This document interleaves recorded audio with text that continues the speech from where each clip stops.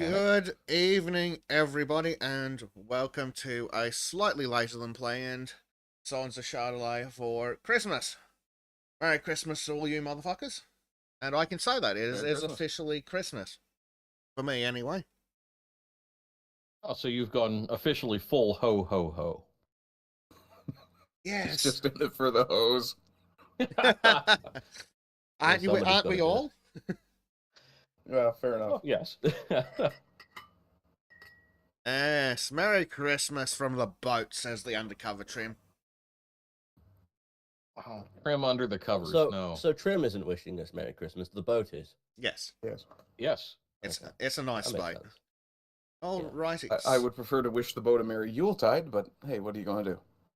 So, running a bit late, I need to go sort out a couple of quick personal affairs. So we will start off with Ardent's Christmas "fuck you, you bunch of monopolising cunts" message. Ardent, all yours. Yes. Oh, thank you very much. So I actually love the movie The Ref very much. It's one of my favorite Christmas movies, partly because it has the angriest comedian of all time, Dennis Leary, in it. Though I had forgotten it had Kevin Spacey in it, so you'll have to forgive me for my poor taste. That said, if you take a close look at the cost of rentals on every single service that offers it as a rental, they are identical. So clearly, this is a competitive business these people are engaged in. Cunts. Yeah, it's infuriating to say the least. The number of times that I've gone looking for this movie and not bothered to rent it, I kind of understand now, because clearly I'm better off pirating the frigging thing. No, I didn't say that out loud. Oh, so you're saying it's a yard hide. Yes, Yartide. Mm. And The Sultans of Shadilay does not encourage piracy. no, However, we no, also we do not encourage, encourage. endorse, or suggest piracy. No, but I mean- we do suggest that you do not support these bunch of monopolising cunts. I mean, the Sultans doesn't support piracy, but I mean, I do. No. No. The Sultans does not publicly endorse this on YouTube. Yes. Yeah. Well, I mean, And if you've got a three-masted schooner and a little black powder laying around, then maybe, yeah. I mean, that's I your thing. literally, Well, I literally Or know a about- Somali friend. I mean, what's to stop us from Oh. taking a ship of the line and all the cannons and just parking in Boston Harbor and sending a fucking message? Physics and law enforcement. Well, here's the you really thing. don't need. You don't need a Somali. You just need Justin Trudeau's blackface kit, and you're set. See, here's the Okay, thing. that is not the cabin boy I had in mind.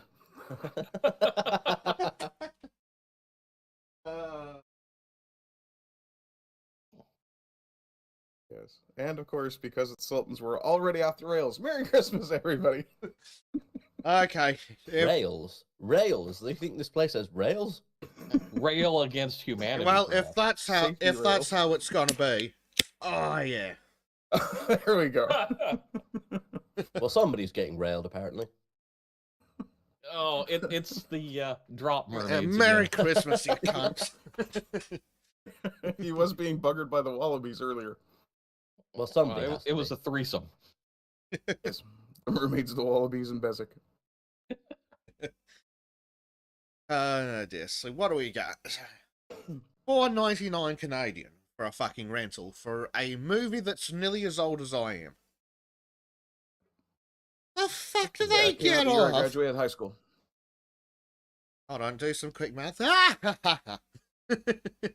I'm old.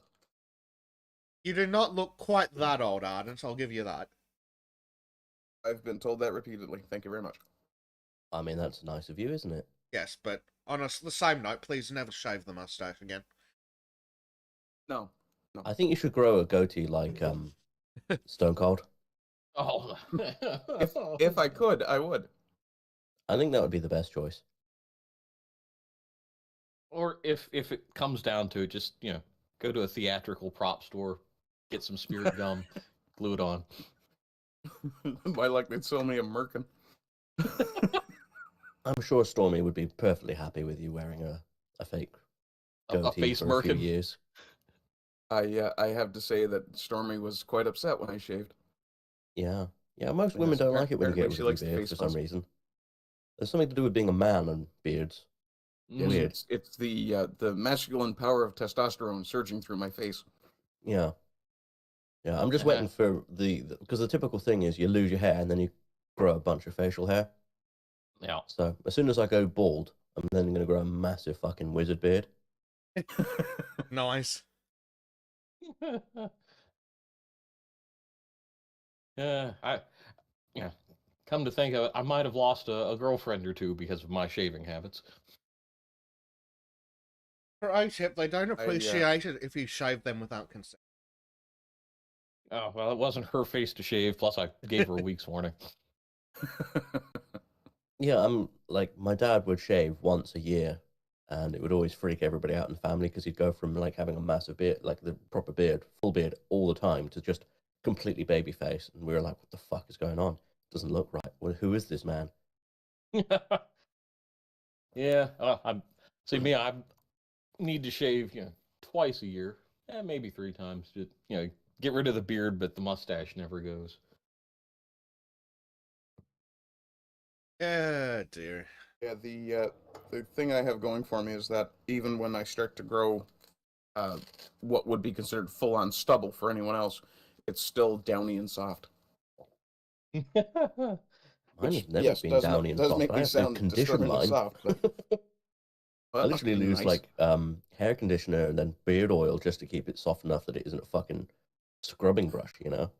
Oh yeah, Oh. I shave so rarely that there are times when I buy a pack of razors, and by the time I go to buy another pack of the same brand, they've stopped making them.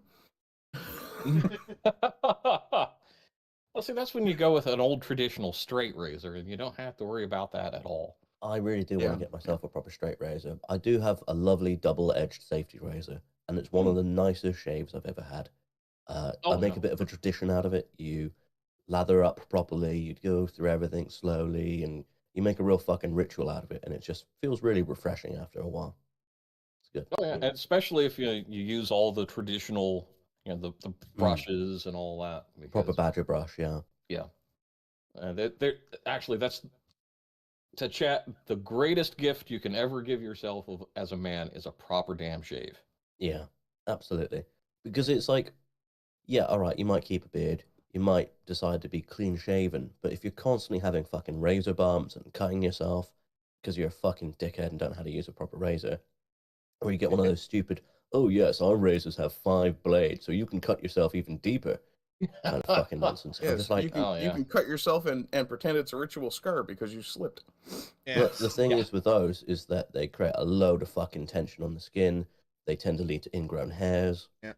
lots of Yep. fucking problems. And if Just you're get yourself. if you're like us, who only bothers to shave once or twice a decade, because they've got those blades so close together, just uh, immediately clogged.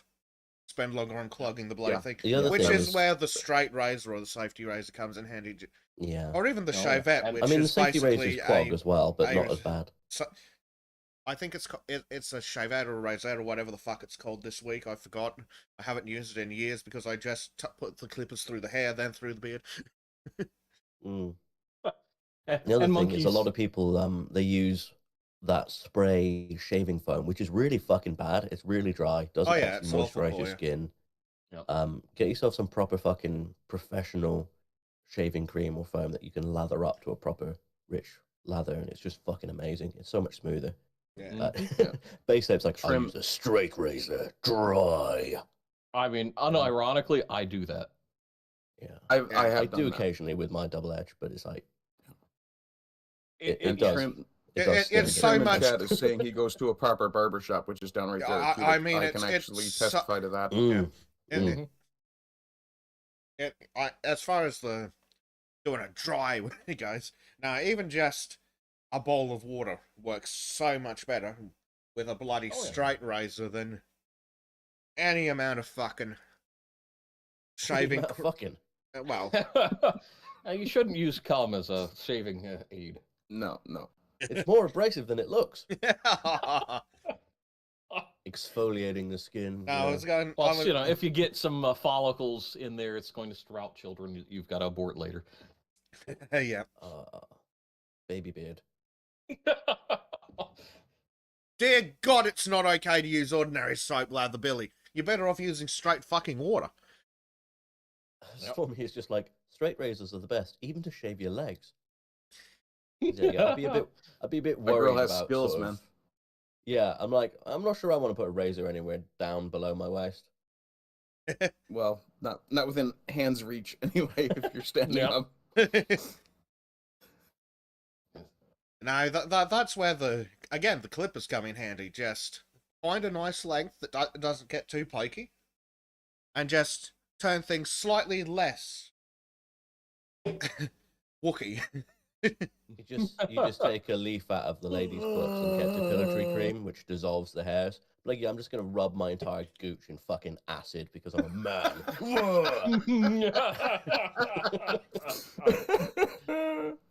Oh God. I mean, if you got a hairy gooch, you probably already have problems. Let's be honest. Well. Here's too much information for you. I would bother with any of this manscaping shit, but by the time if I start working there, I'm then going to have to shave my chest and my belly and my back. Yeah, there's It's roll around in the It- depilatory it's cream just and not hope for the best. It's just not going to work if that's the shortest hair. Yeah. Billy doesn't know what a gooch is. Oh no. Just dear. make sure you do a search in private when you look. Actually, taint and gooch. Oh, no, are I not just the want to same tell thing. him. But the taint Okay, is in the gooch. gooch area. Yeah, it's in the gooch area, but it isn't the taint. Oh, okay.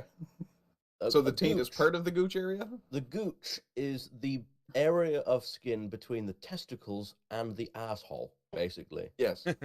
So if you get punched in the gooch, it's really uncomfortable. I have actually punched someone in the gooch in that case. It's just like He had the it. worst Trust me, fucking he place. had it coming. Gooch, it's a fashion brand like Balenciaga.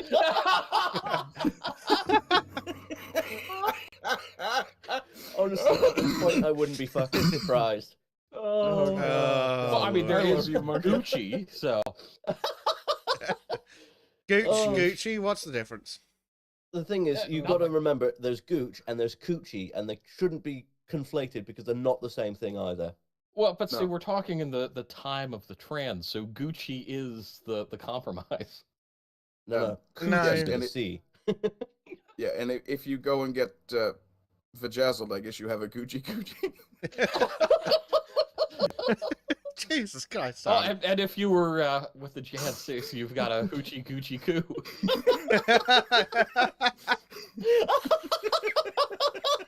Oh my god! Oh God. Looking at you, Liz. Well, this Cheney. escalated. I do apologize. Hello, Christopher. It's nice to see you in chat. Sorry, you came in right when you did. I'm not. You see why I'd be the one that says, that's it, I'm leaving. No, you're not. Don't let us. Yep, you're stuck here now. Merry Christmas. We're now exploring men's shaving. The Sultans of Shadilay is not sponsored by Manscaped, But should But be. we damn can it. be. but we would accept a sponsorship from what's that guy was competing with the dickheads from Harry's? Jerry's? Jeremy's I don't know. Razor. Jeremy's I don't know. razors. Yeah. Yeah, something there you like go. I don't think you understand just how capitalist we are here. We would also accept sponsorships from Putin and Xi Jinping. that. We would actually accept We a want sponsorship all of from the Xi Jinping sponsors. because it would be hilarious having a communist promote a capitalist stream. What would be really funny Yes. is to have all of like you have Xi Jinping and you get the federal government of the US also sponsoring. Please them. explain the We difference. get it from both ends. Well, there isn't much, but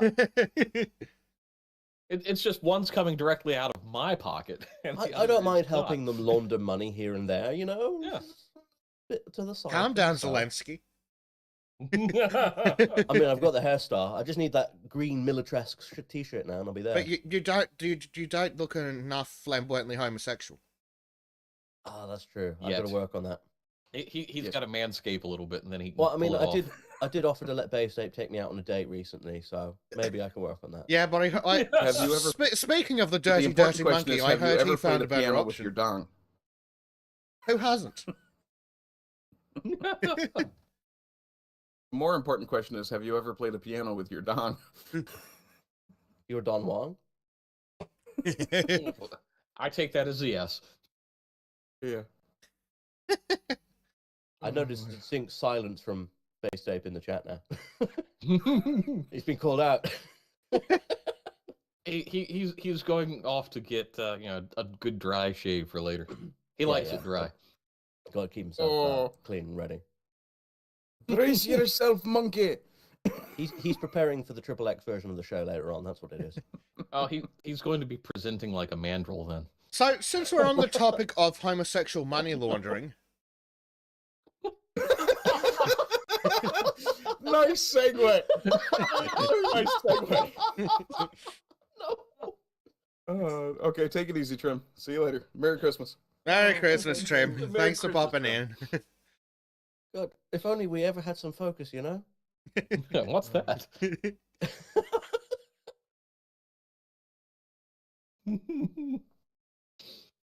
The total blackouts here, and he's like, "You just need a badger hairbrush and a bar of soap." Girls, don't use frigging soap for fuck's sake. Unless it's shaving soap, then Yes, then acceptable. that is fine, acceptable. You can get that in a bar, but do not put regular soap on your fucking face. Like I was don't. once so desperate for a shave, I used butter. Oh, look, we're already blackpilling chat. We just put the title up. We haven't even read it yet, and they're already complaining. That's Callum. He likes to suffer. Yeah, well, I mean, he's here for a reason. Isn't this his favorite topic of all time? I thought, Yes, he doesn't very that much make him loves it. kinky if he's here, you know, Yes. being a masochist on purpose? Well, here at the Sultans of Shadilay, we have no sympathy for self-inflicted injury. Wait a second. We all come here to be blackpilled every week. Does that mean we're all masochists? Yes. I'm No, not a no, no, no. masochist. I'm the sadist Masochist because is I easy. blackpill you. Oh, so we're in a sadomasochistic relationship now. I see how it is. Fuck. Yes, Great that's definition. the point. Does that mean Staying on Trim top. is the gimp?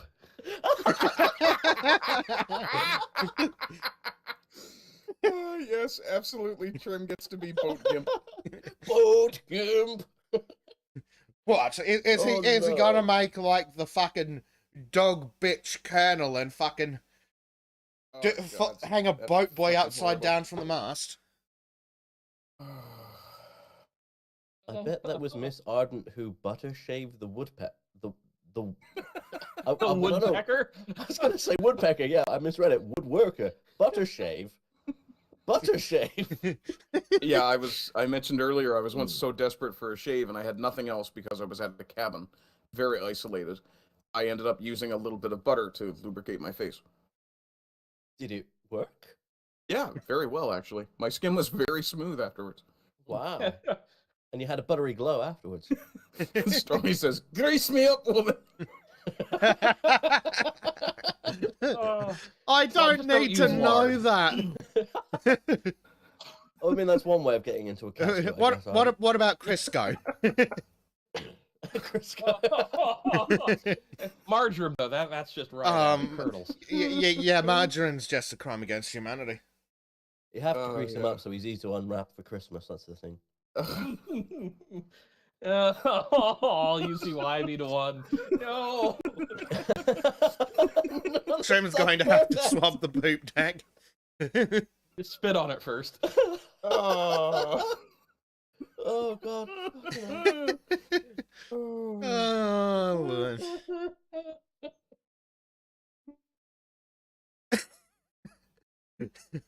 So, speaking of gay train wrecks, Lord of the Rings. Rings of... sorry, not Lord of the Rings, Oh, Rings this of Power. I'm so glad Disco isn't here because she'd be judging us. She's probably judging us She's the anyway. gayest of the Yeah. lot. She's the only one here Yeah. who fucks a men. That's true. Yeah. And she keeps going back for more. Well, she's ultra gay. Exactly. Zelensky Exactly. gay. Super gay, yeah. A bit like Super Straight, but the other way. Okay, so let's That's the start suffering. with the picture. What the fuck is wrong with whoever was responsible for this movie? They'd invented combs in the fucking Middle Ages, for fuck's sake. Yeah, I was going to say, I don't understand the hairstyle at all. And this is like California surfer dude look. Yeah, you can smell mean, the it's kind fucking of- patchouli from here. It's kind of half surfer, half 90s B.O., not like boy patchouli. band. That 90s boy band hair parting thing. Oh, yeah. Oh God, I just had flashbacks to the '90s with was it Hanson? Stormy Eyes, Mm, ragged bop, bum look. bop. She's right. When you're right, you're right. Ragged bum look. Yep, Yeah, absolutely. do women like the ragged bum look? Is that a thing I should be going for? Generally not. Apparently. I don't believe it's women who like that. I think it's girls, and we don't like girls. We like women. No, and if you want to pick up women who like that, I suggest going to an Antifa rally. Stormy Eyes immediately just like, no! Like, Yeah. does not want Arden dressing like a bum for Christmas. Oh, Three-piece suit.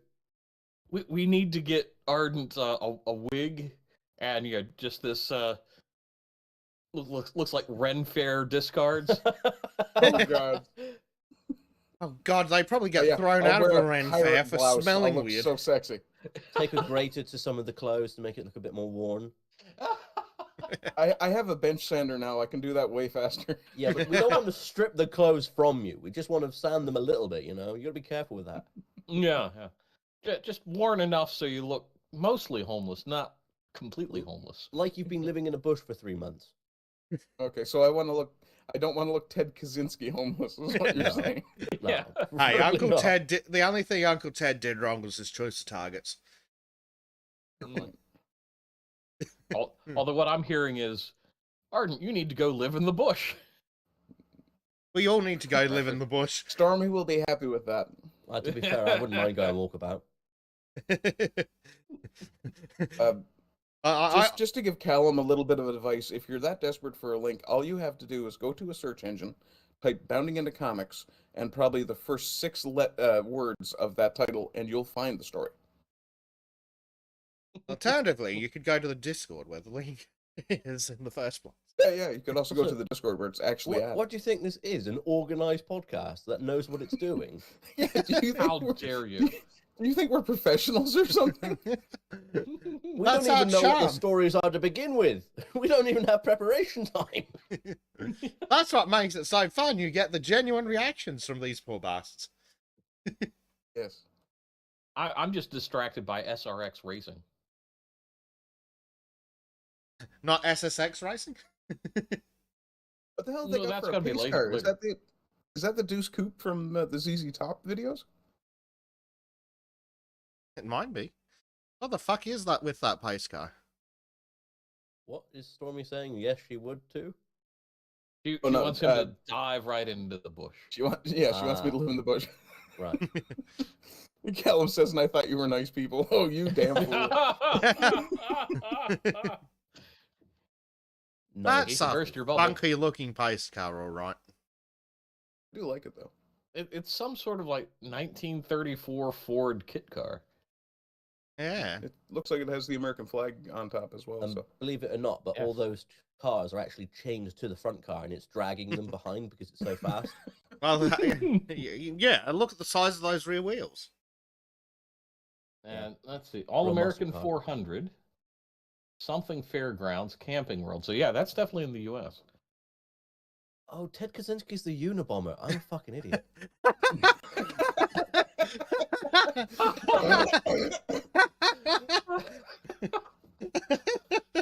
I love you. Wow. Fucking slipped that right over my head. Jesus.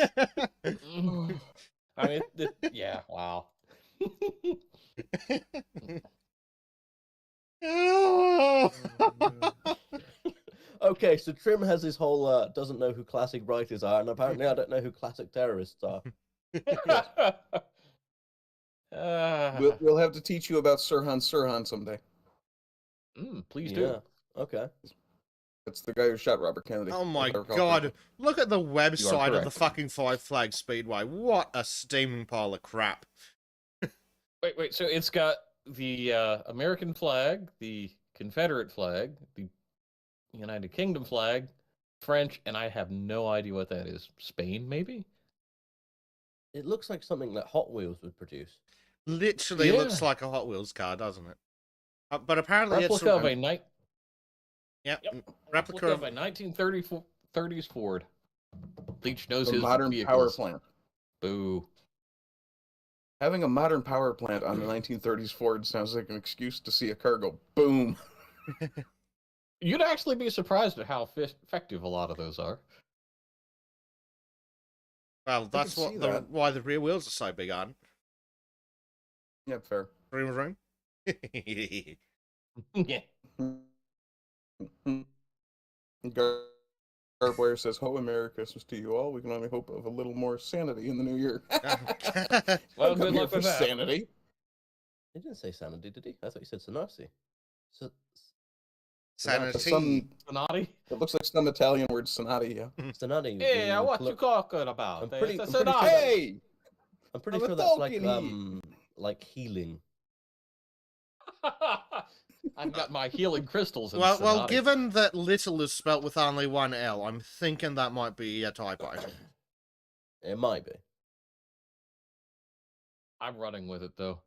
Oh, and Crow in the podcast chat, I sent you a picture of the Unabomber. Yeah, no, I've seen a picture of him. I know what he looks like. Jeez, I'm not that. No, you should need go to and look. You should definitely go and look. It's- Oh, don't God, tell that's me. glorious. You know what's even better? Oh. In the live shows, did you say? No. In the live chat. Oh, Yeah. You can actually not finding just type his name into the GIF engine. How to find the damn thing? Oh, there it is. A fucking. Yeah.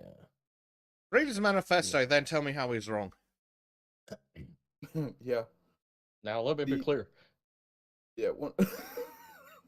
The Sultans of One Shadilay of the does few not things- support violent actions that affect innocent members of the public. That was one of the things I was just about to mention. One of the few things he did that I really disagreed with. They've since linked him to the Tylenol poisonings in the late 70s, early 80s, I think it was.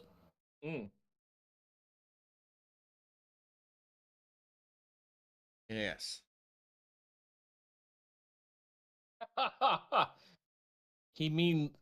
Monkey says, he means little manatee for Bez. Jesus. Ah, yeah. Oh, God. What that stupid cunt. It's Colonel Vernon Sanders. Can't you see him with a Oh, little dear God. little tie and white suit and goatee and just be like, and I'm going to give you 23 flavors of suck ass. Yep. So let's see. Secret recipe of 11 herbs and suck. Yeah, Amazon Studios fuckwit Vernon Sanders, who's head of global television. How is he not fired? Recently admitted that the company is still completely ignoring fan feedback saying the Lord of the Rings Rings of Power. Yeah, we I noticed. hadn't noticed.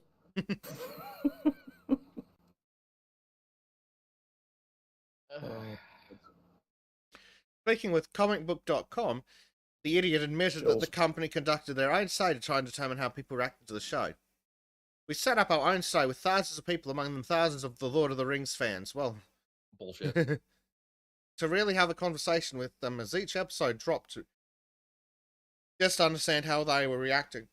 Oh yes, like they weren't fucked off in episode 1 when Galadriel decided to try and commit suicide by jumping into the ocean. I wish he would have. That would have been perfect. Would have been a better movie. Yeah, it's been shorter. I mean, it would have been as accurate to the lore as well. Yeah, for sure. And also, I- could they not have found an attractive blonde woman in all of their fucking repertoire? Like, just one. Just a single attractive blonde woman. Well, they probably could have, but they were probably afraid of getting Me Too'd if they did. Yeah. Well, he how does- dare you use an attractive woman? True, we can't see where Mr. Sanders' left hand is. We see one where the other one where he's holding a stick, so you know. I mean, you assume that he might be puppeteering her. I assume she might be puppeteering him. Or they could I would both think they're be probably dirty, puppeteering dirty each other, and that perverts. would explain Hollywood. Oh, Yep. yeah. Right in his gooch. Yeah, she's just helping him shave, that's all. Oh god, here we go. Lather you up, Mister Showrunner. We were doing as much of a 360 comprehensive look to really understand, and I think we got a lot of those Lord of the Rings fans, both fans of the books and fans of the movies, he claimed. Yeah, and how many of them fans of your show as well?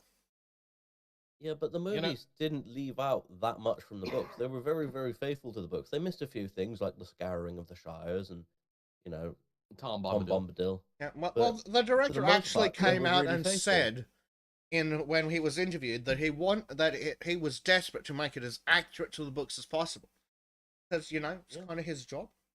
Want it to be a Yeah, success. exactly. If he didn't, the trilogy wouldn't have been as successful as it was. Well, if he hadn't, there wouldn't have been Hobbit movies, which, to be fair, Yeah. were. But Yeah, they I like the fact they that never they would have been the expanded them. money. They never would have been the money for the Hobbit movies if he hadn't put the effort into the trilogy. I mean, I do Yeah, have that's a bit very of a true. controversial opinion on The Hobbit because I actually like the fact it's a trilogy and they expanded the universe a little bit because there's a very, very, very short story and there's a lot of lore behind things in the Silmarillion and everything that they can draw upon information-wise.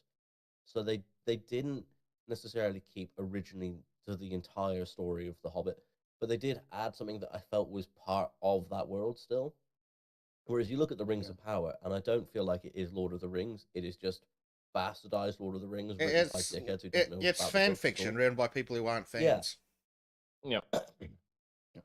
Yeah, but it's The, like a high school student that's told, here, write a 300-page essay, Would it and it's got to be Lord of the Rings inspired, and that's would it. it be more accurate to call it hate fiction? Yes.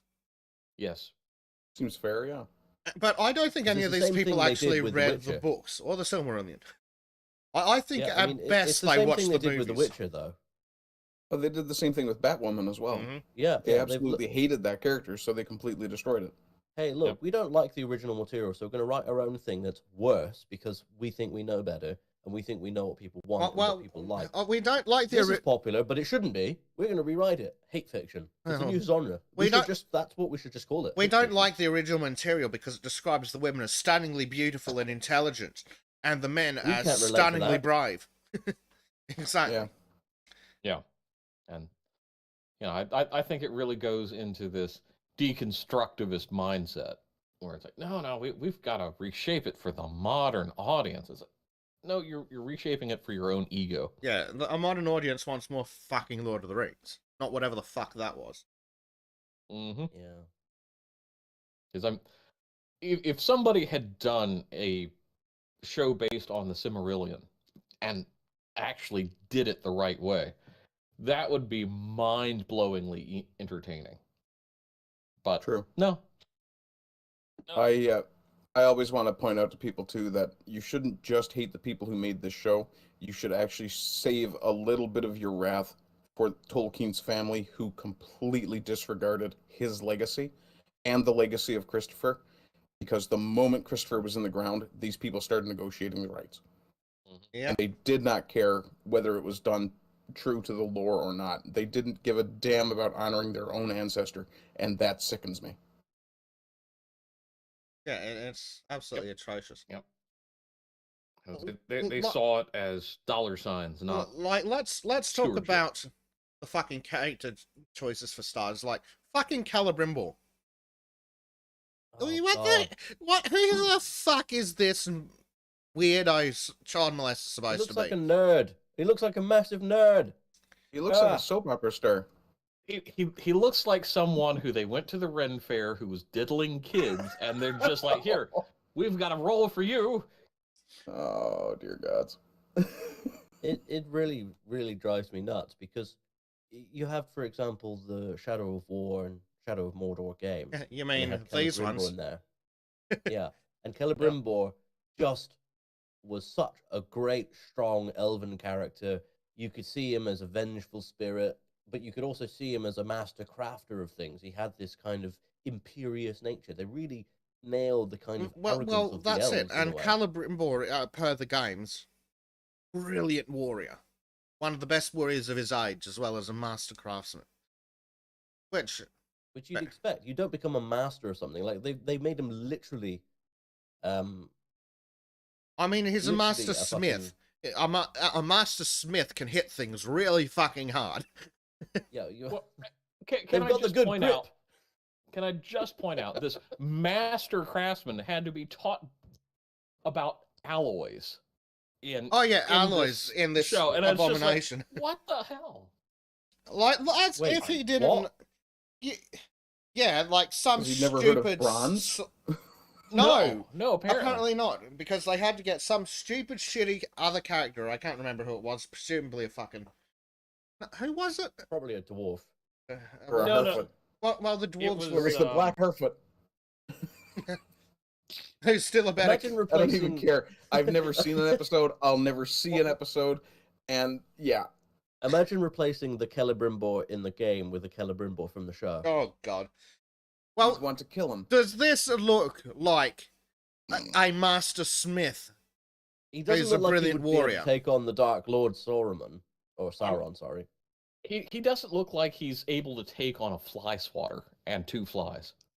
I'm relatively sure he'd have a hard time handling Gollum. Callum, who was silly enough to watch the entire thing, says that Halbrand taught Celebrimbor. Gameful. You mean Sauron? Yeah. Yeah. Yes, Sauron. Yeah. Yes, Sauron fucking taught Celebrimbor And- about fucking alloys. Oh, and then when they're trying to get the fucking mythology, we will force it in harder by slowly dripping it into water, which sounds like an excellent way to completely fuck up your tempering. Mm-hmm. I mean, It's rings pretty are bad when then- Forged in Fire is a better TV show about smithing.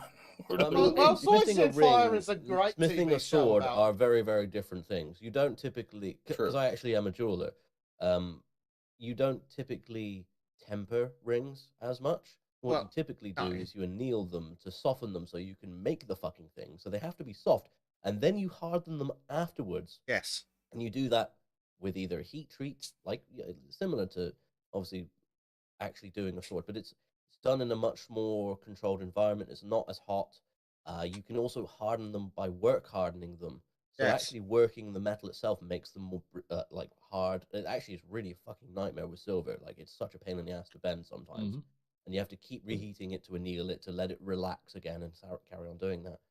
So yeah, it's different, but like the idea of pouring a ring, you can do poured rings, but you risk having quite a brittle structure because of the way the crystalline structure forms when you pour it. So it's better usually to have a solid bit of metal that you work to the shape and anneal, and then shape to what you want rather than doing. Well, yeah, and you definitely have Yeah. to anneal it if it's going to be like this. I don't know like why casting a ring. Tristan brings casting a up ring- gold for some reason. And What I don't really annoys me think is gold when you work hardness cast a does it. ring. Yeah. All does? metals tend to. Okay. Yeah, gold work hardness. Gold's yeah. just Wait, a you weird can work metal hard in in general. gold? That means you can make Yeah. a gold blade. In theory. I mean, it's no, a little too It's soft, not though. hard Yeah. enough to do that, but It by comparison, work if you anneal it hardens. and then wove it, it will be soft, and then if you work it a while, it will get harder to move. It's not the same level that Okay. you get with something like steel. Steel, like I've done a bit of blacksmithing, and steel has a completely different feel about it. It's a much, much, much, much fucking harder metal to make.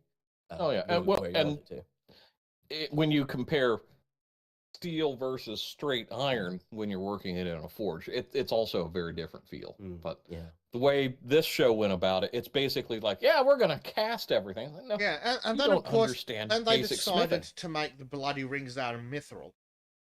It's like, Yeah, okay, we've just mithril. made a ring. Okay, well done. You've joined the two ends of this piece of metal together. Please explain how the magic got into it. I mean, the fucking games did it better. Because at least in Also- the games, he's in the magic forge and he's striking it with his magic strikes, and then boom, massive boom of magic as he goes flying across the room. The One Ring itself, canonically, is golden. So why are they making it out of fucking mithril in the series? The silverest, whitest metal. It's basically Argentium silver in the real world. If you actually look at Well, the metals. it, So what the fuck? it's because they want to tie it into their magic quest for the mithril, because the elves are dying and only mithril can save them, and just a tiny bit of mithril will chase away the darkness. I don't remember the elves dying. I remember them going to Valar Yes. to be immortal. That's not them dying. No. Oh, but you know, we The can't story's discuss just that. fucking dumb. I'm like, no, this isn't Lord of Yeah. the Rings. This is some weird World of Warcraft fantasy writing. Oh yeah, It's and not as even that Cullen good. points out, they go to the dwarves. They have their weird gay rock crushing contest. They ignore each other's weddings, and then they get the dwarves to build the biggest, bestest forge in all of Middle Earth, and then they don't use it. Yep. Yeah, and the whole casting thing came out of Game of Thrones when they started melting down steel swords and just casting them again. No, Because no one else knew how to make no! Valyrian steel. No. What? Fuck off. Pro tip: This isn't Skyrim, you dumb son of a bitch. I mean, tell me you've never even looked into blacksmithing or silversmithing. you can or literally any you smithing. can go online and watch a half-hour fucking tutorial. Shit, go watch half an episode of fucking Rings. No shit, what? Forged in Fire. It was like Rings of Fire. Yeah, Rings fucking of Rings of Fire, Fire. yes. It's about there you Forged go. rings of fire of challenge. We need to get you a Forged bundle. You O-rings? sound like you're having a stronk. Yes. Tristan Armstrong points out there's no lore-friendly way of showing the magic getting in. These people didn't care about the lore anyway. They could have had fucking Palpatine show up and sneeze on the fucking things, and it wouldn't have mattered. To be Well, fair, I don't think that's anyone really. that's the problem. Actually, the problem though, Tristan, it doesn't matter about a lore-friendly way. It just matters about there being a fucking way. They need to have The some other way of thing- the magic getting in, not just going hit magic metal with hammer. I just don't want to see fucking Eminem coming along and imparting magic on a ring. Like, who wants to see that? I'm shit? part- Picks it up and wraps it the sword as it's cooling, so it gets magical. Hey, I'd like to introduce you to the real Slim Forger. He Split raps, and shade. the rap that he says imparts its will on the ring, and that was what the elder writing is. It's just a rap he came up with on the spot. It's like, I yeah, mean, yeah, that'd this is the still one rap that'd to rule them still all. be a better fucking story. Like Yes, I it mean- would. Like you could Actually, this that would could make it an actually epic work. rap battle. Would actually work slightly better, at least not necessarily lore wise, but at least show wise, where you just have the elf glowing in magic and rapping in ancient Elvish or some crap, It's like and Celebrimbus then was you because he lost then the you rap see the letters start and words start glowing in the air and entering the metal or some bullshit. They literally could have just had them uttering words with glowing eyes, and then the words appearing on the ring, and that would be, oh look, we've imparted magic. Yeah. But Now it's like, yo, they yo, could have yo, done- sup my ring? but instead they just Sup, my ringer? they just made a ring. And apparently they didn't even use Calibrimbo's hammer. Yeah. It was all just like, here, let's cast this shit. And it's like, no. What I really liked about the Shadow of War one was when you saw the scenes with him hammering the fucking ring, there was like this weird magical explosion when he was Yes. hitting it numerous times. Like Yeah. it was You every could hit was adding every something. hit and just you could see like the ring of magic energy just. Actually, Shadow of War. yeah, they've just spent about as much effort looking into that as I spent looking into how to properly install a toilet roll, and I was far more successful. Not saying much. I've shit out things that were more successful than Ring of Power. I like the fact they're all in complete denial about it, though. Yeah, that's probably the most Here we glorious go. part about it. Here's Yeah, you just Oh see. yeah, nice. This is. so there we have I the mean, sexy spider lady, but yeah, look. Oh, yeah. Every hammer hit, you see it glowing with the energy, because obviously he's making his own ring in this version, to be Yeah. competitive. And every strike you can see the magic doing something. It's not clear what the magic's doing, but at least it's doing something. You Look can at see that. something's happening, and you're like, huh, I guess this might be magic.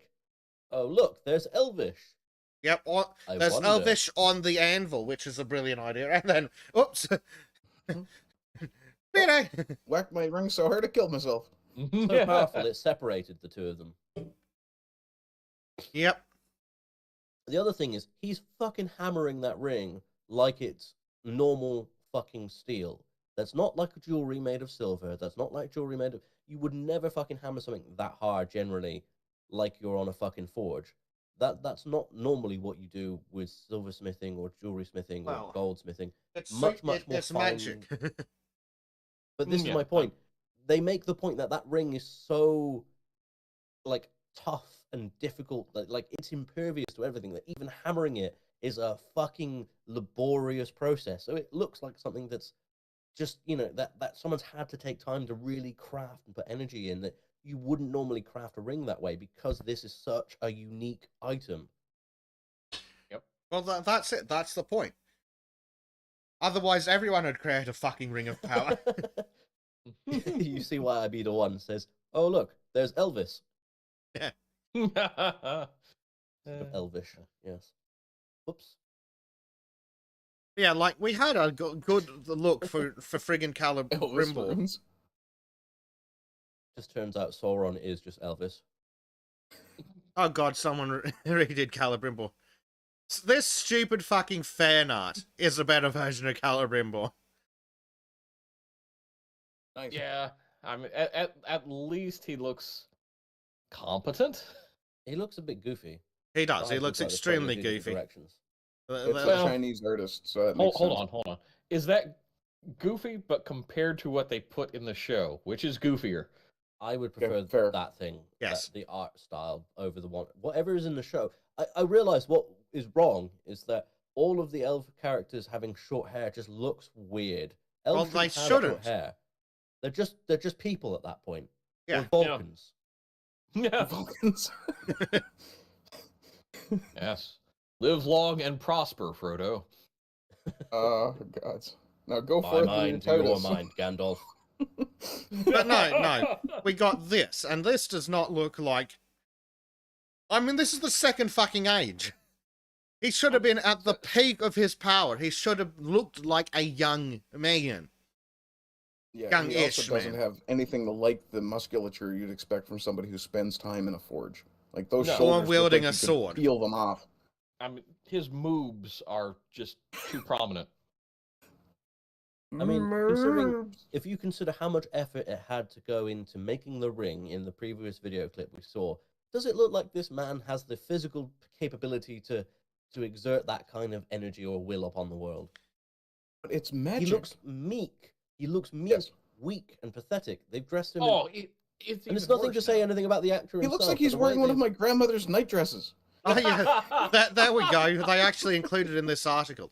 Yeah, we know what Celebrimbor looks like, and it's not this. He looks like a frumpy grandma Yes. at best. He looks like young Palpatine. He looks more like Keller Diabor. Because he's such Yeah. a boring individual. Total Blackout points out they all look like Soy Boy Nancy's. Yes. Yeah, Yes. They don't look like real men. Like, Yeah. even the elvish men in the Lord of the Rings trilogy looked like they could kick the shit out of you. I mean, look at fucking Legolas. He wasn't a fucking weak, pathetic loser. No, they weren't big and Elrond buff. looked like They, he'd they fuck a weren't motherfucker big, up. brawly, buff guys, but they looked like what elves are supposed to be, like super elite athlete kind of thing. And then we have a Galadriel. Galadriel. Yeah. Galadriel, yeah. At least she's shapely, but Is she? not the shape of a warrior. I think she's a very pretty woman, but I don't think that she's not that shapely. No, I don't but think they should have cast her in a fucking suit of armor. They should have been like, they literally should have just taken verbatim what you had from Lord of the Rings trilogy and made her into just some sort of mysterious witch woman. Yes. Yeah. That is what made her so fucking powerful and interesting as a character, because you knew that she had a lot of power, but you didn't know why or what. Didn't have to exemplify it by being a fucking warrior. Arden, why don't you just say what you put in chat? Because it's Monkey was pointing out that Celebrimbor from the show looks like he's going to try to sell me shares in his holiday home in Aspen, and I said, yeah, timeshare of Brimbor.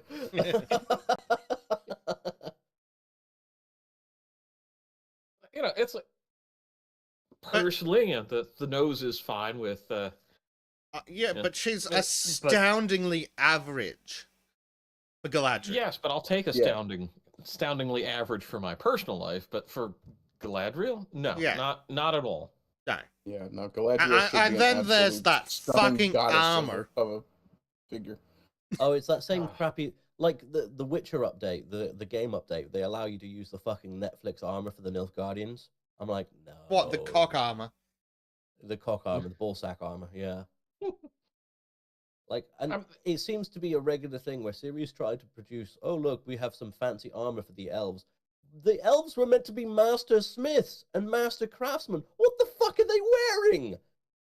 PVC. The Yep. French wouldn't have worn this shit. No. Yes, they would've. That's Why not also the take it off thing. and Like, give up? look at the. Maybe there. I'm just gonna point out. It's still one of the best phrases I've ever heard. Like, imagine if you did strike her in the center of the breastplate with a weapon. Okay, it'd skitter off slightly, vaguely, because they've at least heard that armor was curved, but then it'd immediately go straight into the side of the pauldrons and knock her off And balance. into the shoulder, yeah. Well, and the worst part is that has such limited mobility in all planes of action that you need. Well, look You how can't- much they she had to can't cut out fight above in the that. bloody shoulders so she could raise her Also- arm. But then they still left a bit in front of her, so she can't raise her arm up in front of her. She has to raise it up to the side. You can't Yeah. fight like that. The pauldrons Total have the blackout swears massive you can see fucking the wings on corrugation in them. the cardboard. The wings on the pauldrons are too fucking far away from the neck to be any use. Yeah. And Well, to be gorget fair, is the just wings on the basically a pauldron sword should be grab. a bit further away, so you don't raise your arms and then go. "Gleh!" Yeah, but like, they are so far away that they might as well not exist. Yeah, no, that's actually. Yeah. Honestly, that's about the closest to accurate. I mean, you can even have the wings further away than that, but because Yeah, but they're way the too wings on far. the pauldron aren't protecting your neck from direct aimed blows. They're protecting them from blows striking off your armor. If you want to protect your neck from direct aimed blows, that's what your gorget's for. But I'll That's why point your out gorget though, should cover your entire throat. and not just be a sword trap, because that's basically what it is. the And way then it's there's this designed. armor, which looks like it's made of plastic because it's skin tight. Yep. It still And- looks at least more elven. At least it looks more elven. That's just because it's got a better paint job. Yeah. Yeah. I mean, that was more like what I expected the black ones from The Witcher to wear. Something more elegant looking, something less fucking ballsack like, I guess. Oh yeah, and Hmm. and then we've got Galadriel on her raft adventure where she tries to leave a bunch of people from dead after attempting to commit suicide, but whoops, turns out she can swim for 24 fucking hours. And then for some 24. reason Sounds like Sauron days. appears. Yeah. And then for some reason Sauron appears in the middle of a fucking ocean because magically he knew that she would be stupid enough to jump off the boat.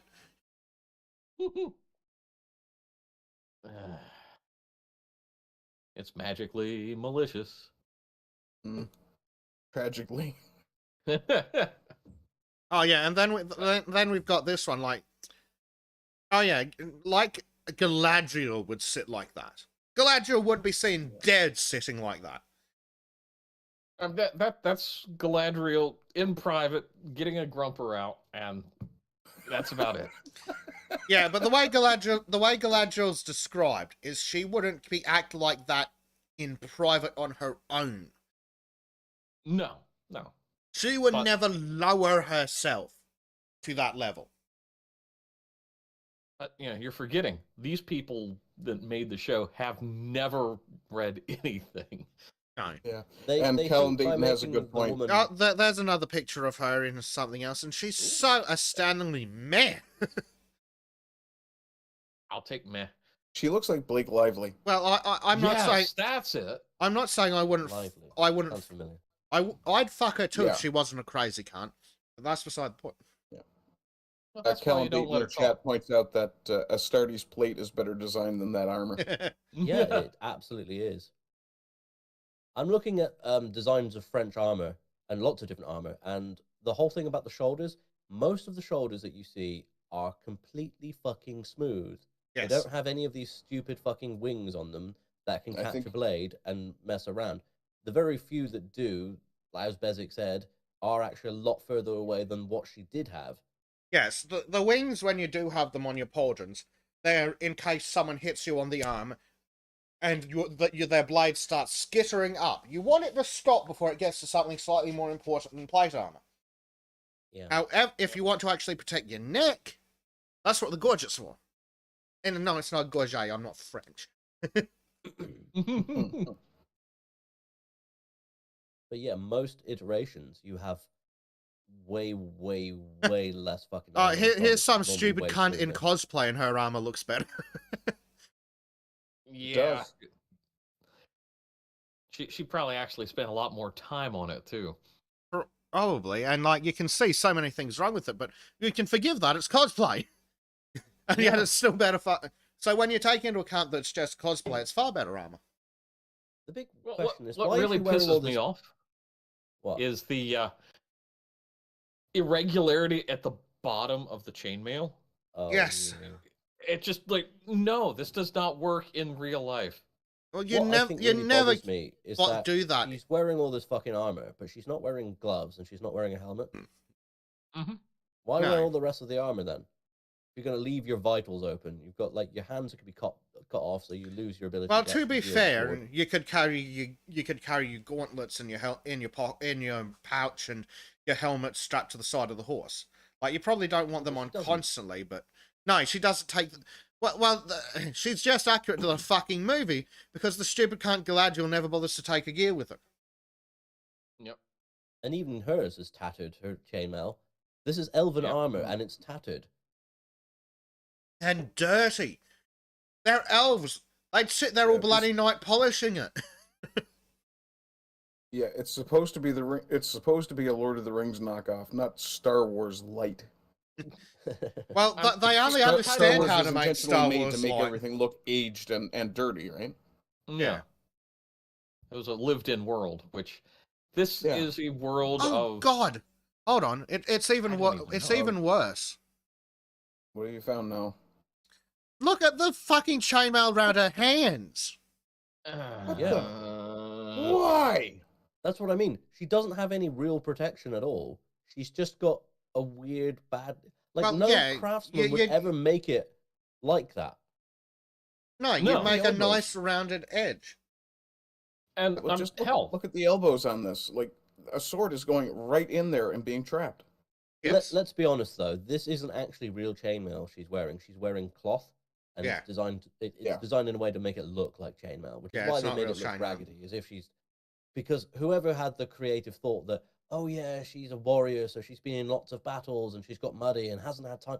They've had all this idea and they haven't thought anything about the lore. It's been about how the 1,000 elves always- fucking years. What do you Yeah, mean let's she be hasn't had honest. time? we know that they have not spent one moment investigating original armor or anything of that nature. It's just Yeah. like, yeah, we're gonna make it look cool. Whatever. And Someone then who likes also, cosplay. That's what it is. yeah, and then seeing the big rivets on her gauntlets. It's like, really? Oh, You're gonna put it there? So you mean the band glancing blows can, braces? yeah, if you hit that with a sword, you could shear those rivets. Yeah. Well, that's it. If you're going to put them it's hard to If find you're a gonna better do spot, it but should yeah. be kind of on the underside. Yeah. And really, it shouldn't be riveted at all. But that's Let's just look me. at. I've got a picture. As Oh, a no, it shouldn't be comparison. riveted at all. It should be single continuous piece of steel. In the Sultan podcast chat, I put an image. This is what the elves looked like in the Lord of the Rings. Shiny. Those helmets are stupid, Notice how but shiny. I mean, yeah, but look how shiny their Yeah, armor those is. guys look badass. Yeah. They're clean, they're elegant, they're exactly what you expect an elf to look like. They're very like, oh yes, well I'm going into battle, but I'm going to look my best because this might be my last. Yeah. And well, I'll say maybe not the most practical armor in the modern world or the real world, but for It's the just fantasy lore, fucking it films, makes at least it, at no, least no, but for the looks lore, good. it makes sense because it's intimidating. It shows off their craftsmanship, and you don't see that with the rangs of power. No. And I do wonder about how far low that breastplate dips at the front there. Can she actually bend over without punching herself in the vagina with her breastplate? Well, because it's PVC, she could do a lot of things in it without worrying. Okay, if it was Except actually take an steel. arrow. At the very Oh, least, they didn't give it cleavage. Let's be honest. That's one small mercy. Well, I'm not actually, saying kind of actually, good. something that they do get reasonable is what you would do if you were designing armor for a woman is you would move the bulge in the breastplate up to the chest. Because in actual historical armor, the bulge was a bit lower. Back when broad shoulders weren't and big chests weren't as much a thing in men, and you need a bulge in your breastplate. So if you're going to design it for a woman, why wouldn't you just move the bulge up a little bit to look infinitely better? And there's another image I've just posted, which is from one of the bigger battles where all of the fully armored elves ready for war, not just a small skirmish of troops trying to protect against the orc invasion. A proper full-on elvish army is armored, and it looks completely fucking different. Right, yeah. Like, At least they put chainmail everywhere that's exposed. Some idiot the chainmail looks even. Yeah. The chainmail looks made of rings. Well, actually, they can move. Actually, the chainmail on the background characters is a bit mediocre, but at least on the main character, the chainmail's made out of fucking rings. Yeah. Yep. Like, they can move properly. You can see that they've got that kind of earthen environment. Like, they look like they've based their designs on the nature around them. Yep. Things like that. That's what you'd expect. I'll forgive the head crest, but you definitely wouldn't make that out of solid metal. No, it'd be too heavy. The biggest problem I have with that, actually, there are two massive problems with the gear. One, has nobody heard of peripheral vision? Yeah. No. And two, you go to thrust at someone with your spear and immediately impale your fucking forearm on the corner of your shield and rip it fucking open through your chainmail. Yeah, that's not a great design. I mean, if you were doing interlocking kind of phalanx style, then you would want something, but not with that much of a here's the thing: to do interlocking phalanx style, you don't need that. Like the standard Viking round shield, because it's actually held slightly off. It's held in such a way, and because it's a boss grip. What you'd walk into line, and then you all just rotate your shield, and then they just edge to edge and overlap, and no one's fucking getting through that without killing each and every one of you. As is the point. At the very least, they look like their armor is only dirty because they're in the midst of a fucking battle right there. Yep. Oh yeah, because you can see a little gore splattered on the shield there. Yeah. Well, 22 years ago, they did better armor for the Dungeons and Dragons film. If you look in the live chat there, Bezic, I got a picture of Bruce Payne, villain from that movie. He's in better looking armor than Galadriel. Yeah. Well, I don't know how functional that Relatively is. Speaking. Yes, Yeah. but this was a trash fire of a movie in the first place. What he's And it definitely didn't have anything like $1 billion budget. look at him. That He's looks got like discount look at Batman. his fucking pauldrons though. A little bit. Raise your arms a fucking degree above horizontal and immediately stabbed in both sides of the neck, bleeding out. Yes, true.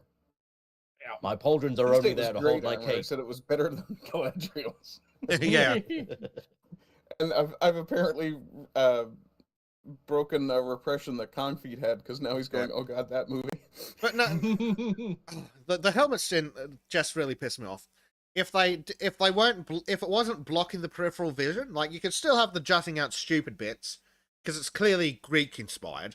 You could have the jutting out stupid bits, but if you can at least fucking see or side to side, it'd be fine. Yeah, that's that. And the guy in the middle's that helmet drives me doesn't fit nuts. him. Yeah. I've seen women have custom-made armor so they can actually do the proper full contact sport with armor on, and their armor looks fucking awesome half the time. It's very rare to see these people look bad in the armored styles that they actually have. But then you see the fucking TV renditions of these things, and they are fucking ridiculous. I'm like, why don't you just look at the people who are really doing the sport, practicing and fighting, and take inspiration from what they're wearing and actually, I don't know, fucking replicate that rather than trying to come up with some weird over-the-top fantasy bollocks. Mhm.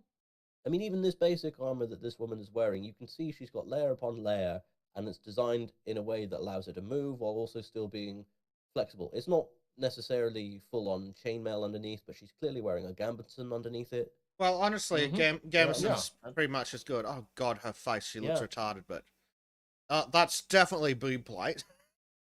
Yeah, but But at it's least one of those. you could get away It with is a it, custom especially armor for yeah. her. I don't know if there's a dip or anything in the middle. If there isn't, it's fine. Even if there is, it's not that bad. At least it fits. And you see how We're not talking like she's got triple D's and you've got a knife catch in between. no. It probably accentuates the bust a bit more than you'd like. Rather it probably fits tighter to the breast than you're wanting realistically, but it's fine. So is this one meant to be cosplay? No, she is a practitioner. She actually Okay. fights in it. I mean, I like the That- way that the is elbow has actually- a good solid point is nice. So what? But they really caught her off guard with this photo because her face is just Yeah, it between looks- expressions. It looks Yeah. like the sun is a bit bright that day or Yeah. something. and she's like hearing someone off in the distance and say, "Hey, you need to what? I can't hear you." Yeah, but like at least it's clearly I love functional. her swords. Well, the breastplates are not like it's really not bad if you're going to call it boob plate. It probably the biggest issue I'd consider is that it's not as smoothly rounded towards the underbust. There's But a lot yeah, more it's fine. photos of it on that link I just posted. And So it's But, actually I armor you gotta can say- buy, basically. Oh, it's only $3,000. oh wow, It is a only mere spring pittance. still. But you don't need like Oh. anything massive. Oh my like, god, the sun heavy. that day. Yeah, this looks better. Yeah. And then she's got her hair blocking the sun. She looks a lot prettier. But oh god, that's definitely does. got a dive between the tits. But Yeah. it's not horrendous. She does have a helmet as well, which looks a bit silly on her, but there is a All right, now helmet we shot need to see later. the helmet. That sun, poor She girl. looks like she's stoned out of her gourd. Yeah, it's really not done her well. Yeah, she's just straight up like nice ass. Oh, hello. Well, she is an athlete. Yes. I mean, this That's Christmas could possibly sunlight. be a model, but it is armor designed Yeah. for. I'm curious as Bleach's opinion on the nose. I'm liking the nose. That I'm not helmet looking at does. the helmet. The helmet looks ridiculous. It's I not. mean- Great Gazoo strikes again. The problem also is show the the helmet inside of the armor probably as well. actually works a lot better because like, that's probably all full of padding. But if you're going to Yeah. wear that much Well- fucking padding, you might as well just leave the helmet out of the fucking equation. That much padding can stop a bloody sword blow. I have to say, I think it's the helmet's designed around her hair being part of the padding. It's like, my hair's my own coif. It's like, no, please. I won't but it's- deny, I kind of want to get myself a suit of armor now. This suit. Go around walking in this.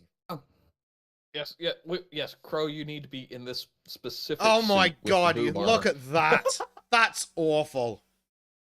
Oof. Yeah, we knew there was a Yeah. dip. That yeah, like okay, it's probably not the worst thing in the world. Oh, that dip is just ridiculous.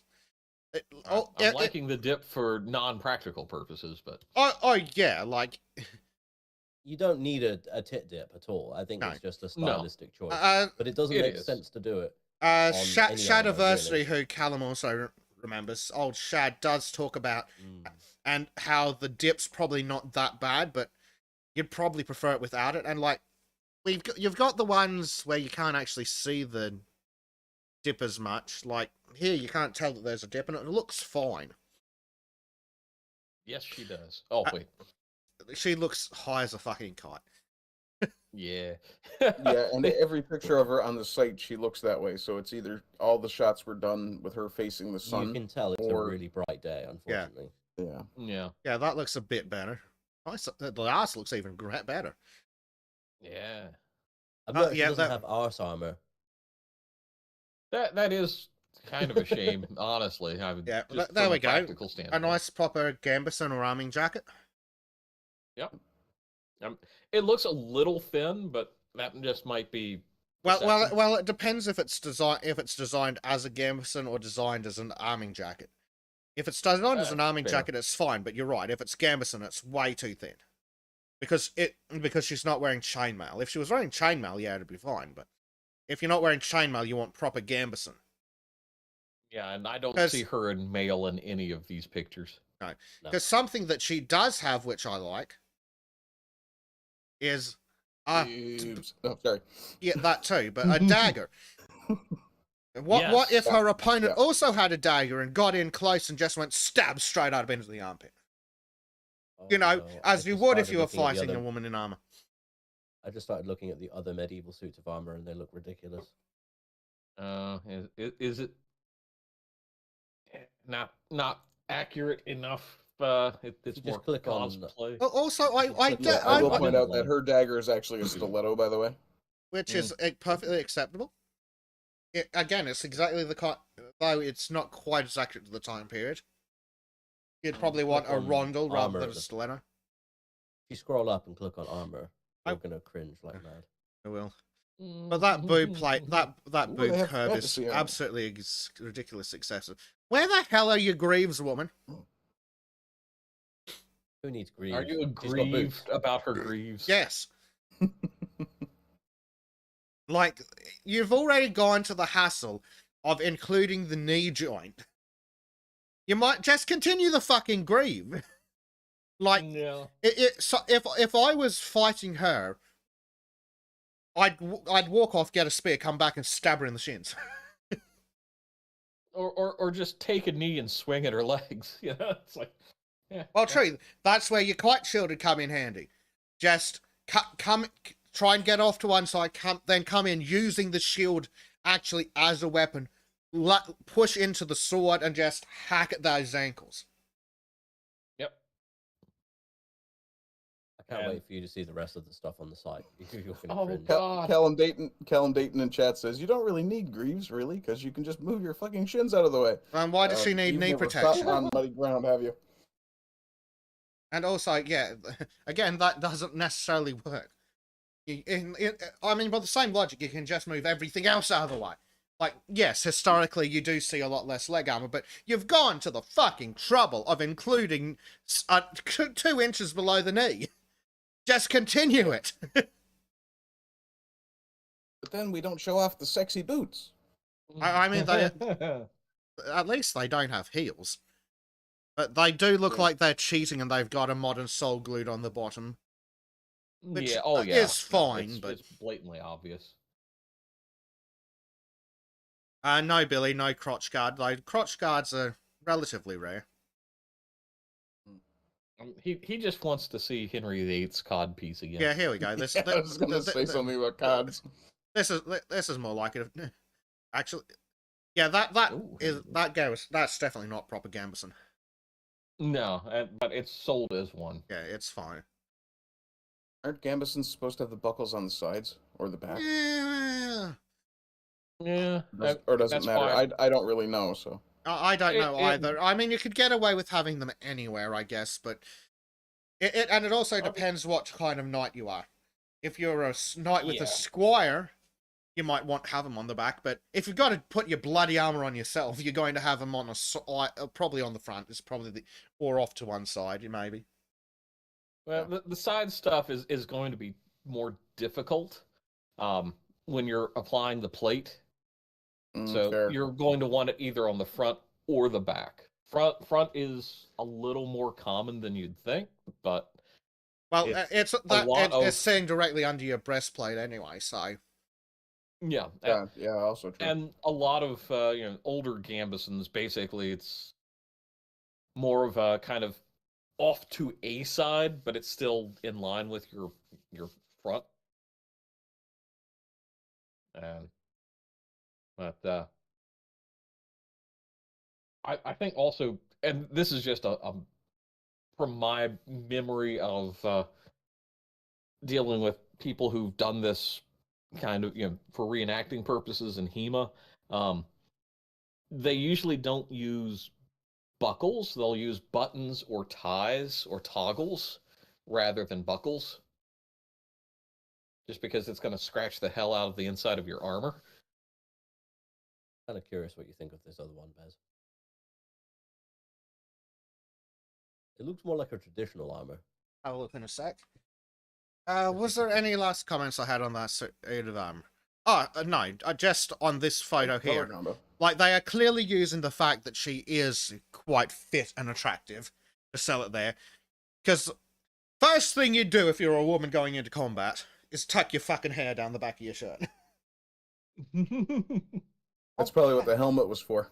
How the fuck did you get into that? The other one I've sent actually does look like it doesn't have the chest dip at all. Yeah, well, let's have a look. Although it does look like something you'd wear for fucking cosplay. Yeah. Yeah. Even then, it still looks more like elvish armor than the fucking stuff from the... And Lord of that's the the Rings. thing. They could have just brought some of this shit. Oh my god, that's shiny. Yeah. Oh wow, More elvish just because it's shiny, you know? Elvis. Definitely Elvis armor. Elvis armor, yeah. If they got rid of the fucking gold and red, or Crap. actually got rid of that stupid cloak, the cape thing. Well, yeah. yeah. Look, it looks like they picked a day with better lighting for this lady.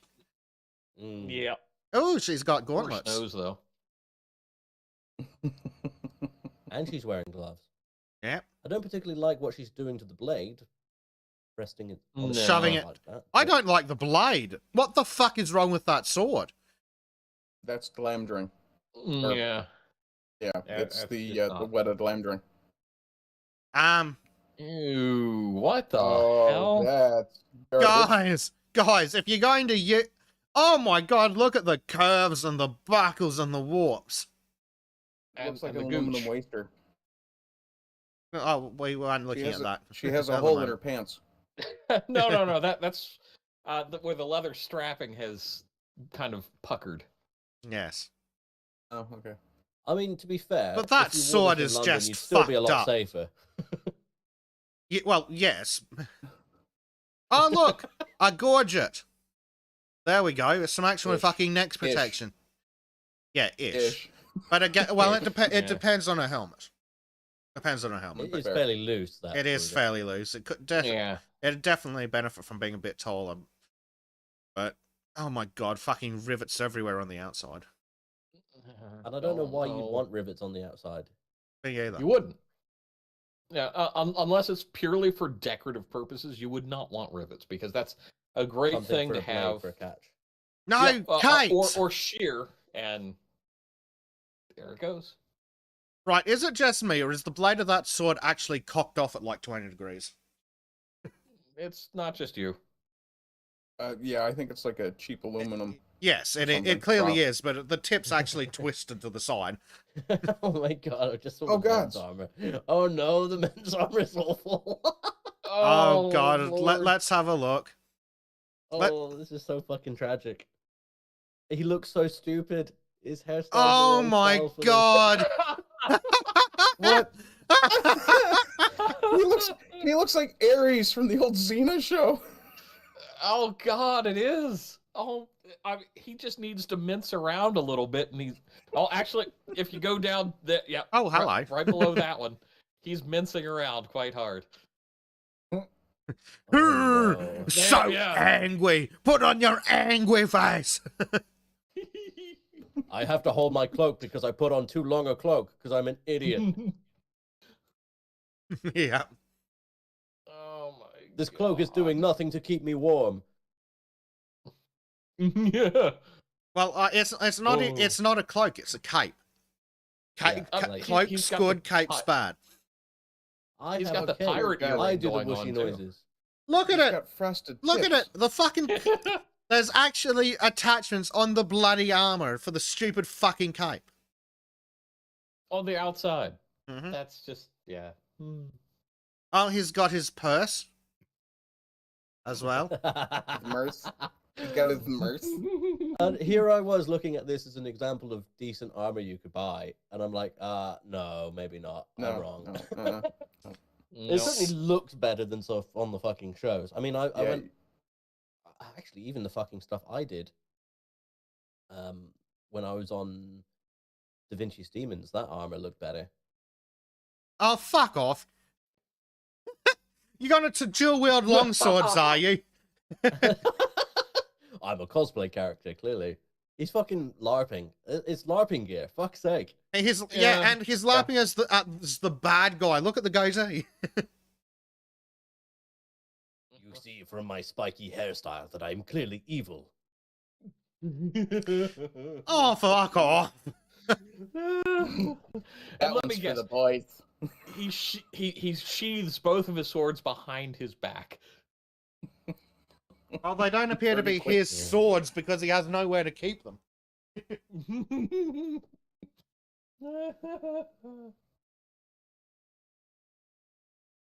Oh my. Oh, yeah, let me just ram the point of my sword into the fucking ground.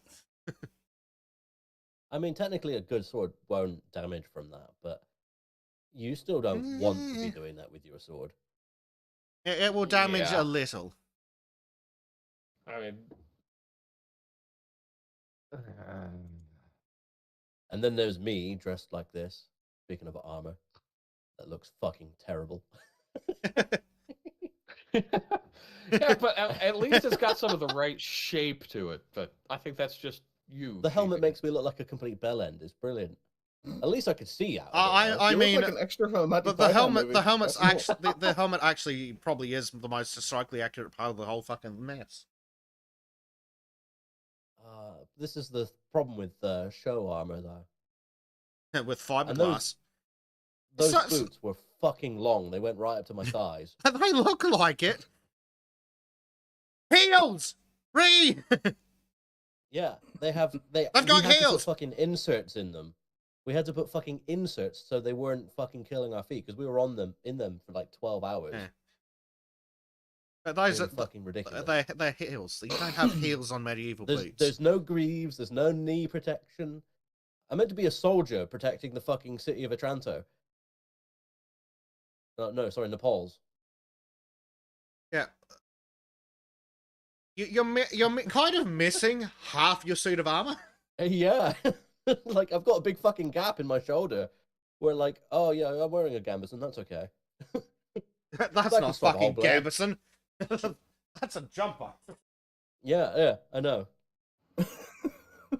So what show was this? Da Vinci's Demons. I got a feature on that. That was pretty fun.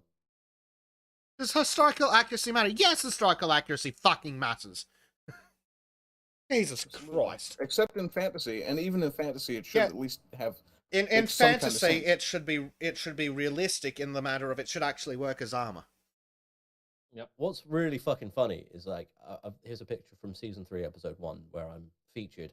But you can see the fake tan is literally melting off my face. Oh, with the sweat. Yeah. It's fucking brilliant. You can see I look like I got vitiligo. It's so fucking bad. Medieval Jackson. God, it's fucking great.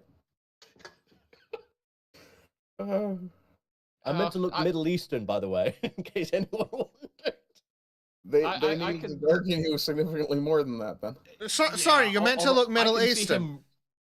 What running into part of battle any going, of that is Middle Eastern? That's not Middle They put Eastern armor. mascara. Walking They literally across the put mascara in battlefield. my beard because my beard is too ginger. Is there a fucking hinge on your helmet? Yes, that flap moves. I don't know No. why. Jesus Christ. In case you had to pull up to a drive-through? Yeah. Or use a cell phone? There was no purpose for it. It just moved side to side. It didn't go anywhere. It was just like, oh yeah, this is a little nice design detail to make it look more realistic. Why? Sure. And it's no wonder we lost the battle. The Turks were literally running at us in full fucking chainmail, that like head to toe. You should have seen the Turks. They're fucking amazing. I'll see if I can find it.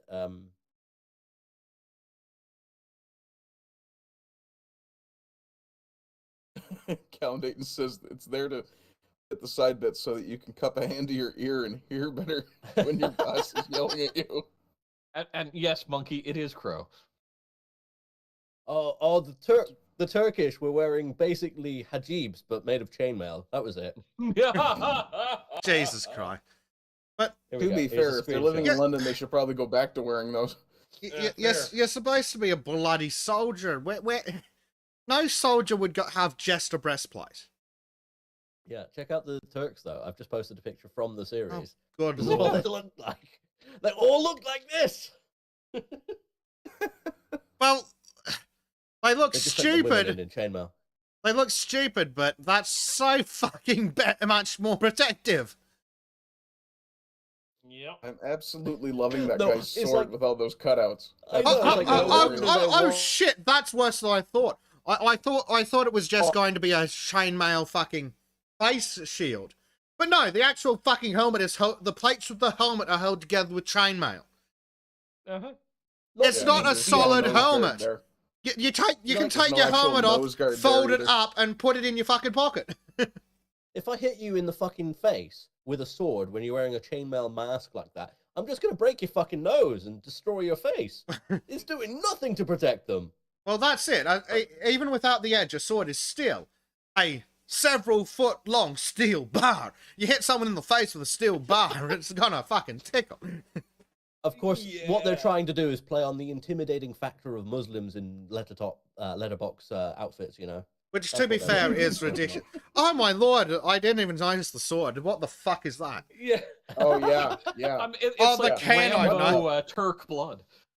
What the fuck machete shit is that? I think it's a can Oh. opener. That's how they're going to defeat the guy. They're going to peel his plate off. In the opening episode of that season, a big tall guy who is a Turkish warrior manages to cut a man wearing the armor in the middle in half with one swing. Was he using a katana? He was using one of these weird Turkish swords, but it's one of the Oh, scenes where God. like they literally use a green screen and everything. Apparently somebody got set on fire on the set and we all got blown up. They were using like woofers and stuff to like create all this debris because they blew up a wall and stuff. But it's like the costume armors you see on set are just fucking hilariously bad. Well, least of all is the fact that if you were going into battle against someone in plate, you won't take your bloody... Well, you might take your sword on your hip, but that won't be your primary weapon. Yeah. No.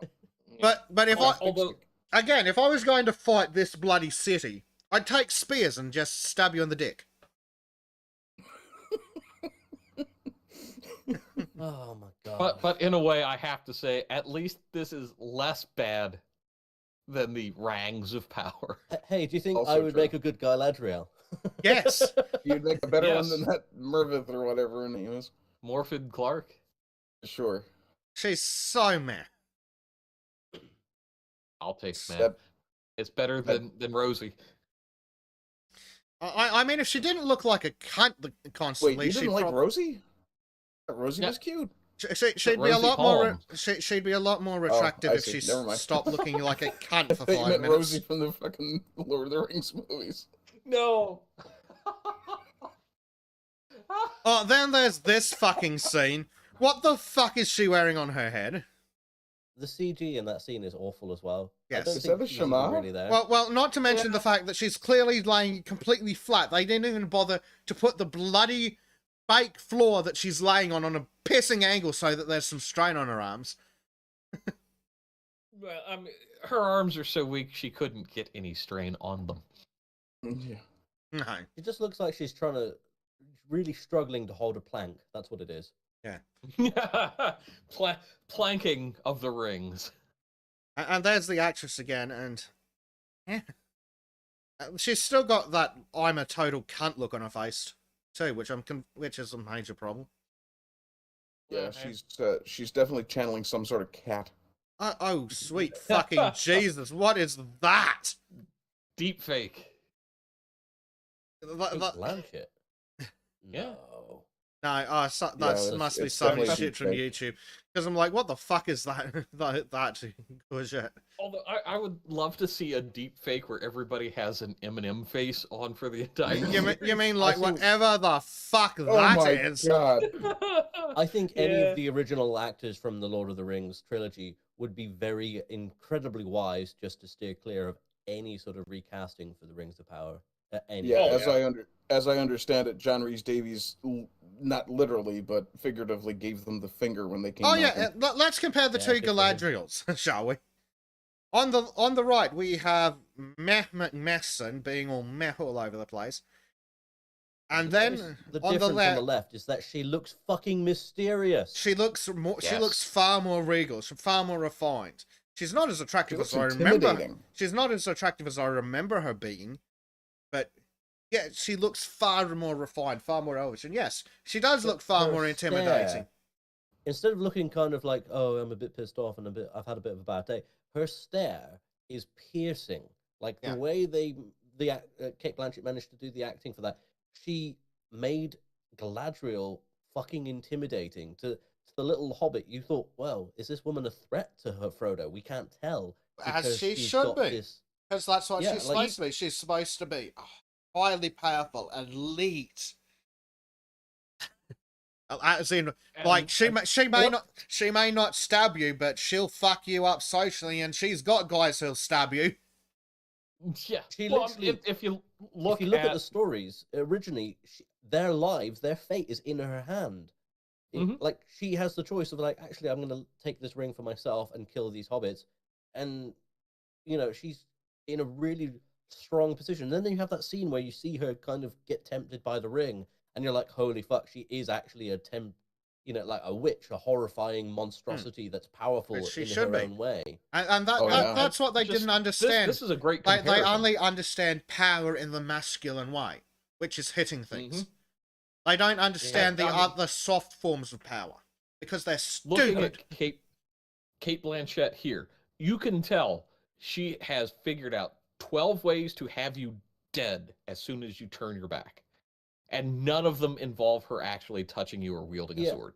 Woman on the left, that death stare is kind of saying to me, I kind of want to stab you in the guts. The one on the left is like, I don't want to find out what you're going to do to me. I really don't. Mhm. Yeah, the one on the right, it's like, shit, I'm gonna need to look behind my back when I get out onto the streets. And not for her, but for her fucking friends. Yeah.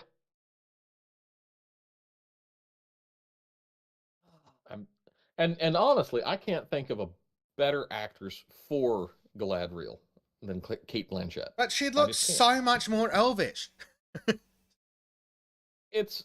She's one of those actresses where I'll go back and watch stuff of hers to be like, okay, am I seeing her as Kate Blanchett, or am I seeing her as the character? And 9 times out of 10, it's always the character, and it's like, oh yeah, I recognize her after a few seconds of the character being on screen. Also, not only that, but these actresses and actors from the original, like, you see them in other things, and you're not necessarily going to recognize, oh, that's the guy from The Lord of the Rings. Because No, they because actually they can got play actors. characters. And, like, you get people like the new one, who's literally just playing herself. I'm a bitch, so I'm going to what play the the character like myself. I'm actual a bitch. sweet fuck is going on here? Elvish striptease? What the fuck is that armor? Oh yeah, the striptease. Let's not talk about the striptease. Yeah, but you know, it's one of these things where you look at the way. Does this make you feel better, like... Crow? Does this make you feel better about your armor? Yeah, I mean, I don't know what the fuck the guy in the background is wearing, but that's so tight that he's got. If he was hitting the chest with a mace, it would do nothing to protect him. It's literally pointless armor. Yep.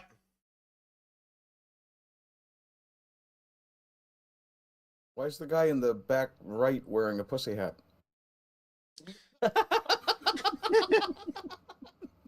Oh my god, he is. Oh Lord. At least he's not looking like Tim Pool on the left after the Civil War. Oh no, that is Tim Pool right beside him after the Civil War. Yeah, that's Tim Pool's Civil War edition. Oh god, on the search recommendations, there's an Elsa version of fucking Galadriel. Oh Lord. Oh no! Bottom left, look. Oh, you mean this one? Oh, it is.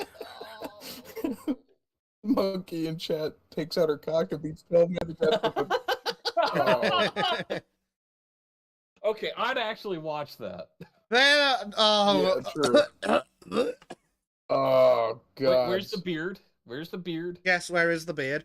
And why is she so fucking ugly? You can't see the beard, but it's there. Down to the No, knees, she you is say. No, if No, you she say that is the she's beard. ugly. No, if you say that she's She ugly, is that'll the be because beard, you're that'll be because you're a racist, and not because they've actually made the character ugly. No, her nose is all Who wrong. cares? Oh dear. At this point, I'm kind of beginning to believe that we should be racist towards elves, to be honest. Oh, and then there was the stupid bitch building her We should absolutely be 3-story species. pile of helmets. She What walked is around this, the yeah? entire battlefield and collected every fucking helmet to make a pile out of. Why? Because she's an idiot. Because it looks cool. And it doesn't even They're look cool. thinking this is the capture of all the pickelhaube from World War One, stacking it up, and it's like, no. Hey, we the desperately fuck want is an he Oscar. holding? Oh, okay, it's not a sword, thank God. It's a spear. Yeah, That's but it's a really yeah. badly fucking designed spear. spear that I don't know why it has a little knot. Why to does it he that's look gonna stop Roman? you. Why is he Roman? with Because they had runes. costumes left over from Kings of Egypt, Gods and Monsters, and they needed to get used. At the very least, he does at least have long hair. Yeah, it's true. But he's the Although only they've- one, isn't he? They've made a weird point about having the hair behind the ears. Oh, to look! to highlight the ears. Really There's massively. Durin, who got absolutely fucking robbed. Durin and his beard beside him. Yep. And Durin's the only frigging one of the lot who's actually looks like you'd expect a dwarf to look. Wait, He looks is a bit that tall her for a dwarf, thigh? honestly. Oh, look, it's the gay elf, the trans elf, and the transracial elf. Wait, all right, go back to that other picture with Durin and his wife. Is that her thigh showing? Yes! Yeah, Yes. very ladylike of a queen. Oh Yeah. yes. Dear God. And I'm just going to Hollywood's say, idea of sexy. Wait, who's the black elf? Don Lemon. No, but like, who is the character meant to be? Celeborn? some- Something Who like kn- that? no, they created him out of whole cloth just because Oh. Action Don Lemon. Yeah, The one on the left. Is that meant to be? Elrond. Don't tell me that's Elrond. That's Elrond. That's not Elrond. It's That's Elrond, not half Elrond. man. What? What? That's not what? What? Elrond Half Manny. Why does he look more like Smeagol than he does Elrond?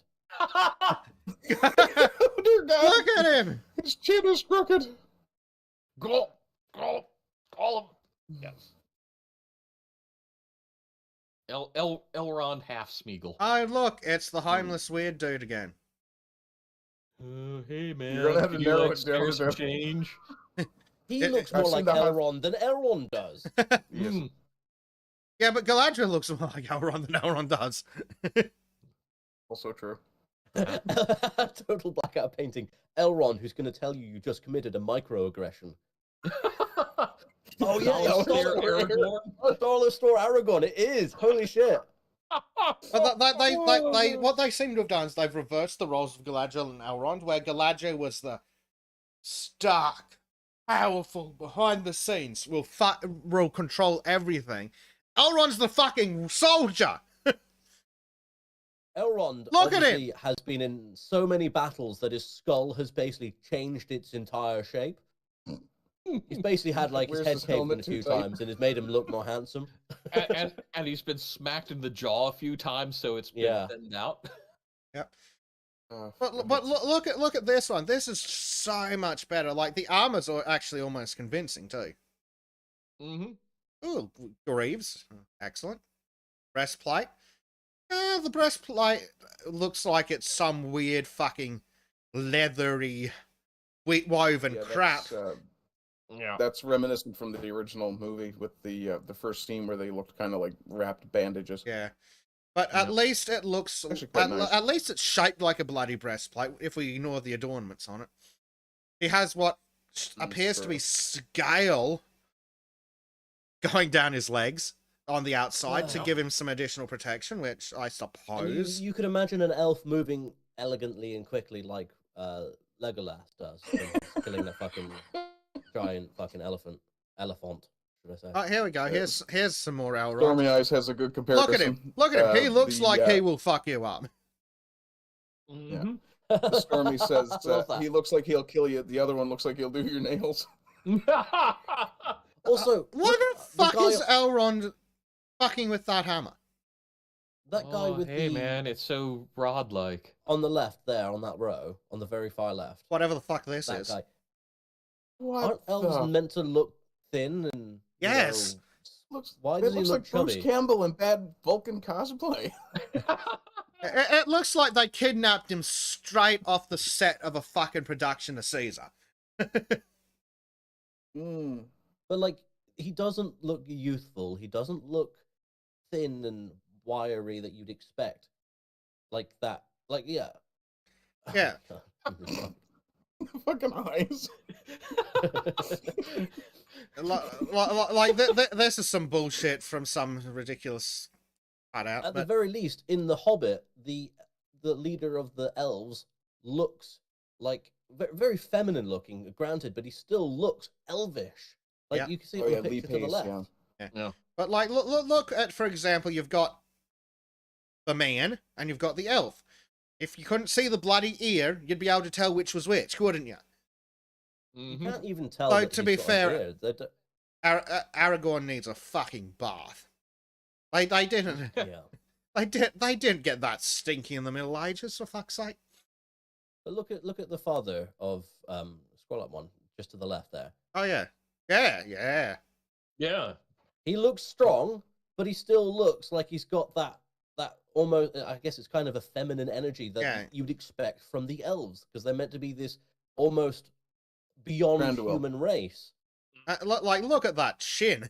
Like he's got a narrower, sharper face, but then he's got a chin that you could use to ram open the door to Minas Tirith.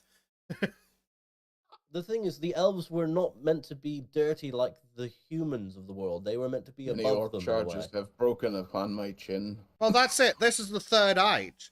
Like the elves were supposed to have been to come back, and fucked off, and then come back again from this weird place that's basically heaven.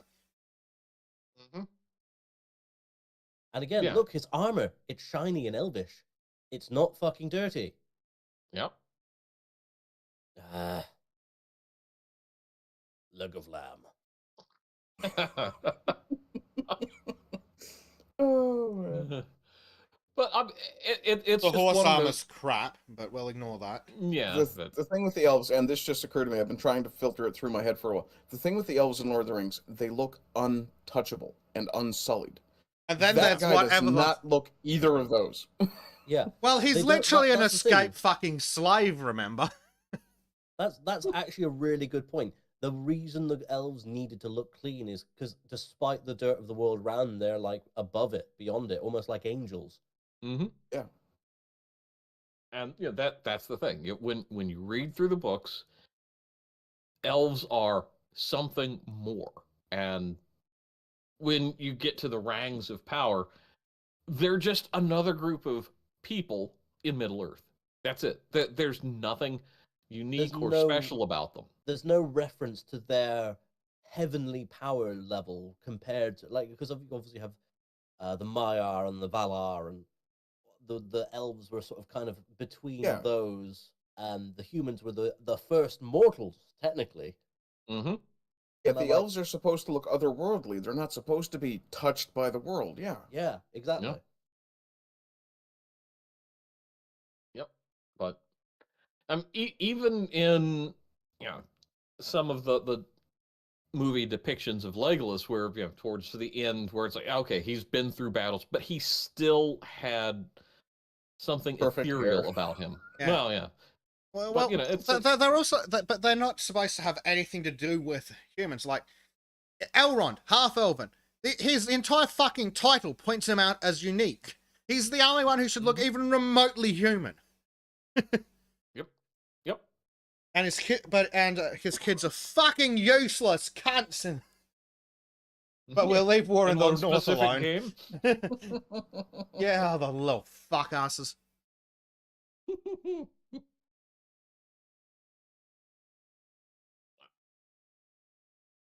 Tristan Armstrong says in chat, nowhere in Tolkien's writing is there any mention of pointy ears. The difference between elves and men is that elves have a presence in the spiritual plane. So yeah, that otherworldly nature thing to them. Yes, but you're... Yeah. I didn't know about the pointy ears if thing. you're going to I would call... have sworn that was a real deal. I mean, popular That's culture Dungeons and popular culture decide that elves have ears long before before the trilogy. Yeah, like I said, it's a Dungeons and Dragons thing. It's been a long, long time that it's been around.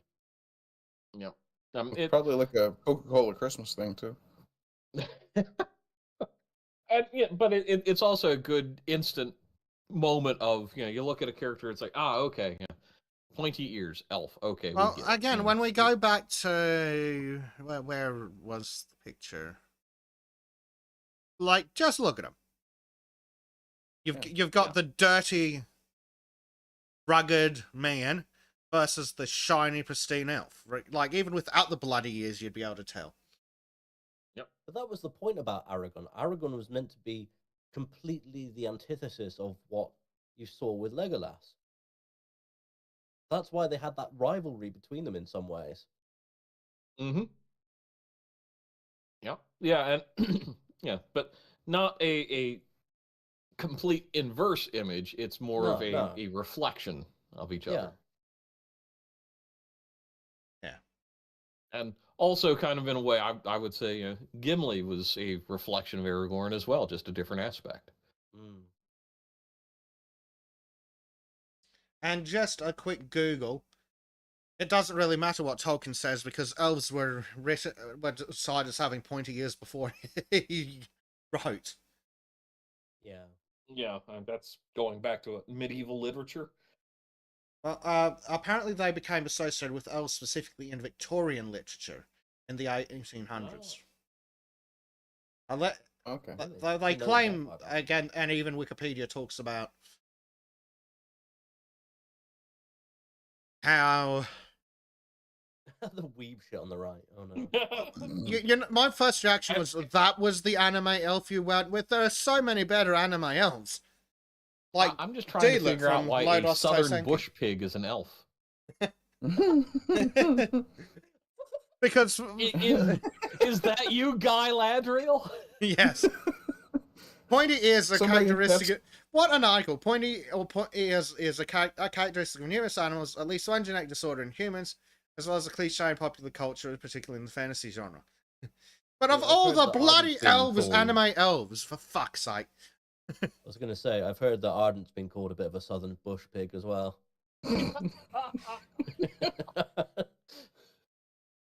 Yeah. Nice. Oh, Stormy, do you ask him to squeal like a pig? Sweet. You do have a pretty mouth, boy. I got a pretty mouth, I know. I mean, with him greasing up with butter earlier, you know.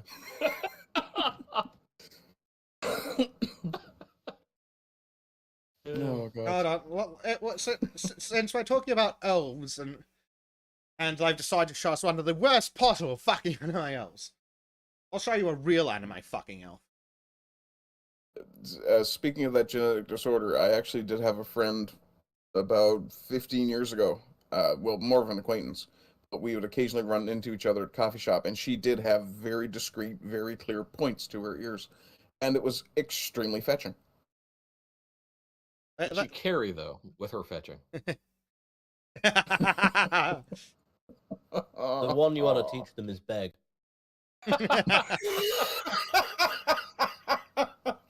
Oh, God, that reminds me of that freaking meme I put in the Discord, her master's voice, a little while ago. Oh, oh. Oh, hey, I can see there's Liz Cheney there. And I'm completely unashamed to say that I actually created that entire meme from whole cloth. Oh, Liz Cheney in the bottom middle, kind of? Center right. Yeah, At the bottom. yeah. Yeah. Yeah. Liz Cheney. We're going to talk about a committee, aren't we? What the hell is up with that cape in that friggin' like third row? It's okay. It's supposed to be show accurate. Fine. It's not. It's not show accurate though. They've completely No. fucked up and they don't. They've got it wrong. But like, here's an anime example of an elf. Looks elven. Yes. Gucci goo. Yes. But like, actually, this gives me an opportunity to talk about Dungeons and Dragons inspired things. So this character is from an anime that's based on books, Record of Lodos War, which are the novelization of a D&D campaign. Really? Yeah, so it's actually pretty good if you're into vaguely Japanese fantasy crap. Oh, okay.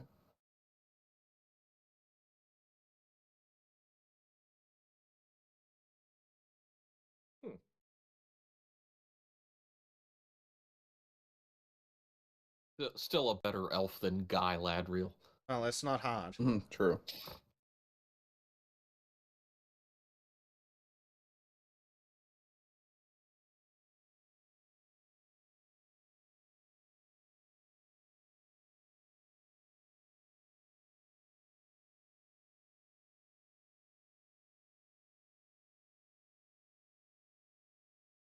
Arden is no longer a ho-ho-ho. Yes. Ah, dear. So basically, Rings of Power is a travesty on multiple levels. I really want to see that Southern Bush pig in the next season.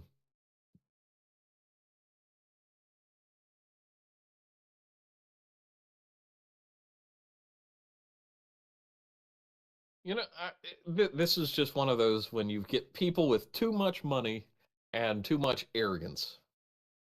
Oh, they're nothing but arrogance. Painfully arrogant. What else do we have?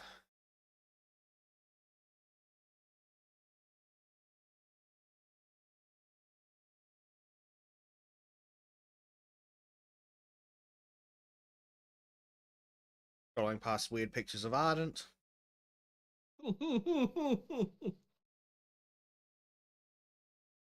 Here's a GIF for us. Wait. What the hell, Crow? I know. Oh yeah, I remember that. Yeah, we were talking about that yesterday night. Yes. Yeah. I know, that's where it's from.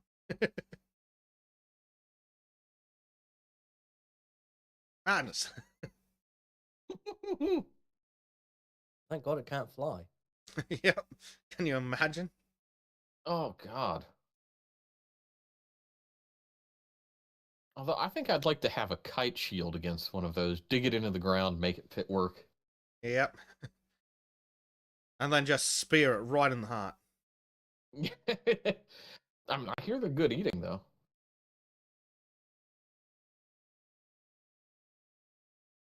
Oh, here's something worth talking about.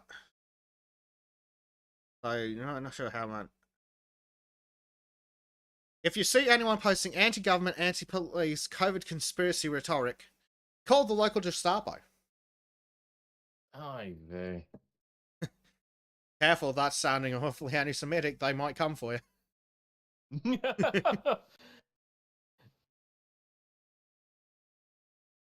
But, yeah, of course, some evil witch. Who the fuck is she? But yeah, Her cosplay armor I, is also really shit. Let's be honest. I'm not playing the sound on purpose because I don't want to listen to the insufferable cunt.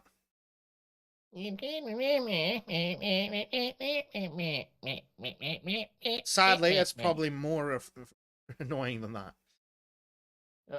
At least I was informative. Yes.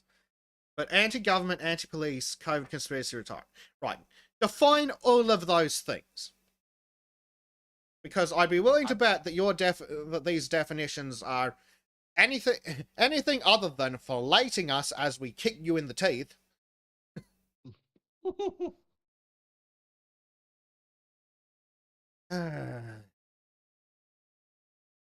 God forbid they just fuck off and leave people alone. Oh well, now we're gonna have to report you, Bez, because just saying "leave me alone" is hate speech now. It does seem to be. So leave me alone is anti-government rhetoric, isn't it? Yeah. I mean, at least that's what the British thought at Concord. Yeah, and they're like, we'll go out and speak to them, say the fucking cops. How about you fuck off? And a reminder to any Australians who might stumble across this. You are entitled to tell the police to shut the hell up and get the hell off your property. Get off my lawn. Anytime the police ask, can I come in? The answer is always no. Because if they were allowed to, they'd already be in. Yep. If They're they're not... basically like vampires. Exactly. Yeah. Yeah, they're worse than vampires. At least vampires have a legitimate reason for what they're doing. Maybe. Well, it depends if they're the ones that do it that actually do it for food. I could that's far more justifiable than whatever these criminal scum are doing. I'm not volunteering at the food bank, damn it. You are the food bank. I'm not volunteering.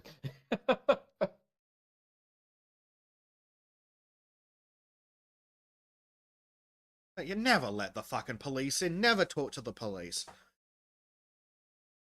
Yep. If the police come to your front door, tell them that if they don't have a warrant, they shall leave immediately. And if they don't, call the police and report these people who are impersonating the police. Because the police should know that if they do not have permission to remain on the property or a warrant, they are required to leave. Therefore, anyone who does not leave can't be a real police officer. And potentially guilty of trespass. Yes, like if they jump over a fence before certain things happen to them. Yep. Just immediately call the police on the police and be like, yeah, the police are harassing me. Well, no. Well, no. No. These individuals are impersonating. There are people on my property dressed like the police trying to gain access to my house. I have asked them to leave and they've refused to do so. Therefore, they can't be the police. Because the police would totally follow the law, right? Yeah, we all know that's bullshit, but that's not what we're going to say in court.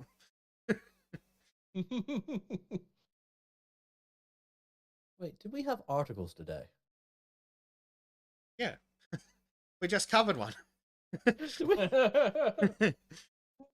thought we just ended up on a big rant about fucking armor. I'm just like, what? The last 5 minutes. Wait, last 5 minutes? Last 20 minutes? How long has it been? It's been a blur. Almost It's 2 been hours. like 2 hours on Yes Lord. Sorry, the Rings of Power. The Rangs of Power. Rang! We were kangs once. Hangs of power. Seriously, I felt like an elf living forever. Yeah. I mean, Flowed fair. for me. Weekly reminder that if you're American, you should thank God every day, even if you're an atheist like me, for the First, Second, and Fourth Amendments, and the Fifth. I assume the Yeah. third is of some value, but those fourth and It is. fifth, I'd love to have them even pretend that we had rights. I mean, at least they're pretending better here than, say, in Canada with their, oh yeah, here's your rights that we're not going to actually allow. Yeah, but no.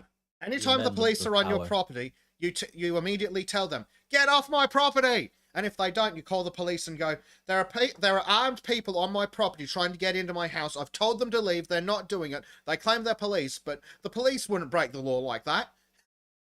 Mm-hmm. I wouldn't tell them that they're police. Well, yeah, true. You just go, there are armed people on my property trying to get into my house. I've asked them to leave and they haven't. Yep. And no, I will say, the Third Amendment about quartering soldiers in private homes, Oh, that's yes, got that a lot one. of validity. Yeah, that's Can you kind of imagine? It's important. like, excuse me, I'm from the IRS and I'm taking your house. You mean they don't do that already? No, they've got to go through a process. Hmm. Because this is, not a time of war. Although it might be a war on people. UCYB the Oh, one Tim Pool. says, I'm back. Are we doing Christmas white pills? Wrong stream. Wrong channel. It's just like, you do know where you are, I hope. Yeah. Not confused.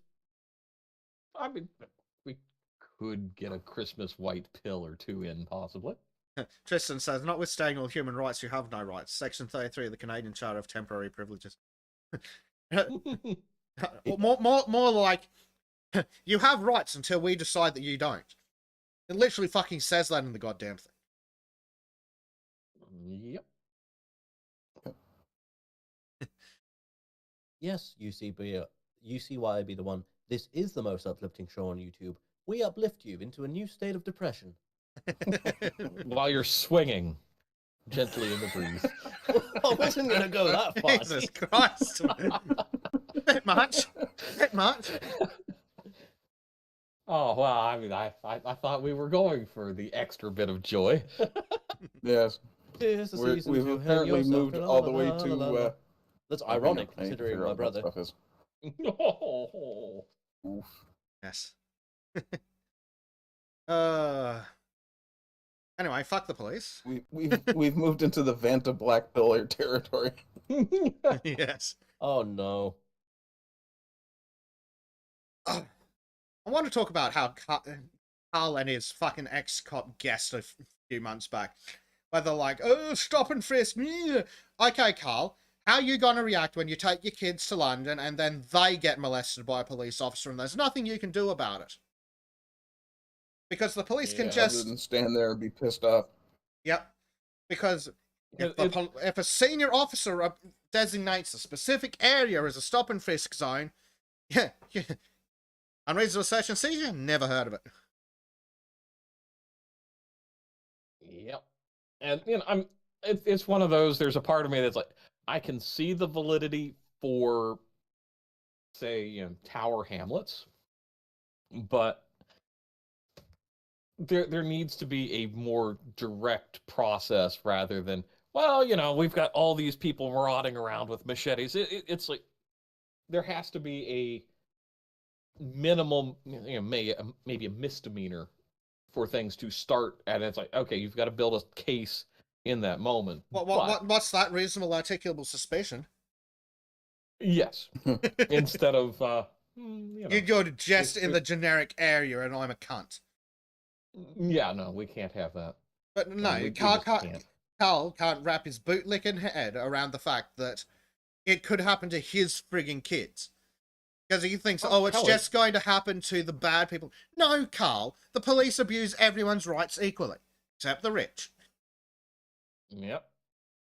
And what I really think is forgetting in all this is the fact that, not only could his kids and his wife, but he could be affected by it, Yes. and he's more likely to get roughed up because of his Yes. opinions. And not to mention, Yeah. I know who he is.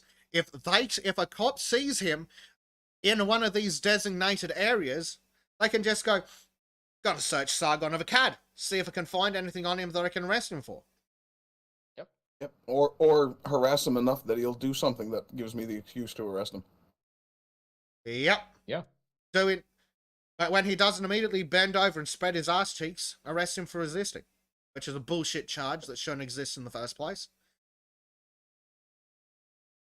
Well, In any jurisdiction, like I said resisting a earlier. police officer should just go in the fucking bin. Shouldn't be a crime. yeah. Like I said earlier about Biden's new gun control bill, isn't it funny how one class of criminals thinks they'll control another class of criminals by making new rules for the criminals to ignore? Yes. Yep. God. And Callum Beaton says, well, at least he's in England and not Scotland. There's really not that much difference when it comes to dealing with the cops. No, it's just an accent problem. Yes. You don't have human rights anywhere in the United Kingdom. I thought we established that clearly.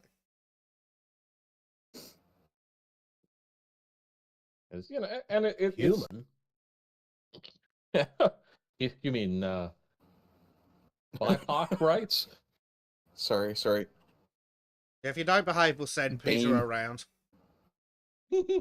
What was the one Callum was saying for Muckamers or whatever it was? Muckamers. Muckamers. That's what it was. Yeah. Yeah. Which inspired me to come up with the LGBTs. Yeah. I just realised I'm BAME. Bird and Minority Avian.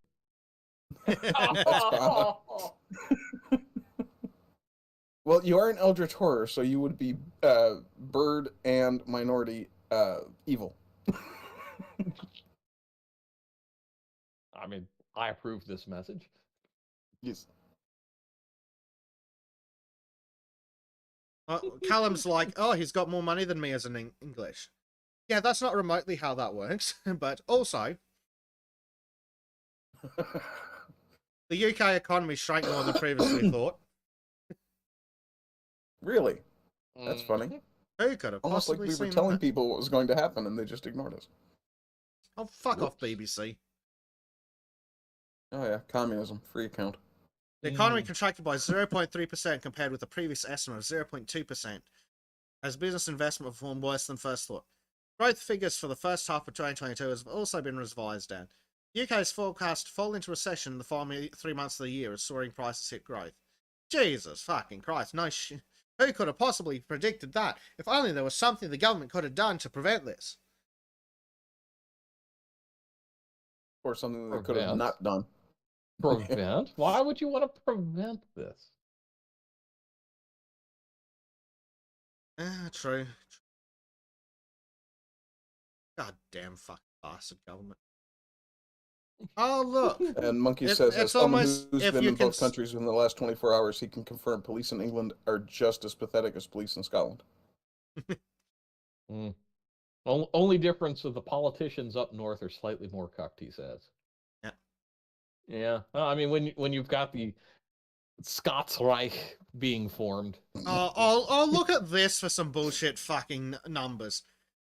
Quarterly GDP growth. It's okay, it's in the blue. Yeah, you're dealing in percentages, you inbred fuckwits. 21% die. A quarter of the economy was lost in Q1 of 2020. Sorry, Q2 of 2020. It's almost as if that was entirely the fault of the government. Oh, but look, it grew because we crushed it so poorly. It's like, yeah, but you still have a net loss. Like Biden's greatest jobs growth. You started from after you fired everybody. We've created X many tens of thousands of new jobs. Yeah, congratulations. That's still less than the amount that were lost as a result of lockdowns, you inbred halfwit. Okay. I know this is an aside, but hey, it's the Sultans. The story on the bottom right, Akon's Wakanda. I had to look that up. Apparently, he's spending $6 billion to build a real-life Wakanda. Oh, What? good for him. I Yes. can't wait till it fails miserably. In Senegal, I think. Okay. Yeah, I can't see that failing miserably, but more power to him. He's welcome to give it a try. I mean, he that's needs the to beauty. invite Ghazi Kodo with him. Oh, no, wait, Oh, he's God. under arrest. So he's trying to become a Yeah. dictator. Yeah, isn't he waiting trial for murder? Yes. Good. Yeah. In a totally suspicious incident. Totally not his fault, he promises.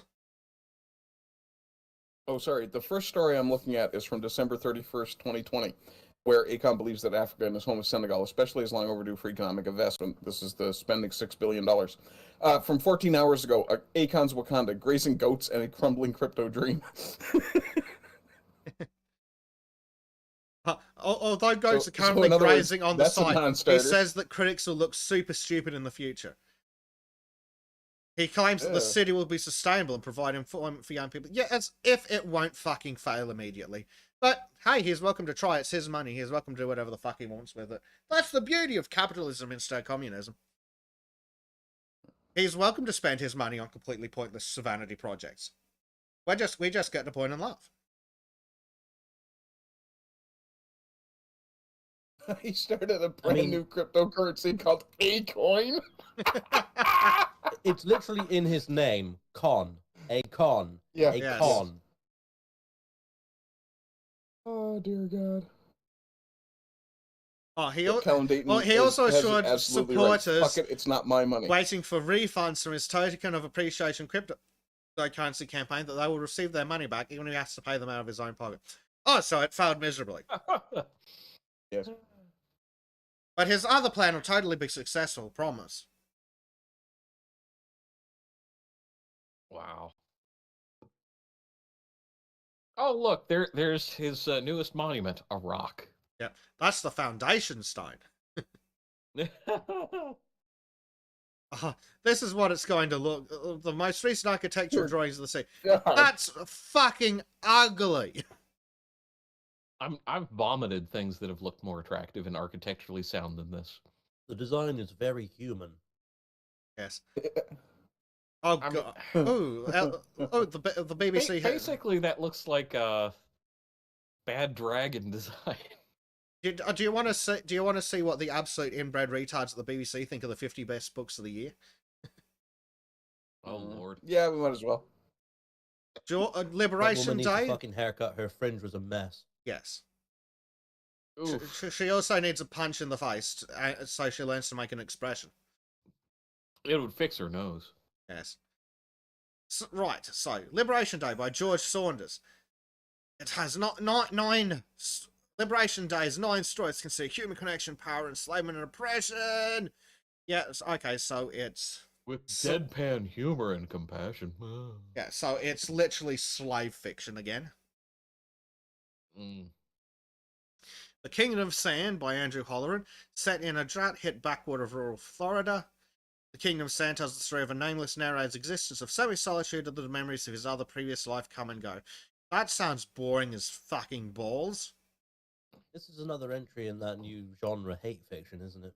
Yeah. Mm. Oh, it's a wistful, witty meditation on a gay man's twilight years in the twilight of America. Yes, America is dying, and it's because of you! I mean, I'm just going to say Twilight is a better story than this. Unironically true. Mm. 50 Shades of Grey is a better story than this. What Don't know I've about read that. on bathroom walls is a better story than this. Yes. Yes. To be fair, I have seen some brilliant stuff put on bathroom stalls. Yeah. Bourneville by Jonathan Coe, an avid Europhile and chronicler of modern Britain. His latest spans 75 years of British history through the lives of one family living on the outskirts of Birmingham near a famous chocolate factory. Charlie, is that you? Cadbury's, maybe?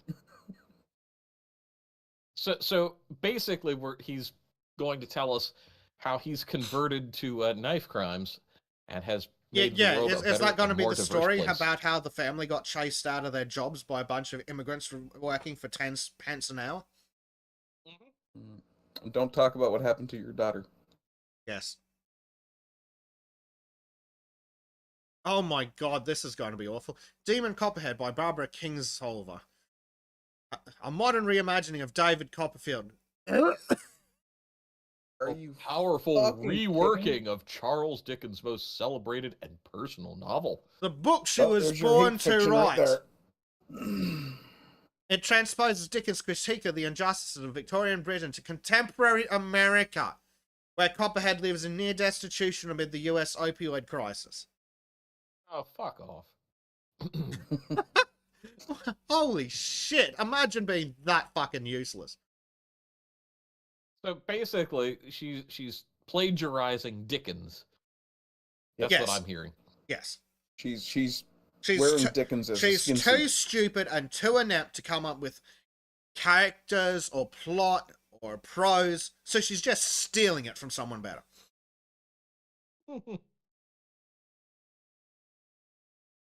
Trespassers by Louise Kennedy. In 1970s Belfast, a young Catholic teacher meets an older married Protestant man, and they then proceed to be useless scum. Right, yeah, the Catholics and the Protestants have a solution for adulterers. Yeah. Yep. A permanent Oh. solution. A cleverly A fine crafted love solution, story one about might say. ordinary lives ravaged by violence. In the 70s? No.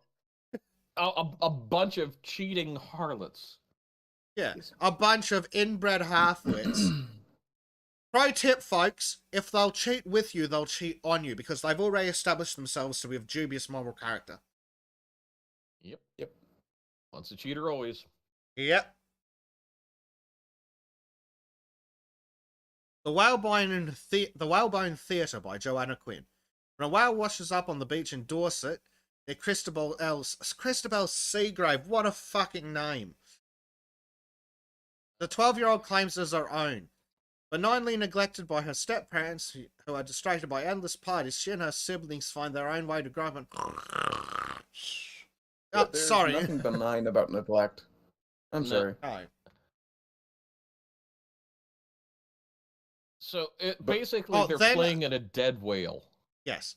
Yes. Yeah. Oh, But yeah, and benign. I mean, And Uh, apparently the it last does line not of- detonate and kill them. That's too bad because it's talking about this is a chunky novel to get lost in, like a dead whale. Yeah. Full With of 1,000 pacey pounds of plotting TNT and stuffed luscious under it. language.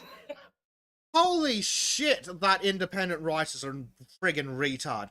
They heard of alliteration once and went, oh, that's fantastic, I'll write everything like that. But they're too fucking stupid to come up with actual decent fucking descriptions.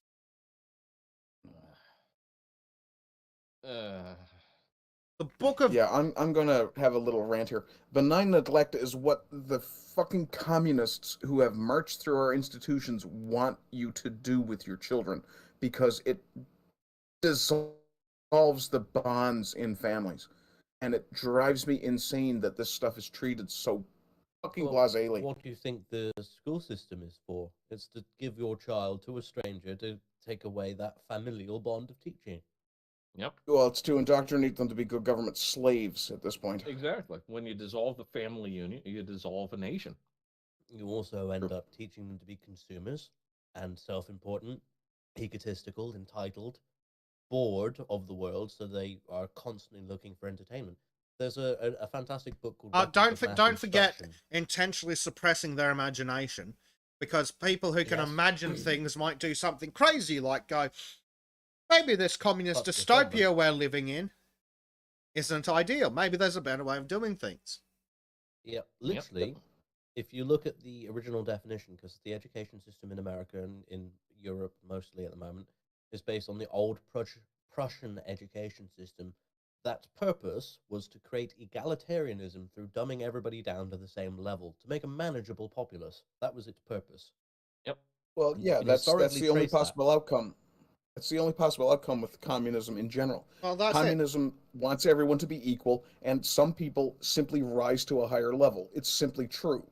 And the problem with that is, if you want everyone to be equal, you can't lift everyone up. So you have to go in the other direction and drag people down. Well, and who could have possibly predicted that socialists might dumb everyone down to the same level, and in fact make things like thinking and acting above the dumbest illegal? Who could have possibly predicted that, other than Anna Bowman Dodd over 70 years ago?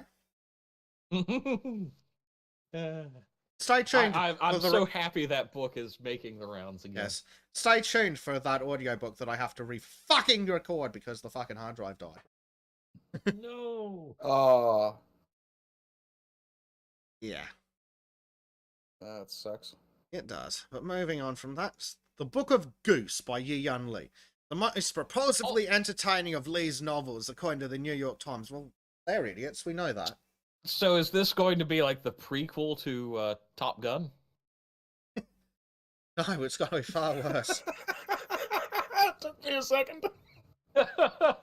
Yes. Oh god, the Iceman cometh. Yeah. It is what the Observer calls a deeply strange tale of two adolescent girls in rural post-war France who concoct a literary hoax and briefly become a publishing sensation. What, did they get a bunch of communists to peer review Mein Kampf again? No, this is like the Jackson Pollock of literature that they're executing. Yeah, what? Jackson Pollock painted with his own feces. He didn't? Basically. No, he didn't. It just looks like shit. Yeah, it doesn't generally come out in that variety of colors. Generally, but he's an probably artist. See a doctor. Yeah, true. If it does come out in those But colors, it does seem to be the doctor. same creative technique. Throw completely irrelevant crap at a wall and see what sticks. Yeah, and they're talking about the literary impulse, which means this is basically an ego-stroking project where they're talking about, I'm a writer, and this is the literary impulse, and I'm talking about writing, so this is a really good book. Yep. No. A novel about female friendship, art, and memory. Come on, Goodreads. Female friendship. So it's very short. And very contentious. I'm surprised they're not Yeah. It's not. It's hold on. The Is word there? friendship is in quotes. Oh dear. Hold on. It- Has it anyone doesn't tagged say- it as LGBT pedophile? No, it doesn't appear to have. Well, Adult fiction. I'm shocked. Oh, okay, fair. Oh my god, here we go. Fabienne is dead. Her childhood best friend receives the news in America, far from the French countryside where the two girls were raised. The place that Fabienne helped Agnes escape 10 years ago. Now Agnes is free to tell her story. As children in a war-ravaged backwater town, they'd build a private... Oh, fuck, I'm bored already. Yep. That sounds boring as batshit. And what What fucking... they're saying, it's a magnificent, beguiling tale winding through the post-war provinces of to Paris, from an But English all the boarding school to quiet Pennsylvania. Yeah, Only I've worked out that if 3.89 after several thousand reviews. That's kind of not doing that well. Yeah. Mm. Here we and I go. will point out that the more syllables in the adjectives that are used to praise a book, the more likely it is to be garbage. Yeah. And if I write a book and someone simply reviews it with the simple phrase, "It doesn't suck," perfect. Not shit. Yes. When I There you see things referred to as clever and smart, I know it's going to be terribly insufferable and Yeah. pretentious. Pretentious is exactly where I was going to go. Yeah. Smart. Oh, it's so smart. Look how smart I am for reading this smart book. I'm so overly intelligent. Everybody wishes they were me. Sharp and go Look at read my the Gulag vast library. Archipelago. Oh, this is such a progressive library I have. Yes. Meanwhile, you'd I be also far have better educated cuties in my simply by reading- DVD cupboard. I knew that was coming. Yeah. So, Meanwhile, you'd be more educated by reading 90s fucking comic books. so you want to talk about insufferable? How about just the title of this one? I'm sorry you feel that way by Rebecca White. I'm sorry you feel that way. Cool. Which immediately says that you're not actually sorry. You're just sorry you got No. caught. A detailed. No. The title missed out a comma. It's I'm sorry you feel that way, Rebecca. Wait. Still a better love story than. At the very end, it says, "It is razor sharp. You'll want to slice your wrists once you finish this book." It's exquisitely detailed examination of bored already. Interpersonal relationships allow it to become furtively compassionate, generous, even to the worst offenders Look and at one of the the richest. syllables. Oh my god! Have you said anything about the book yet? The syllables, though. The syllables. Yep. The The novel book is ex- about family drama. That's Their it. Yeah. mother's a dom. It explores the intricacies of family relationships. The sisters, Alice and Hannah, face a challenging upbringing with a dominant mother, absent father. Oh, sorry, they're black kids in America. Oh, look, it's painting men as bad guys again. Yeah. Oh, it's like Oh, look, internalized misogyny with a dominant mother. All I can say is, if I was the fictional father of this, I would be like, no. Oh my god, you'd look Google it and it's like, I'm sorry you feel that way. Another gaslighting tactics. I'm going to have to put in the No, I author's mean- name. All I can say is Yeah, it Rebecca probably Wade. is a gaslighting novel. Mm. Oh, look at that fucking I thought cover. Rebecca Waite was part of the title. Fucking hell. Oh god. This is in Oh, German. Why the fuck have they given me the German version? They know, Mezek, they know. Even the URL is English. Yeah. Oh, we've been invaded. Oh, for we haven't fuck's sake, realised can yet. somebody... Monkey, translate. Fuck's sake. Fucking thing. Get it in the Australian version, yeah. Oh, still be in suicide German. cults and autism? Wait, what? Right, so, for Alice and Hannah, saint and sinner, growing up as a troll, there is their mother, who takes a divide-and-conquer approach to child rearing, and their father, who takes an absent one, and their older brother Michael, whose disapproval is a force to be reckoned with. There's the catastrophe that is never spoken of, but which has shaped everything. As adults, Alice and Hannah must deal with disappointments in work and in love as... Cool. Yada, yada, yada. So Rebecca Waite has written for the New Statesman, Independent, and Pool. Tim Pool? I really hate that writing Like trope, shallow gene trope pool. where they have some unspoken catastrophe. Oh, we're not going to actually explain the tragedy that's happened. We're just going to tell you something happened and let you kind of just guess that something bad is there. Yeah, so the we're stupid not going bitch... to write the actual important dramatic part of the story. No, because we're too fucking stupid to create suspense without just obfuscating shit. Oh, well, we've got this thing. It's like, what's the thing? Oh, it's a thing. Okay, what is it? Speaking It's a of thing. Shut up. speaking of It's a great hiding thing. unspecified Well, that's tragedies, the thing. Bleach. Oh, Lord. We're But gonna talk about American politics now, aren't we? no, I'm just shoving a knife between Bleach's ribs, and we'll move on from that. good enough. It's nothing new. So this cunt writes on subjects as diverse as suicide, cults, and autism. So what? Trans kids. Mm. And appeared Oh, on Woman's Hour. Oh, I there it figured is. it out. I figured it out. So Alice and Hannah, they're born as twins, but one of them was born male. So their mother decided to cut her Read- bits off. Read the about the author section and you will understand her book entirely. Yeah, which is what we've just been leaving. A Woman's Hour, her third novel, Our Fathers, published in 2019. Yeah, no, nope. Lives in Nope. South Oh, it was the London. Guardian Book of the Year. Yeah, the guy who So she liked appeared on can't be Woman's any good. Hour, so she's clearly into that whole feminist cult, Oh yeah. Yes. which is why the men in the story are all the worst possible understanding and no fair characterization of men at all.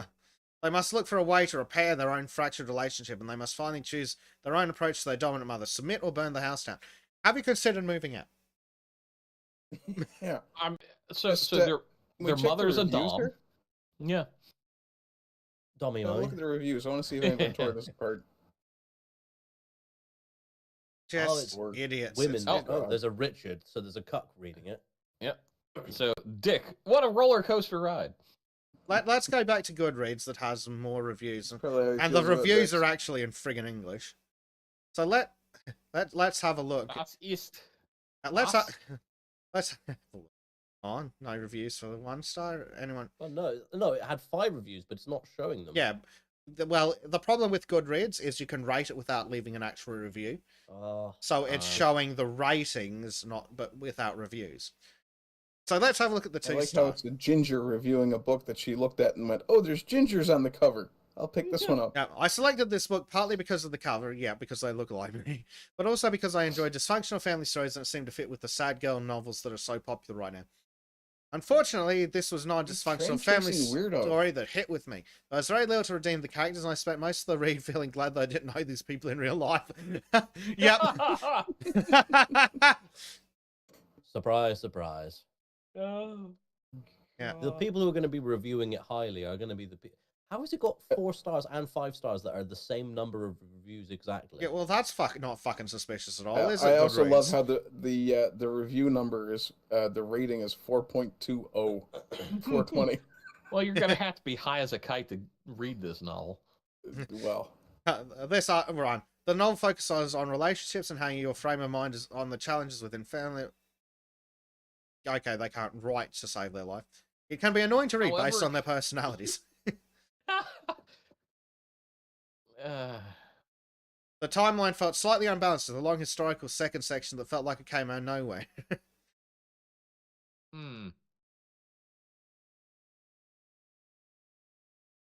This book was a mess. The characters were a mess. Their stories were a mess. Yeah, all right. I just want to point out most of it makes you feel things. Jesus. these readers that are leaving reviews are all women. Yes. Yeah. Funny that. But do you know any straight man that's likely to pick up that book? No. This is one of the things when I was That's a trying fair to. point. But could we at I least was find... looking into doing audiobooks for Amazon, and the things they wanted me to read were essentially these fucking female fucking books about that or the romance novels, because that's what they wanted read in a British accent. And I was like, I don't think I can do that to myself. I don't think I can torture myself even for money like this. No. I wouldn't be able. I'd refuse. Yep. Yeah. Dear. The Passenger by Cormac McCarthy. Well, let's have a look at this one now. The richest and strongest work of their career. Well, that doesn't mean shit. The 89-year-old writer of No Country for Old Men and The Road is considered one of America's greatest living novelists. Okay, but where's the part where you tell us what the book's about? The fuck is the book about? At no point do they actually tell us anything about the book. They actually refer to the road being haunting. It's like, well, no shit. So they're referring, oh, look, this is another book by this person who's famous for these other books. You should buy it without asking about it. And, oh, it's only a 3.73. Wonder what's going on there, then. 1980, past Christian, Mississippi. 3 in the morning when Bobby Weston zips the jacket of his wetsuit and plunges from the boat deck into darkness. His dive light illuminates the sunken jet, 9 bodies still buckled in their seats, hair floating, eyes devoid of speculation, missing from the crash site of the pilot's flight bag, the plane's black box, and the 10th passenger. But how, a collateral witness to machinations that can only bring him harm, Weston is shuddered in body and spirit by men with badges, by the Oh my god, I'm bored already. Bored again. Don't bore me in the fucking South. blurb. Going to garrulous barrooms of New Orleans, to abandoned oil rig off the Florida coast, the passage. Ooh. Right, hold on. Yeah. Shadowed in body and spirit by men with badges, semicolon, by the ghost of his father, inventor of the bomb that melted glass and flesh in Hiroshima, semicolon, and by his sister, the lover and ruin of his soul. Insert. Oh. Nope. So we got nuclear radiation and incest. Yay! But you can't really have one without the other. Gotta breed those mutants. Didn't finish 10%. Yeah. Consider 00 says maybe Caitlyn Jenner could do the audiobook for I'm Sorry You Feel That Way. They got voted best woman, didn't they? Oh, this is interesting. Lots more 3 stars for this one. Let's have a look at any 1-star reviews. Oh, there was one that we passed up. That was like, Hey, look at this. It's a great postmodern author. Yeah, right there. Oh, never mind. I felt like I had a brain injury attempting to read this book. I couldn't make sense of anything on the page. Such a bizarre and confusing experience. The premise of the book sounded really interesting. Dives going into sunken plane wreck. But that isn't what any of the pages I read were about. And I started the book again this morning to make sure I had the right book. And yet again, I couldn't follow the plot. Just don't understand. So this is the great Cormac McCarthy. I'm not impressed. The book is nothing but a series of fugue state vignettes populated by a savage diver and his teenage sister, whose best friend is an imaginary form of thalidomide baby, a transgender woman living in NOLA, and shady men in black. Oh, fuck, there's trannies. And the middle-eyed babies. Yeah. Are any of those still alive? Yeah, actually, Yeah. some of my classmates in college were thalidomide babies. I just read what. When is Tristan this said supposed to me. be fucking set? Oh, 1980, okay. Tristan said in the chat, your rendition of The Intimate Adventures of a London Call Girl would be really weird to listen to. Okay, I mean, I'd actually buy that. I'd buy especially with that too. sarcasm. Just to listen to Crow's Supper. I'll be like, every 5 minutes, it's like, oh god, why? Not more. We should get Crow to do the audiobook novelization of The Room. Or did you hear? Oh, Gilbert hi, Gottfried. Mark. Gilbert Gottfried did an audiobook of 50 Shades of Grey. Oh god. Oh yes. Fucking hilarious. It's just fucking amazing. He's like, my clitoris! And like in his perfect accent. It's just brilliant. Yeah, one of the biggest losses of the last few years is Gilbert Gottfried. Yeah. But I just want to hear Crow going, I did not hit her. I did not. That's bullshit. Oh, hi, Mark. Oh, hi, Mark. Here's a telling sign. The book is awful. I had to Google about what the first Nice chapter was doggy. about. Yeah, it's pretty bad if you have to fucking research the book you're trying to read to find out what it's about. Was it written in Shakespearean? No, it was written in retardese. Yeah, McCarthy ignores plot for the sake of scenery. I mean, I can appreciate painting a landscape with words, but I want there to actually be something there. Oh, sorry, I mean emotional scenery. Yes. Oh, wow. Well, Yeah. hold on. Let me read a section from one of these. This person was momentarily intrigued by the missing passenger's story, but as the journey drifts into the italicized chapters, I got really confused and thought, this is the author of many other readable books, so hang in there. I found the Dead Sisters' hallucinations reminiscent of acid trips I experienced in the 70s. I didn't understand them either. Something about a thalidomide boy with flippers for hands and tangential math illusions. This reminds me of when I read Pat Barker's Regenerations. It was fucking awful. It was meant to. My English teacher was telling me how revolutionary it was and what a great book it was, and I had to get my mum to read it to me, and even she was fucking confused. Yeah. Strange. So what's up next? So we've established that this is crap.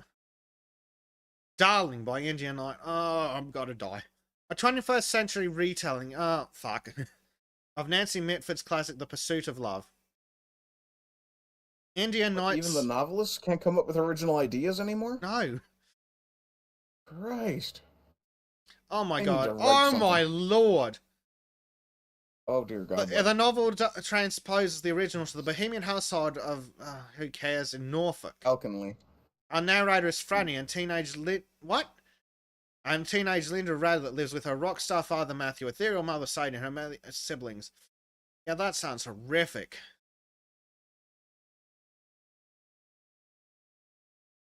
There Are More Things by Yara Rodriguez Fowler.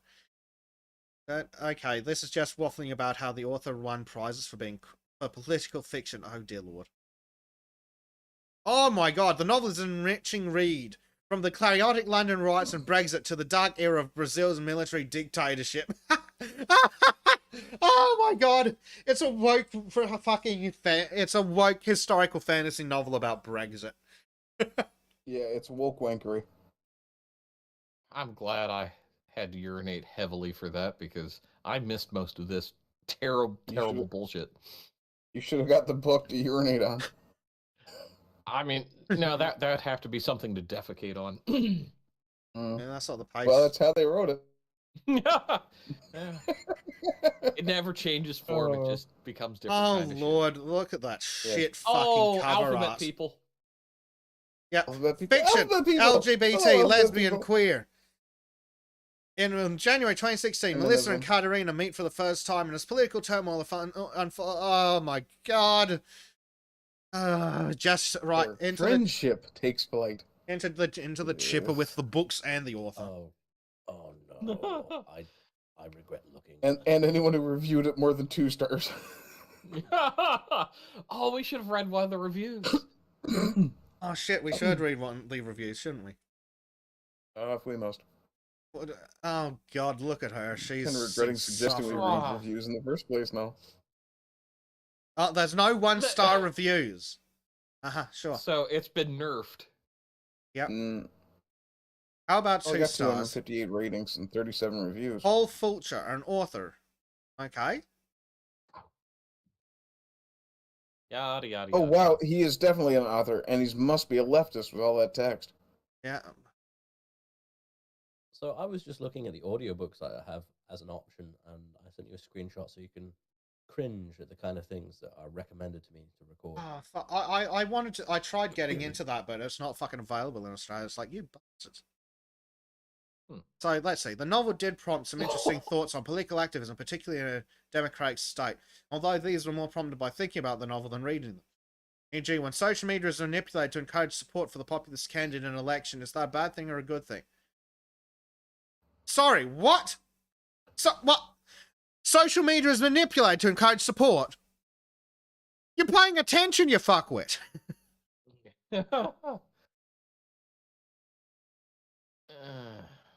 Oh, God. I just noticed the one in the bottom right corner. We'll have a look at that in a second. Oh my god! Oh no! I'm gonna put this. I was just trying to hit a specific page count, wasted a lot of my time. Oofed. That's probably the best right there. Yeah. Okay. Let's have a look at what the. Oh my god. The old folks sex school. Mobile phone cheats, hacks, hints, tips. My life with psoriasis. The Spanish version. Decide at dusk? DeSoto at dusk. So they're talking about a car. A new 2020 vision. Cultivate joy, reprogram your mind. Oh, a scam. Eddie dying, a Skid Row romance. That's apparently been fucking filmed on an iPhone. Redemption, a Prophecy Chronicles story. With a generic woman in a planned forest. The trees are in a straight fucking line. That's not real woods. That's a timber plantation. Oh, look, another timber plantation. Yep, literally another timber plantation. Generic timber plantation. It won't hurt none. A story of courage. Journey Through Pain, a collection of poems. Yeah, well, of course it's a journey through pain. It's a collection of poems. Those go hand in hand. I just like the way it's cut off. It's like a journey through pain, a collection of poo. Yes, healthy lessons from the gym. A step-by-step guide to jam your way to optimal health.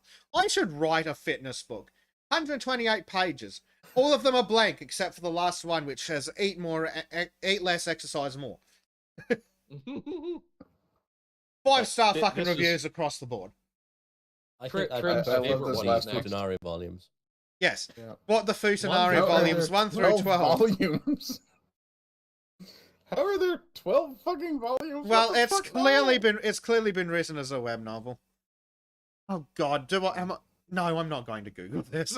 Well, Don't do that to yourself. That More importantly, don't do that to us. Yeah. It's bad enough that we've got to go there, with this Yara Rodriguez Fowler crap. Oh yeah, like how in London we watch as the two stupid cunts get involved in protests across London. You can't even write your one sentence properly, you fucking idiot. Here I have to say I found the writing rather dull, and it was made worse for me. A UK citizen who has barely any experience of London.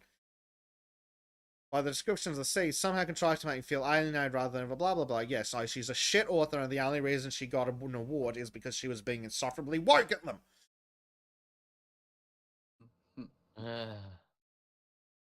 Born to a well-known politically connected family in Brazil. Well, that's all I needed to know. Yep. Getting Lost by Annie Ono. The quality that distinguishes Ono's writing on sex from others in her mind. Oh my god. I wish you'd get lost. Well, this is the fucking cow that won the Nobel Prize for Literature this year, and used her fucking speech to call out men who oppress women. You know, because she's only won one of the most prestigious prizes in literature in the fucking world. Yes. So oppressed. Clearly she's oppressed. Oh dear God, the next one's going to be even worse. A Fauci Tale by Stephen King. Yes. The Fauci Tale. But before we... So Getting Lost, just to finish what that is. A memoir of a torrid 18-month love affair between Ono and a married... Oh, look, more cheating sacks of shit. I hope you all die in a car crash. Yes.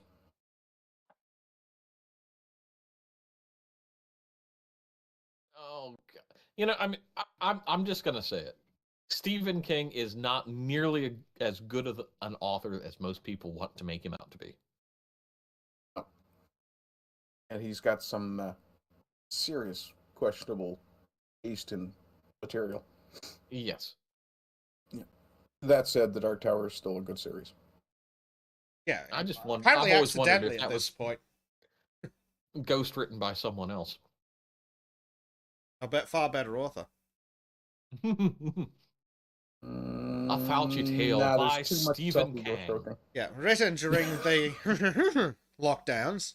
King's latest is a world-hopping fantasy whose hero is Charlie Reed, a talented 17-year-old who lost his mother in a car accident and is caring for his grieving alcoholic father. Okay, I'm bored already.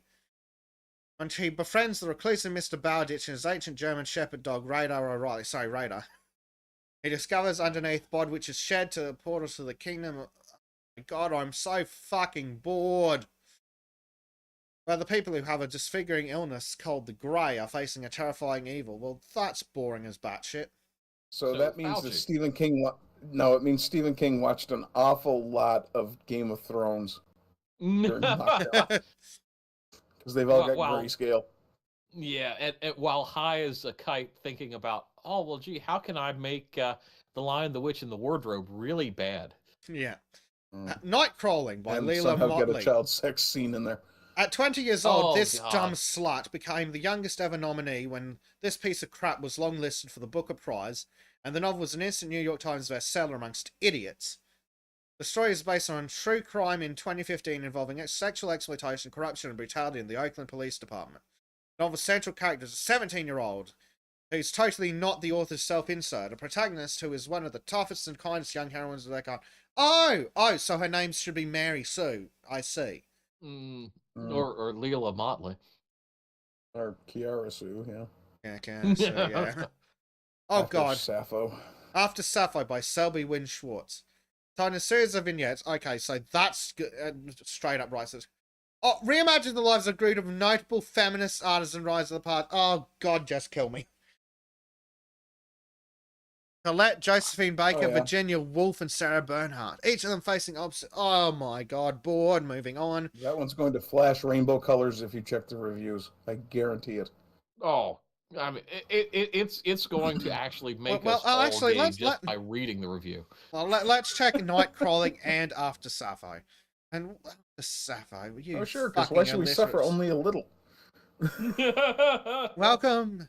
Oh, Long listen that for the Reminder, book of- we haven't even reached Nonce Watch yet.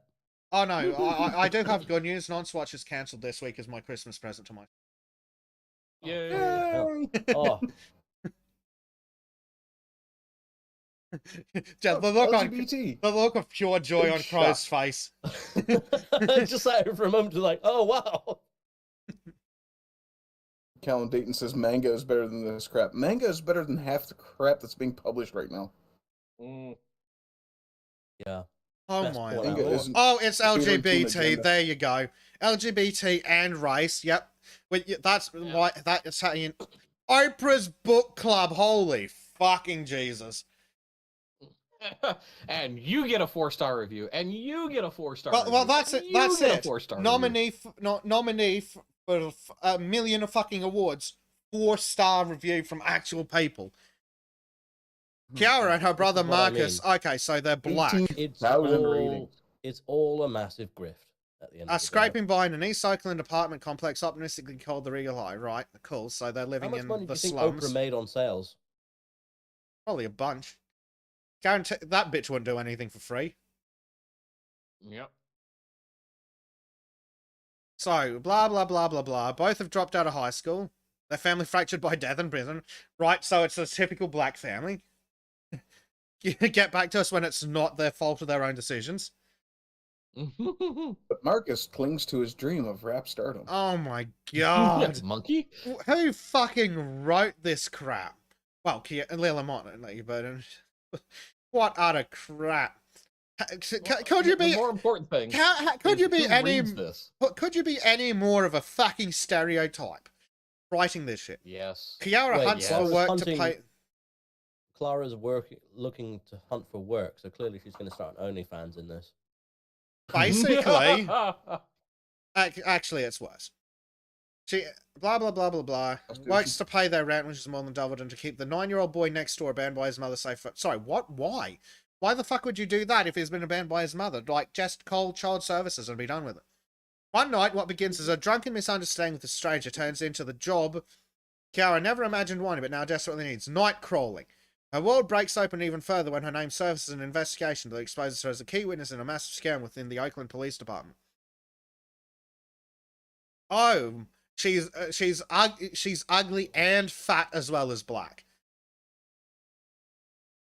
Why are they romanticizing night crawling?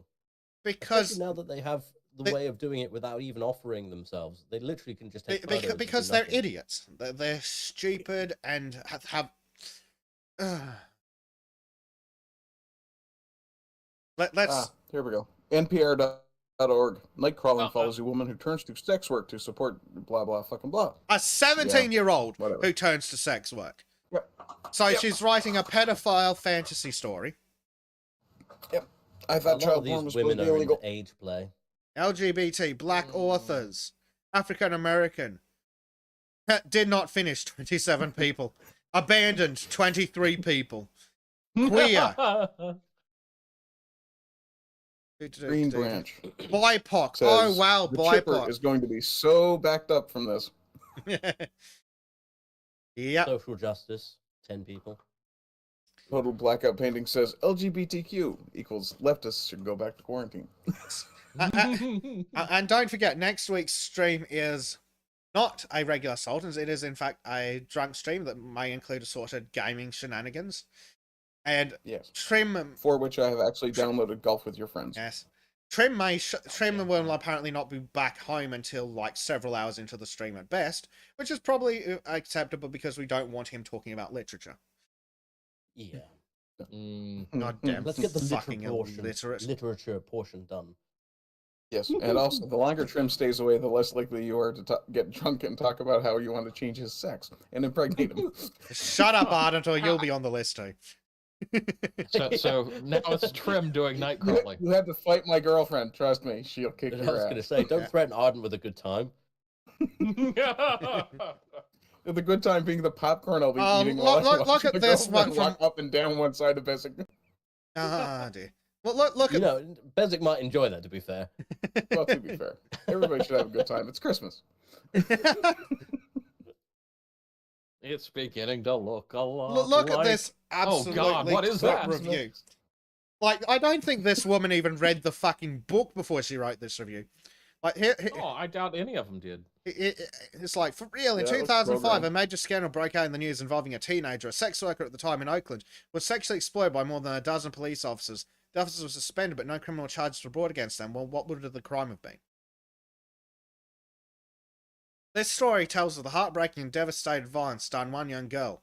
Inspired by one case known in the media, but there are dozens of other cases of sex workers and young women. Blah, blah, blah, women are exploited. Leila Motley. And oh god, they were talking about the author here. At only age 17, she knew what it felt like to be a young black girl, vulnerable, unprotected, and unseen. When she was growing up, she was often told she had to shield her brother, her dad, and all the black men around her. From what, each From other? what crimes? Well, the consequences of crime, apparently. So fucking stupid.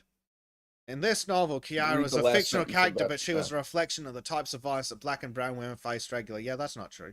In 2010, a study found that police What's the sexual violence difference? was the second most reported instance of police misconduct, disproportionately impacts women of color.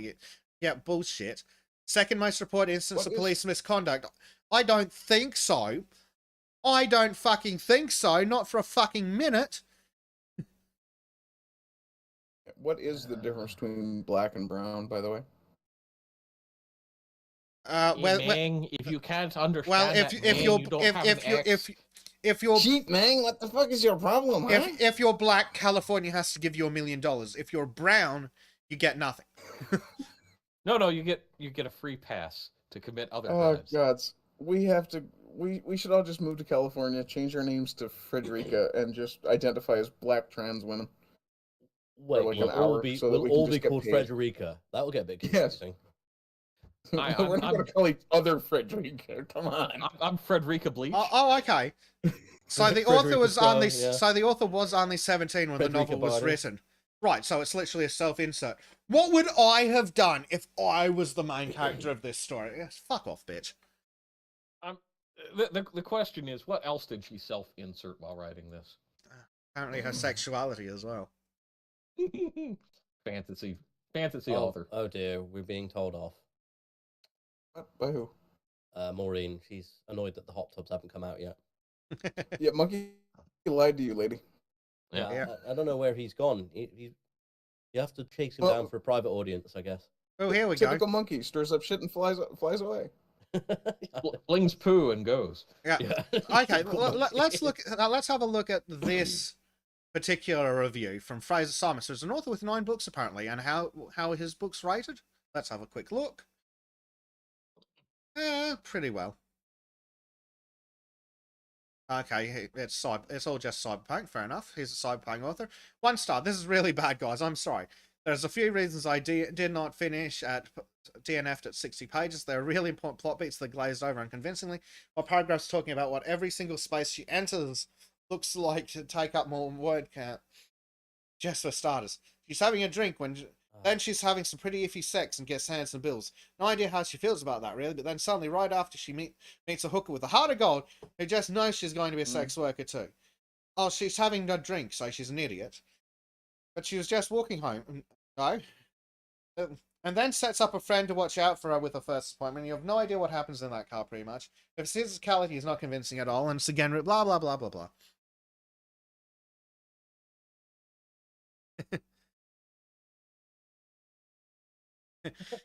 Someone else says, I think everyone involved in the publication of this novel owes this young woman an apology for publishing what should have been a writing exercise in empathy and perspective. Oofed! Oofed! Oh, Oh, this next paragraph. This novel is impressive in the sense that most people, regardless of age, aren't capable of completing a book. How about this? That's a pat on the head. However, you're I lucky believe you're pretty. Motley's agents and editors are explaining her youth, her blackness, the political climate, and the women who are truly impacted by the crimes described in the text. The book is extraordinarily problematic in ways that any text produced by a teenager would be. I don't even want to focus on the soapy writing, the absurd amount of similes, or the reckless mishandling of vernacular English. Holy shit, I think this review's a better book than hers. I mean, I want to give S a contract to write a novel. That's all I can say. I think S would do a better job writing a friggin' book. The most glaring problem, in my opinion, is the main black male characters offensively infantilized and incompetent. This depiction of a black man could set us back decades, plus the way the main character takes on this man's responsibilities without much of a second thought is an embarrassing characterization of a strong black woman. Wow. Does the author know any poor black folks, a black man, a sex worker, being black does not mean you're capable or are entitled to tell any and all black stories. Oh, Blackness is more complex than that. And I think this story deserved more complexity and depth. Holy Nice. It's So- almost oh. like not every black person has the same life. They're all individuals. Yeah, Yeah. The paragraph before that, further, I am troubled by. A little higher. There you go. I am The troubled one that there. this I is couldn't- based on a based true on a story. Yeah. The woman or women whose story the book is based on couldn't have been consulted because there is no way an individual would consent to having their story told this way. Yeah. Oh. The 2 reviews down. Hated it. Couldn't find anything to like about this. Only forced myself to finish as it was a book club read. Yeah. Oh, Sam Congratulations Allen, on- you poor bastard. Congratulations on your devotion to your god, Oprah. No. I also did not care for the style of writing. The author had a hard time differentiating between her own education and that of her character. Ah, yep. She has written a female main character that is a high school dropout with limited world experience, yet when the character describes things, you would think she is this huge world traveler. Yep. Sounds reasonable. That's a very easily a valid criticism. Next one. Another Oprah Book Club selection about child prostitution, and the author had to add a chapter to explain why on earth she wrote this. She says it's to show that in spite of every bad thing that happened to her, Kiara is still able to enjoy life. Oh, wow. Oh, I in spite can't of, say a single joyful thing about this book. I was expecting a meaningful ending or something better. It was a complete disappointment. Hey, it's Yeah. actually okay if we prostitute children. That's what the book is trying to say. Yeah, thanks, Oprah. I just want to have like Oprah's Attempted to seal read of this 4 improvement. times before handing it back to its prior owner. Oof. Yeah. Ooh. Here we go. Another one. I made it 100 pages in and said aloud after finishing a chapter, I hate this book, so I quit. I was so excited to read this because of the ratings it received and the long wait time at the library to receive a copy, but I was and am so frustrated with the plot. Spoilers! The girl, whose brother won't help her make rent, has to become a prostitute and gets one of her brother's friends to be a pimp. Her mum is in a halfway house for murdering her baby sister and trying to kill herself after her husband. The main character's dad dies. Jesus. Well, that's unrealistic. The husband died instead of just leaving? Yeah. They got married in It the was first... probably like white man, did it or something like that. Yeah. I don't know.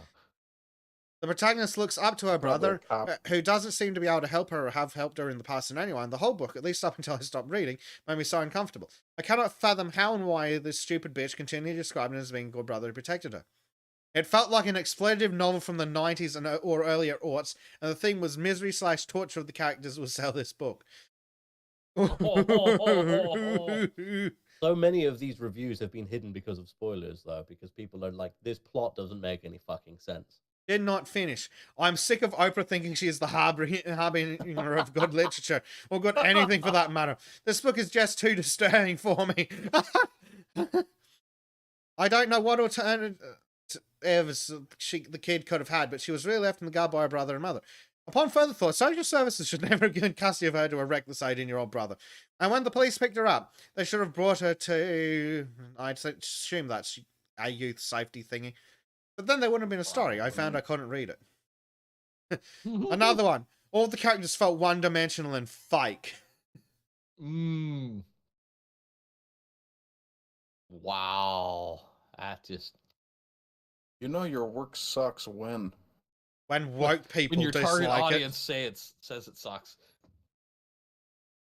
What else do we have? Did not finish. Prose was extremely annoying and felt like every line needed to be super intense. That's another one. Didn't like it all. Couldn't get into the story. It was disgusting to me on every level. Nice. Basically, edgy teenager writes a book about being an edgy teenager. Yep. Yeah. Did not finish. Did not finish. Did not finish. Nope. Leak. Didn't finish it. Did not finish. Yeah, a bunch of people Wow. are like, it's miserable and her writing is shit, so I can't. It's not even worth it for that.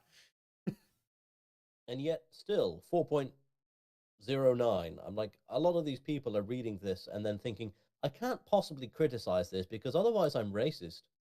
Yeah, I'm willing to bet that's where most of those go. Well, look, they're all just. All these people are just like, it's so beautifully woke. it looks Powerful like and a lot of them are explosive. No. a lot of them seem to be writing it like they are doing a fucking dissertation on it. That the long one looks like they're doing notes for a Yeah. fucking uni presentation. Which Yeah. is probably exactly how they think, because they're that kind of insufferable twat. Well, that's probably why it's got so many reviews. I did this as part of a dissertation that I'm writing for my English literature course, where I wanted to talk about this particular dark issue that the black people are God. suffering from. After Sappho, let's see. Well, here we go. 3.7 stars. Fuck me. LGBT Okay. queer feminism. Historical, but also literary fiction. So it's crap. Yes. It's Oh, How look do you at have fictional history? You Look know? at that. That's how you know it's bad, when you've got more 3 stars than 5 stars. Let's have a look at the 1 stars. Booker 2022 long list. Nope, wasn't for me. I should have known better, as it is from the same publisher as Duck's Newbury Port. To be fair, I got to a page 65 on this one. Ooh, read the next one. That's gonna be. Ooh, I felt this book was too intellectual, with too much academia and not enough feeling. Not a book to read if you're looking for a story. It's hard work to read, as there's little snippets jumping around, and after a glass of wine it was hopeless to follow. My attention span is not aligned with the investor need to enjoy the book. I'm not even sure it can be classed as fiction when passages are just synopsis of the lives of famous women within the canon of LGBT plus pedophile history. Abigail, who's written 140 reviews, could not finish this. I got 25% in and gave up. MC, who might actually be the first man we've seen. Yes, the first man we've seen who is apparently gay as sin.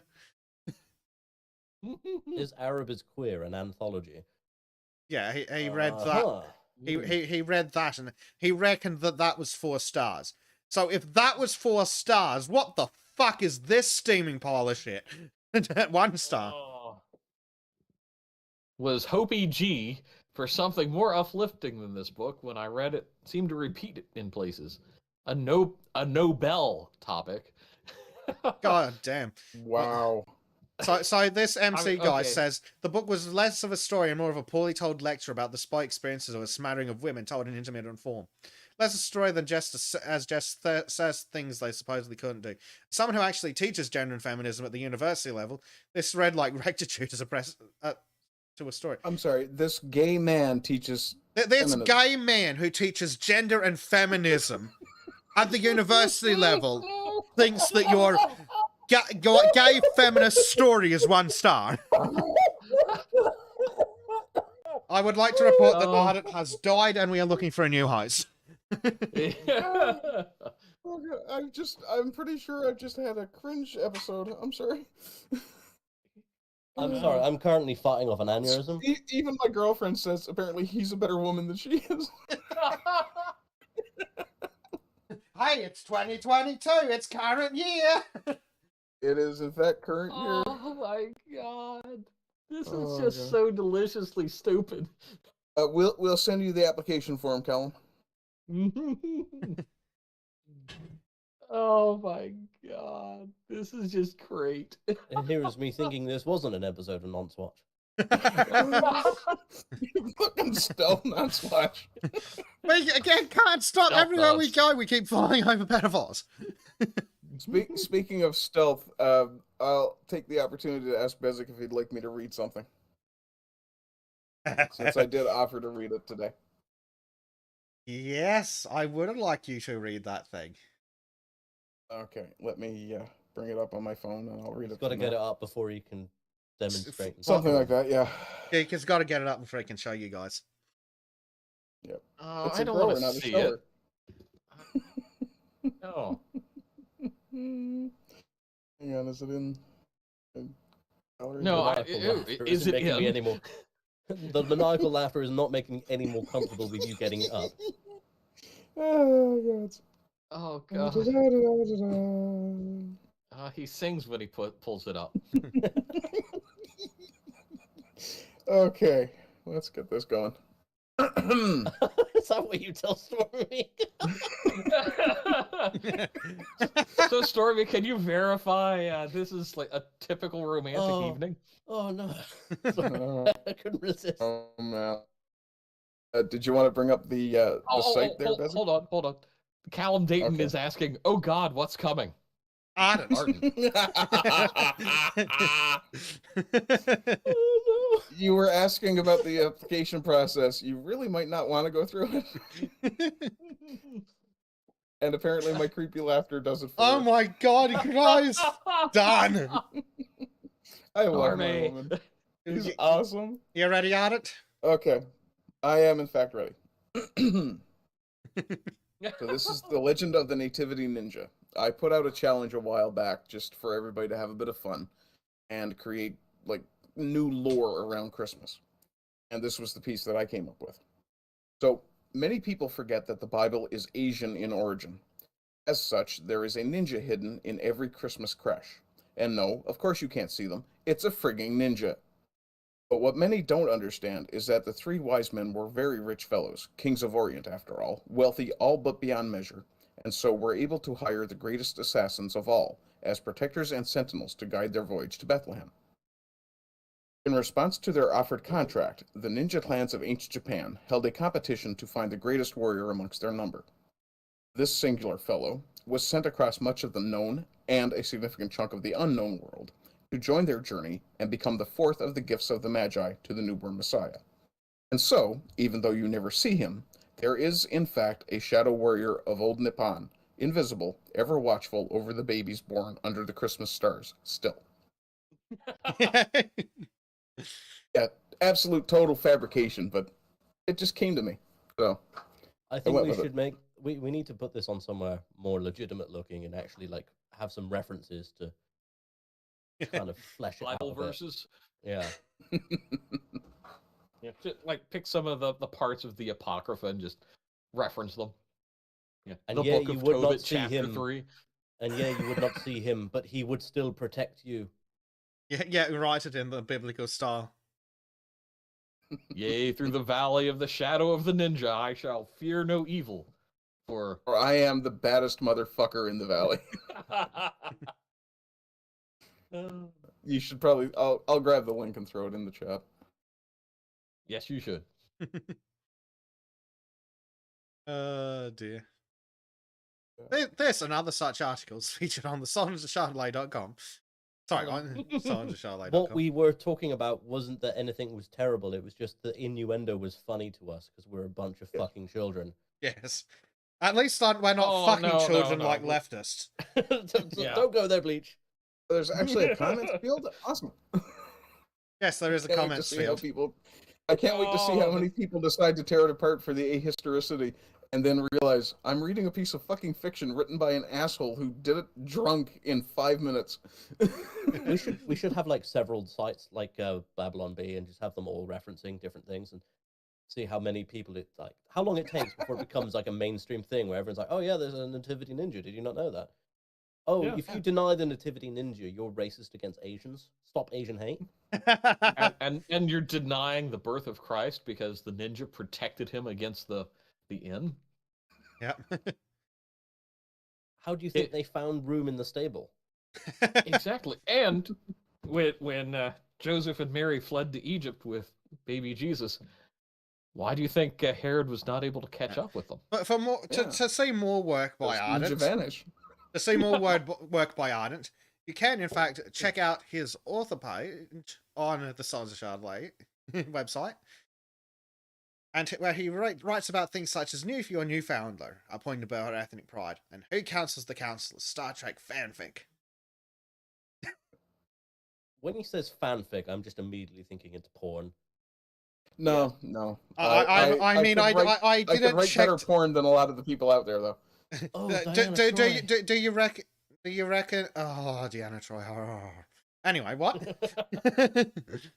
Yeah, when I was young, it was Deanna Troy. Now that I'm a little older, it's Tasha Yar. Ooh, I mean, Tasha Yar is not bad at all. Actually, the Doctor was surprised. Not. Doctor was always my. Oh favorite. yeah. The Doctor, like Shays Well, was. I didn't have a thing for Pulaski Crow, but if you do.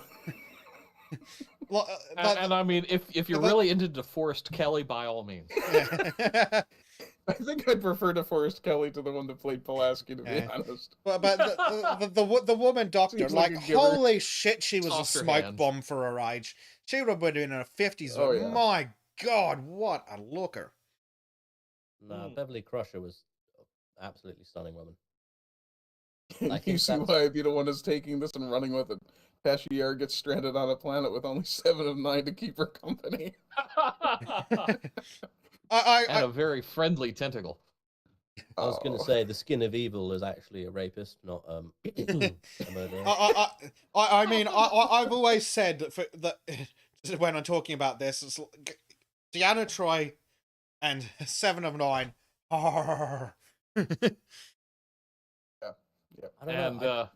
My favorite has always been Beverly Crusher. Like, it wasn't just her, like, the physique kind of side of things. It was the fact that her personality was just so warm and inviting as a character.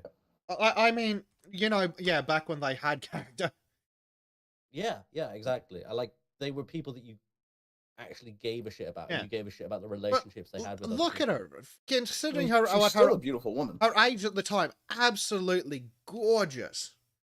Even as an old woman, she's still very, very pretty. Yeah, look at her down at the bottom right.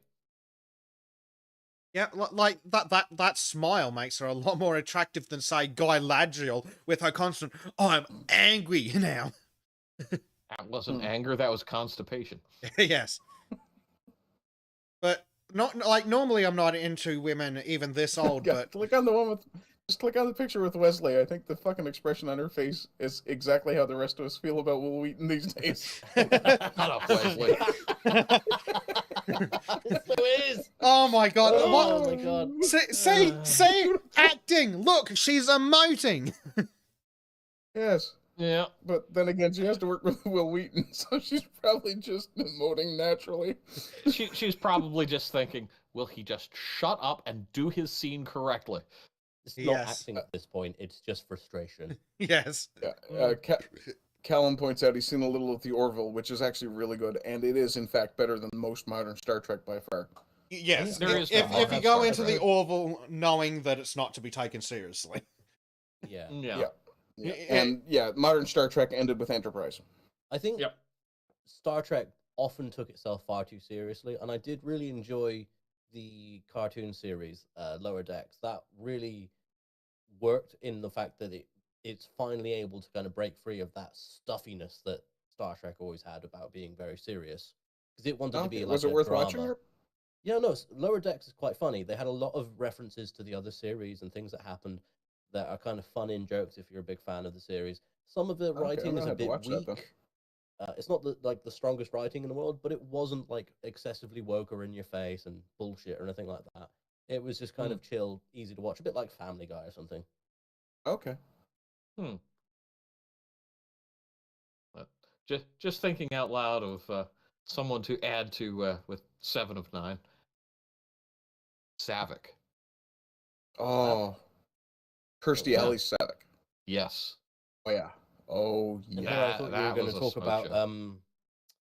What's his face? Worf's mate, No. Kalar. Kayla. That was it. Yeah. She had a nice body, but the makeup kind of throws me. And the teeth. Yeah, it's like I don't want to have that sucking on me with those teeth.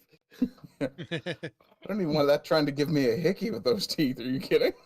Although, hey, I mean, at least it'd be a quick circumcision. Oy vey. Don't nibble the tip, damn it! Hey, with the bleeding. Oy. I mean, she came back as actually an officer at one point as well. Yeah, you see why There I've was, been the Ro one's got Laren was good. quite attractive as well. Michelle Forbes. You see why I've been the one's got good taste. He says he's a Tachi fan too, but the Vulcan from Enterprise and 7 of 9 respectable ladies as well. On 7 Lee on Blaylock yeah. played Yeah. T'Pol. Yeah, on 7 of 9, She's very attractive. she's absolutely amazing, but just not quite appropriately balanced enough, I reckon. What she needs she needs more junk in that trunk, I tell you. Yeah, she No, I seems prefer a top tad heavy. top heavy. They're better top heavy. They could be used as a flotation device. I don't Spe- see a speak- problem. Speaking of people who could be used as a flotation device, did you ever wonder if Pamela Anderson breastfeeds her babies, does that mean the milk comes from plastic bags? Oh god. Like you bloody Canadians and your milk in bags. Fuck's sake. I know, right? But yeah, to Paul. Oh, Enterprise is an Oh, absolutely yeah. shit show, but fucking hell, she's There's a shot there absolutely of T'Pol amazing. and Savick together as well. Ooh. I've actually tagged you on, but there's on tag as well. Susie Plankton played like 3 different characters, as far as I remember. Yeah, there we go. There's a good shot. Oh, okay. Actually, she also played Yeah. an Andorian at one point as well. Yeah. So there's 4 I characters. love the Andorians. Andorians were probably my favorite on-screen race. No. But then- For me, It it's looks the Porta. different enough that you don't immediately think, oh yeah, that's the same actress. But when it's like, you know they're the same actress, like, yeah, you can absolutely see it in the jaw. And that's, what is this? Susie Plaskin? Plaskican? There's it's I've like set Plax- posted a Color square Pliskin? that you could just click on, and you can look at all of them like side by side. Yes. Yeah. Oh, and a weird thing. Yeah, like, Oh, she played Shran's second in command. Awesome. Yeah. She's been in the series since I think Next Gen. Oh yeah. Yeah. At least since mid run of that. It's one of the things I always liked about Star Trek is they kept calling the same actors back and giving them steady work. It was really nice to see. And they built up a real community. I don't like the modern iterations of these things, but No. The guy who played Shran and a bunch of other ones, was it Jeffrey Combs or Jeremy Combs? Jeffrey Combs. Yeah. He's probably one of my favorite television actors of all time because he's just got so much range. and the thing is, these characters you wouldn't have ever thought, oh, these are all the same character. I mean, yes, they've got makeup to make them look different, but the way the actress actually plays the character was always different with each of them. Yep. Well, that's because she's an actress. She's not just a plank of wood that they Put things changed the on. name of. Yeah, like a lot of actors are basically a coat hanger. You put them in different outfits and stuff, and that's all they are. They're the same actor. Yeah, yeah. Just to break out a little bit of my geek divery ability, Callum, the top right is in fact not actually a Klingon; it's a Klingon-human hybrid. Thank you very much. I'll be here all week. Which But also do we makes it want very that? interesting because it makes you wonder what his son is technically. He's kind of 3/4 Klingon. Say it right, UCY, be the one that needs to be all caps and stretched way out.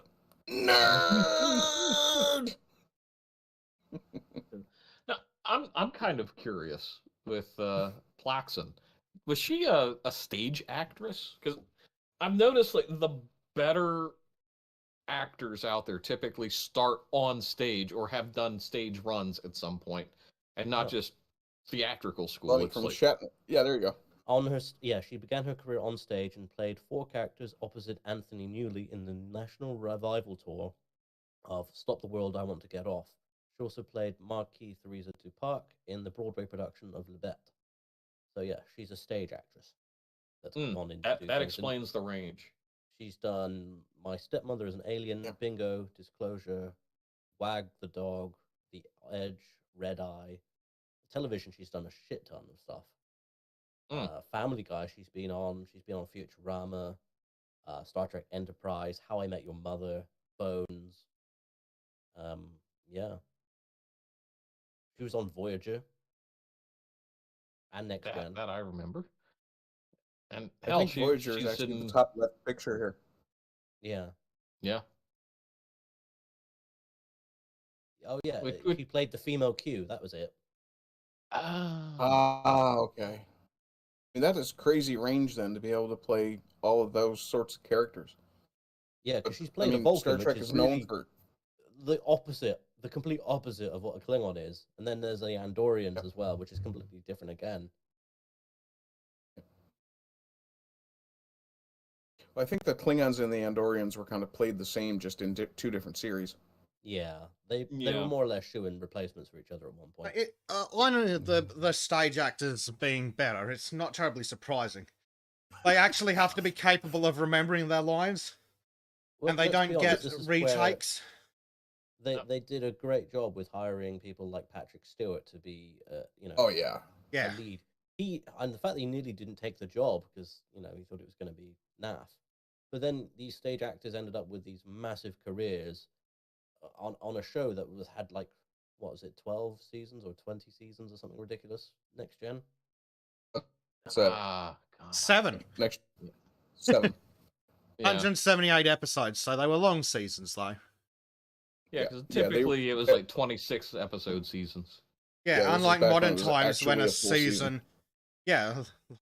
Well, nowadays it's like 12 fucking episodes, which isn't even a calendar season, Yeah. Or 8. barely. Yeah.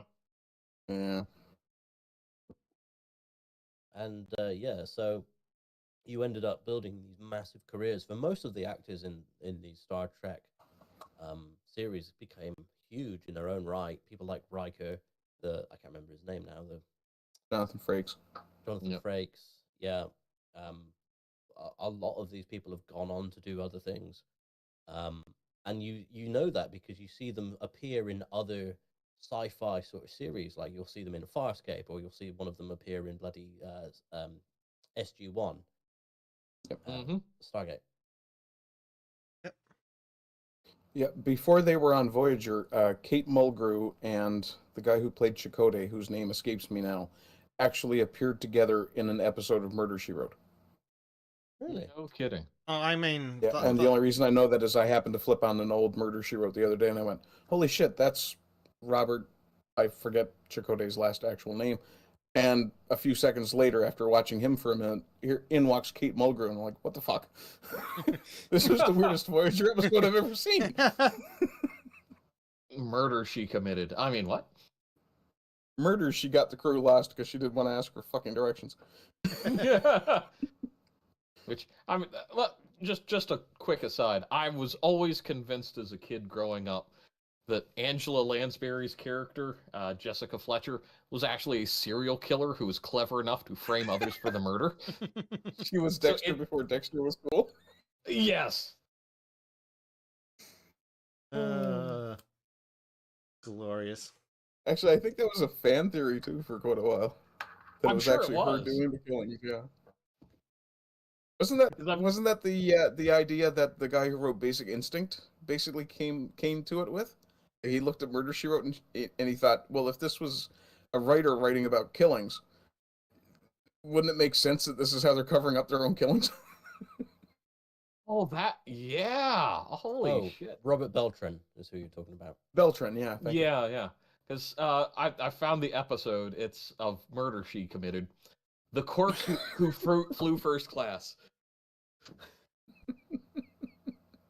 I've posted some screenshots from the series. Yeah.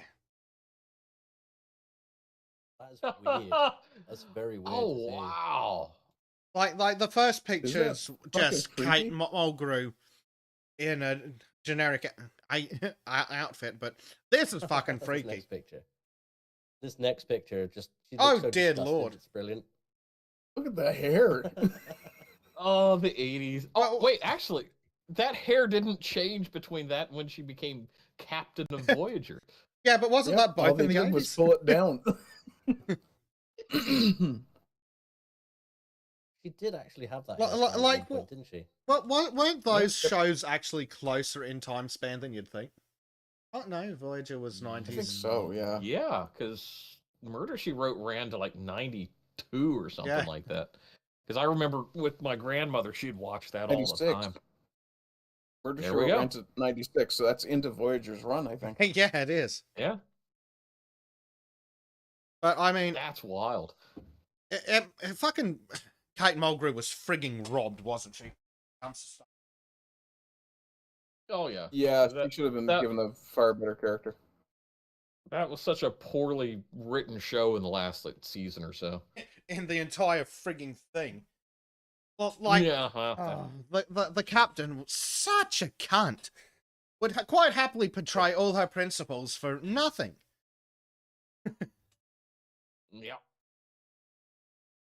What was the ship they encountered a Federation crew early on in the series too that had just basically gone, fuck it, we'll kill all these fucking aliens and power our way home. I mean, fuck it, why not? What was that thing called? Oh dear. Mm. So just before we go back to the abomination list that I have not forgotten. Yes, feel free to check out Ardent's writing, and while you're on the site, maybe have a look at some of our merch. Hey, I mean, look at that merch store. It looks really functional and affordable compared to another website. You mean another website where they just gave up and went with fucking Teespring? Mm-hmm. To be fair, we were Yeah. originally on Teespring, but I got the shits with their fucking builder. It's crap, and the delivery costs are extortionate. Funny that. But yes, something that you might particularly enjoy is the Chipper shirt. And yes, that where it says your text here is in fact a user editable text field, which means that also it's not my design that says get in the Chipper pedo. But I have no control over what you might choose to put on there. LGBTQ meeting space. Dang it. Dang it. Dang it, Bobby. You do need to choose a color and size before personalizing, otherwise it breaks. But yes, you can, in fact, if it wants to load properly, get in the Chipper. Bitch. Choipa? The Yes. choipa. The Joyzy. choipa. But I'm not. I'm. That's not the design that's actually built on the shirt, so it's not. I'm not responsible. And Callum Dayton, we've all asked that question at one time. What, or you another. don't want to tune in for the annoying Christian child with his stupid moralizing and the random fucking Greek who can't speak English show. And the absolute absence of Carl, which is why we all signed up in the first place. Oh, Yep. what? You guys are a bit concerned about not having Carl on the Carl show? Yeah, weird, isn't it? I'm sorry for my digressions. And yes, the comedian who shall not be named. The comedian. If you can't hear me, the doing joke. those The joke. finger quotes. Yeah. I've got a punch gun the size of my dad. Ah! What annoys me the most about that joke is that they're not frigging illegal in America. And you are, in fact, perfectly capable of using a punt gun for home defense. You're just not allowed to use it for Yes. hunting. It's yeah, you're not allowed to attach it to a punt and hunt with it anymore. Exactly. But, well, and there's actually sorry, some great videos about American-made let's punts. specify on it. You're not allowed to attach it to a punt and hunt birds. Yes, true. Hunting pedophiles, however. Open season, no bag limit. Tristan says he doesn't like Stelios. Connor's alright. See, I reckon Stelios would be great if you could sit him down with it. I told you he should not be named Billy. Stelios Contos. Yeah. Stelios. Like, I'm sure he'd be a lot better. Can I undo that? No, oops, sorry, Billy. I'm sure Stelios would be a thought I lot could better undo that if you after could the gag. sit down with him in a more controlled environment with something he's prepared. But like, he might be an absolutely brilliant fellow, but his English isn't not good enough for a constant byplay. You need to be able to bounce off people when you're hosting a podcast. Unfortunately, poor Stelios should. is, well, he'd probably be great in a pre-scripted video.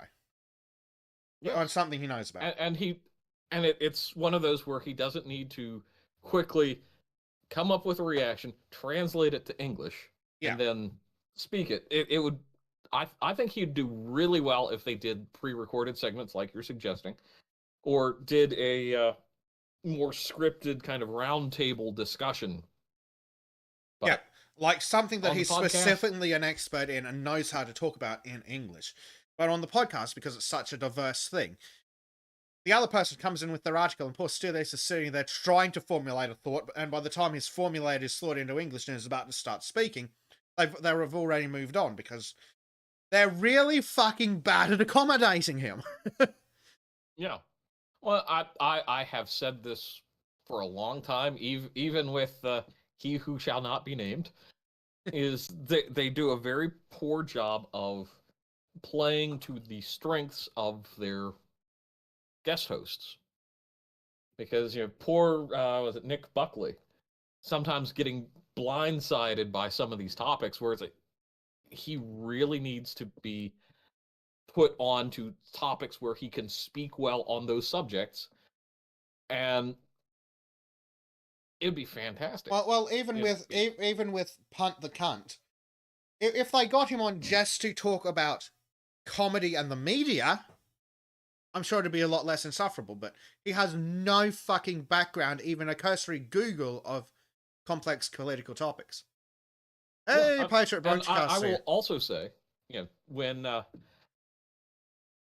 I'll put it this way: whenever I hear Connor talking about American politics or anything American, I just want to reach through the screen and slap him, because it's like, you've never been to the United States other than the tourist traps. You don't like American culture. You have no appreciation for it. So just shut the fuck up.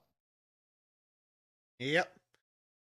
'Cause- Total Blackout says and it's it's- shit on the media too, which is fair in regards to Punt the Cunt. Yeah. And it's just one of those where it's like,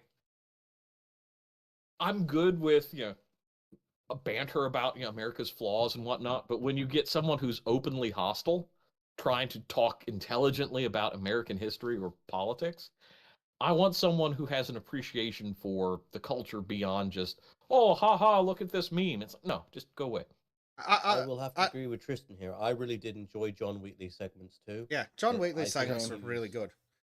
One of their stronger presenters on the site. Very much so. Josh is also one of their really strong presenters. Josh is great. He doesn't.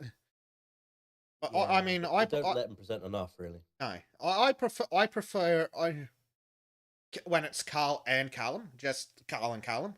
But like, if we're going to not have one of them, can we have Josh instead?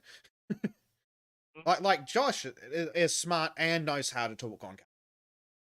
And but fucking Connor and though. doesn't and doesn't try to just wrangle the conversation into his own personal little field of expertise and sound You mean like rather Connor? Stuck up about it. Yeah. Holy What I really like shit, that about- guy's an insufferably arrogant. Oh, I'm so successful and special, and you should listen to me because I know what I'm doing. But God said you should behave like this. No, shut up.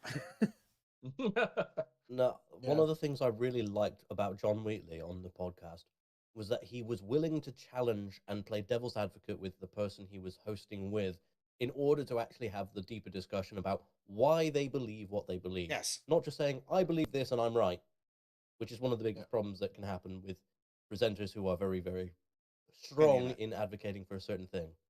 Yes, and John occasionally had the balls to wear the Canadian tuxedo. Yes, he did. Yeah. He was pulling out his Zap Rousdower Yeah. wardrobe. And what I've spoken a bit to Bleach about this in regards to Connor's presentation as well. I'm an atheist, but I also quite enjoy me some strong Christian values. But not because God said so.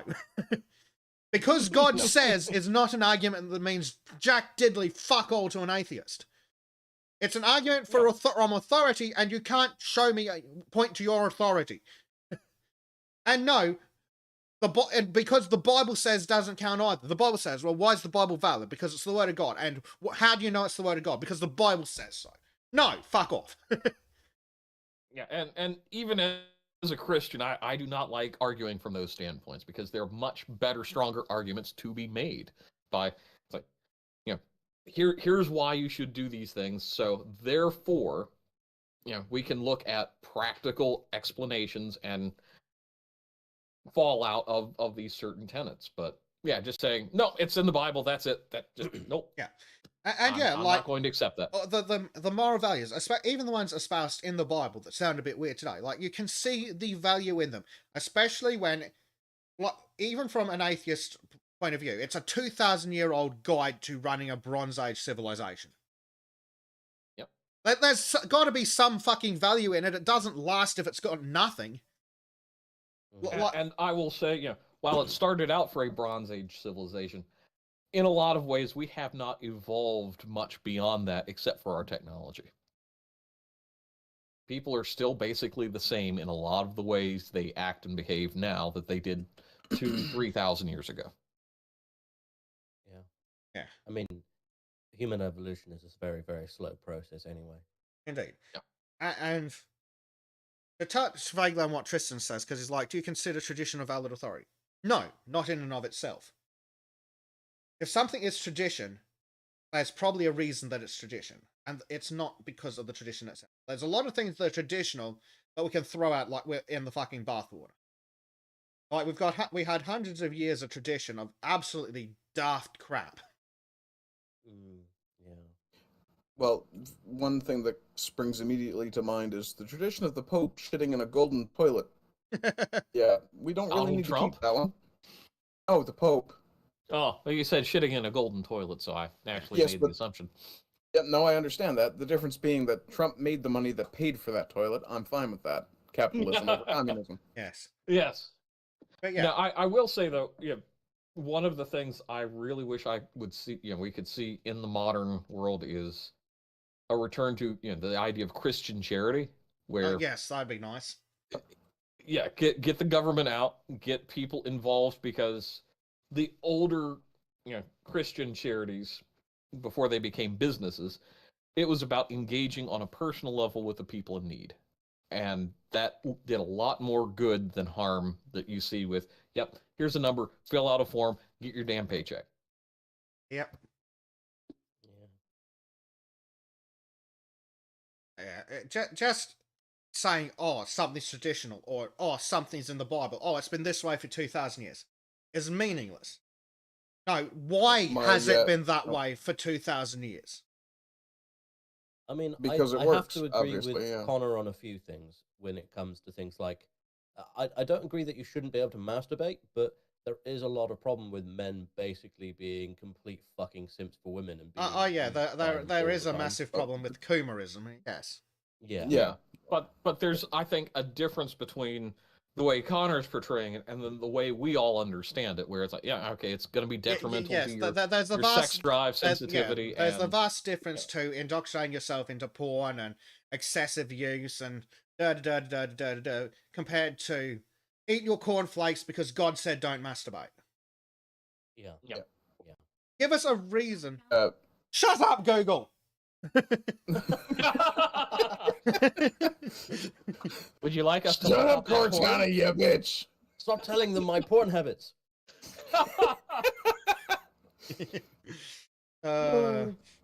Yeah, my Wednesday co-host Patriot Brunchcast in the chat, he says a lot of people still have traditional morals that really haven't changed much, but our society's ethics really went to shit. Yeah, the problem is that we've allowed too much of a march through the institutions, and there's not enough men basically going, no, sorry, you're going to stop this now, or else. Well, and that's I going to will start also swinging say- the other way because of the fact that they're abusing children, and that's a big no-no in society. Always has been. As soon as you get to that point, they're going to start pushing back, and now we've hit that. And I think we have, unfortunately, allowed again, this is just my kind of hardline stance, we've allowed the capital A atheists, the people who actively hate religion. Yes, and the people for all whom the it's a political trappings. movement. Yeah, the not so Yeah. skeptics. Yes. Yeah, where So all the lowercase a atheists, it's like, yeah, okay, you're a friend of mine. Cool. We'll hang out. We'll do this. I'll do my thing on Sunday. You go do God. whatever the hell you want. I don't care. So, Don't smile for Billy your profile asks- picture or anything there, Connor. Billy Looks- asks. Jesus. Billy asks in the chat, doesn't cranking one out make you less likely to act like a simp, ripping the head No. off of it? No. Not necessarily. No. There is such a thing as post-wank clarity, but Having a Yeah, masturbation but if- problem is not that. To be Yeah, fair, for- to be fair to Connor, by the way, bad photo wise, my photo's pretty fucking terrible too. Ooh, find Yes, it. Oh, you have to scroll right to the fucking bottom of it. Yes, in this Yeah, absolutely as far- steaming pile of shit fucking menu. Of course we Ca- do, ca- because why would they be nice to a loyal fucking employee? Ah. That's not too bad. That's at You- least more entertaining than Connor's. I'm you still look like maudlin a- as fuck. I look so miserable. You look Correct, like some back sort of in his character emo model out phase. of Resident Evil 1. I'm changing the E in Eldritch Horror to emo. Oh, they're complaining I'm quiet again, so I'll turn myself up. Ah, Oh yeah, crank yourself up Yes. there. Oh, what was the podcast? Let me see if I can find the episode that really drove me up the Hello, freaking now I'm wall. loud. excellent. Yeah, Oh, Billy Bloggs is God, talking about yeah. post-nut clarity, apparently. Yeah, and that's absolutely a thing. But what we're talking, we're not talking about post-nut clarity. We're talking about being addicted to coomerism. Yeah. I think Yeah. what really bothers me about the Lotus Eaters website at the moment is there's no easy way to find the premium audio tracks at all. Yeah. Hey, You see why Be the One in chat is asking about Crow's picture. Is that a character from Mortal Kombat? yes, I would say that picture has that aesthetic. Your soul is mine. Yes. Which, Yeah. being an Eldritch Horror. Yeah, no, I I'll need wear to mixed get... fiber garments. Vicky to Women update it if I obey. can. Oh, okay. Just reading Tristan Armstrong's comment there. It doesn't say kill homosexuals specifically in the Bible, Tristan. What it says is if a man lays with another man, he should be stoned. So it's actually an endorsement of marijuana. Yeah, I was going to say, that's the only time it's acceptable to lie with another man. When Yeah, you're no, very- we weren't smoking weed, and that's the lie, of course. Yes. Don't eat shellfish is the funny one. Yeah, somebody got a bad oyster, I'm guessing. Hey, Patriot Brunchcast is pretty much spot on. People have always messed with themselves, but it's nothing to celebrate. Boomers have made a lifestyle of abusing their member like a drug. Yes. Flogging it like a bad bishop.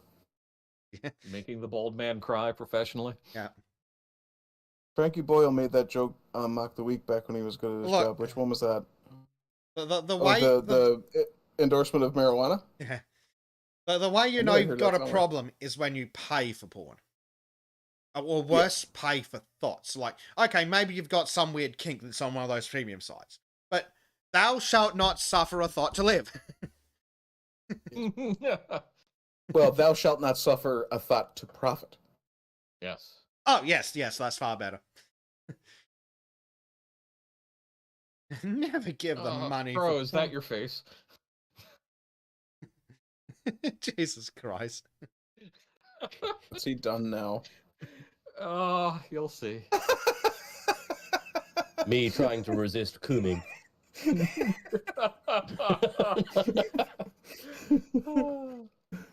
What, Could be worse. That could be your O face.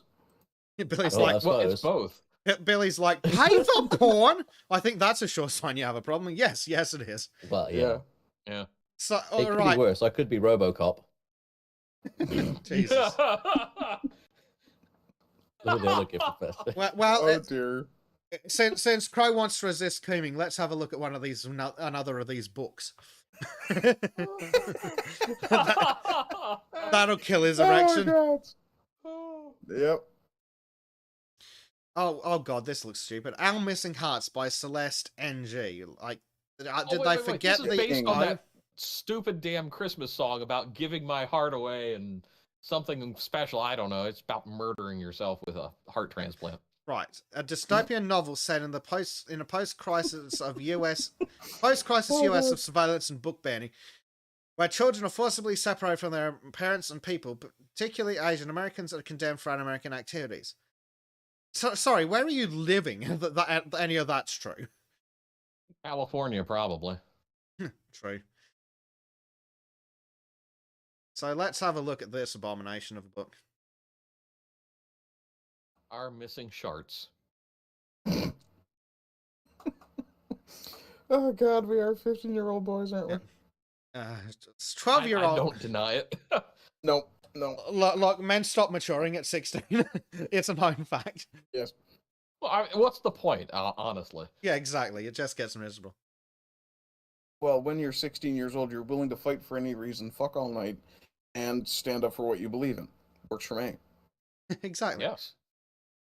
So let's see. Oh god, #1 best-selling author of Little Fires Everywhere. Oh god, a highly anticipated book of the year. Arsonist.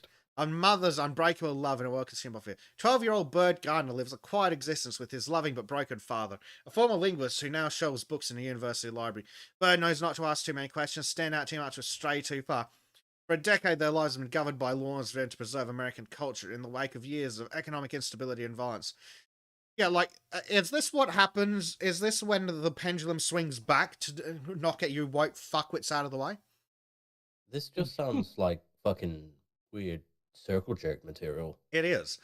Because, like, libraries have been forced to remove books seen as unpatriotic, including the work of Bird's mother, Margaret, a Chinese-American poet who left the family when he was 9 years old. Oh, so the hoe abandoned her kid.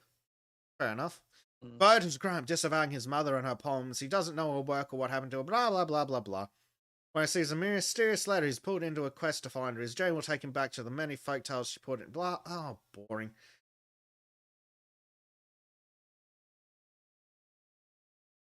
What utter crap. Let's have a look at the reviews. Lots. 3.9 stars. Perfection. 527 1 star. Oof, people hated this. Good. Bird Lauren sucked. Red Bird Spider Rover sucked twice. says pages 1 to 142. Bird the boy is longing for his mother. Where did his mother go? How could his mother leave him? Why certain books banned? Woe is me. Pages 143 to 331. Anticlimactic garbage with 0 quotation marks. The characters. Bird, sucked. Bird's father, sucked times 2. Bird's mother, Margaret. Like, honestly, I don't care. Sadie, it doesn't matter. If you are breathing, do not read this book. If you're not breathing, don't read this book. Yeah. Horrible. One of the worst books I've read in a long time. A thin plot stretched over the course of 300 dull, repetitive pages. The main character is one-dimensional and doesn't feel real. The author's overuse of colons made the narrative feel choppy. If you're expecting something good because you've read Little Fires... How do you overuse colons? I'm just thinking, wow, the narrative really must have been shitty. Yeah. That's a loose sphincter there. Wolf Kruger says the boy we're immediately introduced to and who dominates the first half of the book remains bland and indistinct. Beyond general empathy for him having lost his mother and living under difficult circumstances with his father, I never really felt for him or got emotionally engaged. For dystopia, there's nothing new or special about in this novel. Hatred against what seems to be foreign, xenophobia. Books aren't burned in the society, but removed and made into pulp. Children are taken from their parents if the latter don't intend to raise them by the doctrines of the regime. So it's communism. Yeah. Are we really shocked, though? There's nothing new here, and no original thought seems to have occurred to him. The Patriot in the chat is like, Celeste. There he goes again. What you say when you're constipated? Heather It sounds like an African name. If it's an African name, it's actually pronounced Nga. Yeah, it would What if be it's in the Nga. clicking language? Well, this silly cunt's Chinese American, I assume, which is why the mother is a Chinese American poet, because she's got to insert herself into the story somehow, because she has no skill. She inserts herself Oh. harder than Joe Biden does in a Little girl.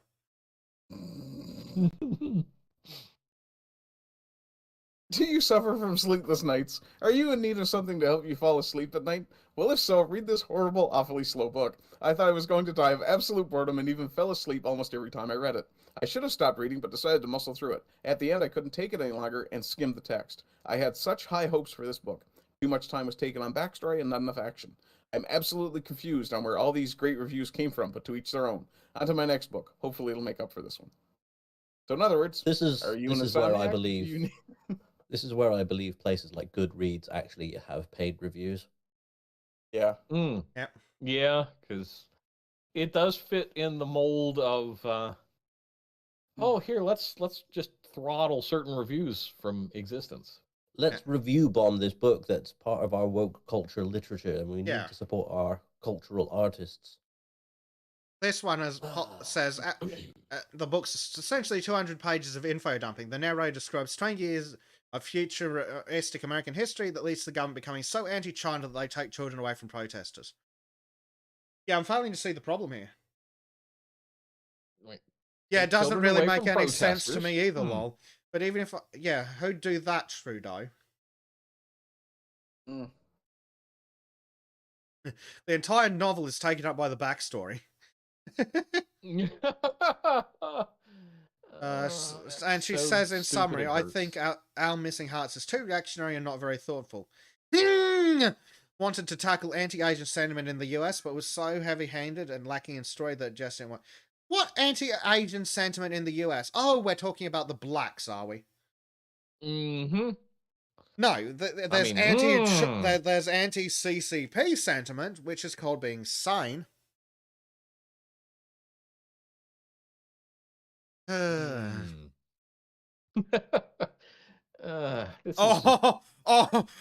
like this guy. Ironic that this book argues against indoctrination, and that is exactly what it is. Poorly concealed indoctrination, political extremist propaganda, and your average leftist fascism. Most worthless garbage I've had to read, or rather did not finish this year. Oh, Nice. Damn.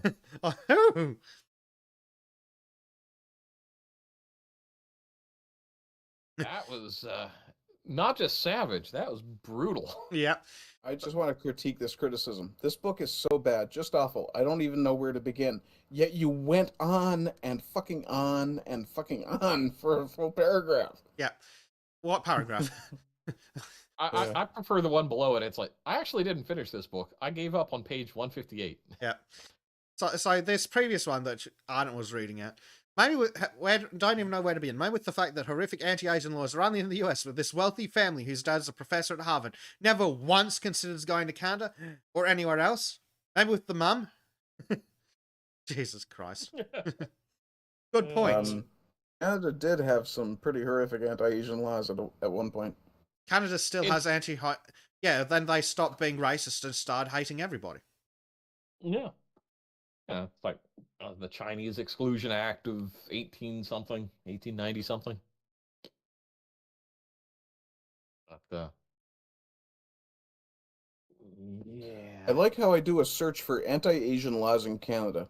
The first result I get is anti-Chinese immigration laws in Canada, 1885 to 1967. The second result is anti-Chinese legislation in the United States. I really need to get a better browser because Brave is just totally subverted. Yeah, it's it's funny. Brave's gone down. Oh my god. Look, this review. Listening to audio. Lucy Liu going for an Academy Award here with her dramatic pauses. I had to look at the book. God, they got to fucking figure out Lucy Liu to do the voice acting. I don't know if they did or if I they're just traumatized from insulting Liu's her by... performance. Oh my god, never again. Overall, the story is incredibly boring. The real story doesn't start until halfway through. The first half is told from a young boy's perspective, and his character isn't really developed. Molly Brown, boy misses his mother, dystopia, blah, blah, blah. I mean, that's kind of the way I'm reading all of this now. Oh, Janelle Owens. I'm so disgusted with Our Missing Hearts by Celeste. Ting! Let's start with her racism as she capitalizes black but leaves white lowercase. Her story is futuristic but will become reality if the progressive left stays in power. For an author who has had great success thanks to Americans who read her books, I find a stab in the back that she refers to being patriotic as if it's a sin.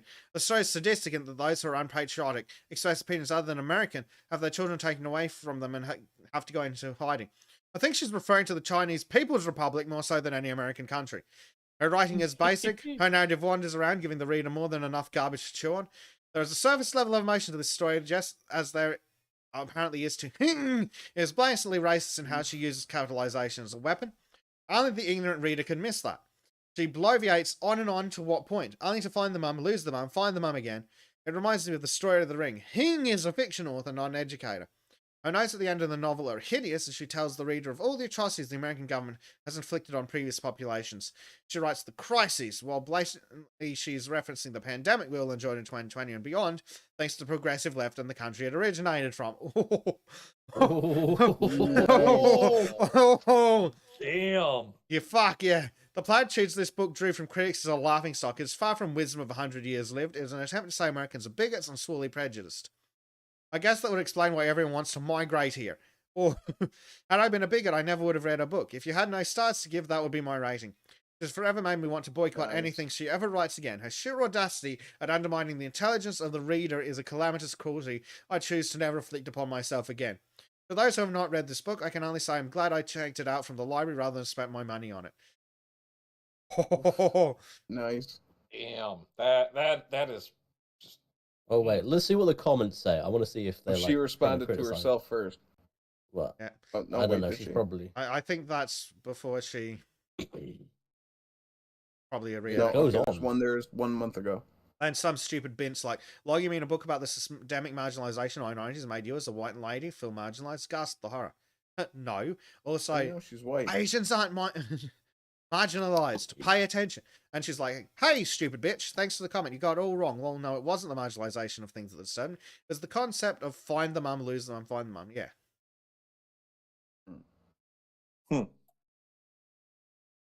I love the fact that someone has like, oh yeah, you didn't like this book. That means you're a racist. You're just a Literally. white woman. You're not allowed a real opinion. Exactly. Turns Turns out out I'm a she's racist. black. Yeah, Janelle doesn't sound like a particularly white name, but there we go. Personally, I'd like Well, Janelle to turn out to be some like mixed race. Black Yeah, and black Janelle Chinese. tends to be a white girl, black girl shared name, but Mm. Owens tends to be a black name in the States. Yep. You know, Jesse Owens. Candace Owens. Yep. Here, Bruce said, oh, well, of course Bruce doesn't like it. Bruce has an American fucking flag in his profile picture. I can't imagine why this guy thinks poorly of her. He's like, what is Looks like this Patrick horse shit? Stewart. She has an agenda to shine the light on discrimination against Asians in America. I totally agree that some Americans are biased against Asian Americans. But getting to the last page of this book was a struggle. Where the thrill is excitement, humor, the plot.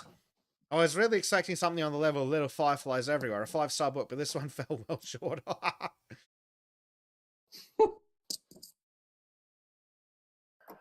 Oh, Claire says, I made it to page 171 before I tossed it to the ground and discussed. I read to relax, not to spend my time reading about the horror and consequences of inflation, gas prices, xenophobia, and job losses. Okay. Miss... Who is responsible for the inflation, the gas prices, and the job losses, Miss... Do you think it He might really be needs the to put an I stupid in front of Chinese the M. puppet?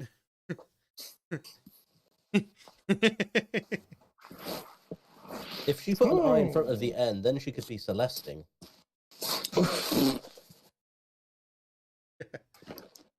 Oh, it's like the twilight of humanity. I'm Celesting.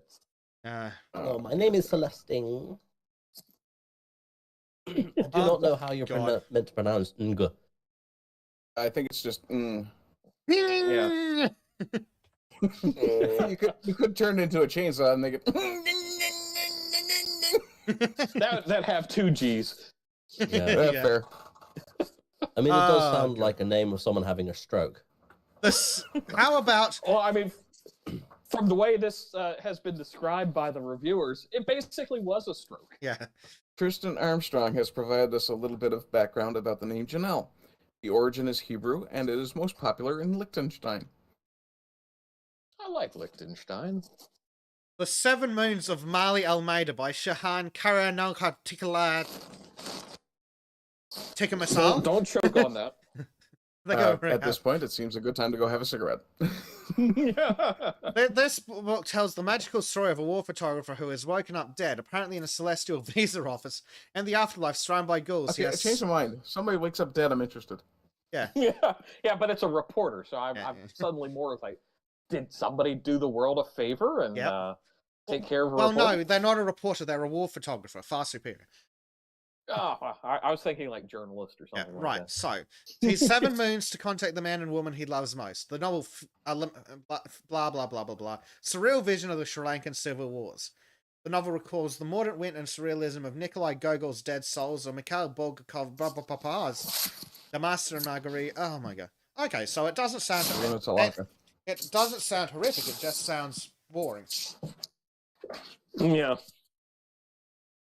Am I noticing that as a significant theme? Is, hey, I've written this really boring and trite book. Give me an award. Yes. Can we skip one? Can we skip one? No.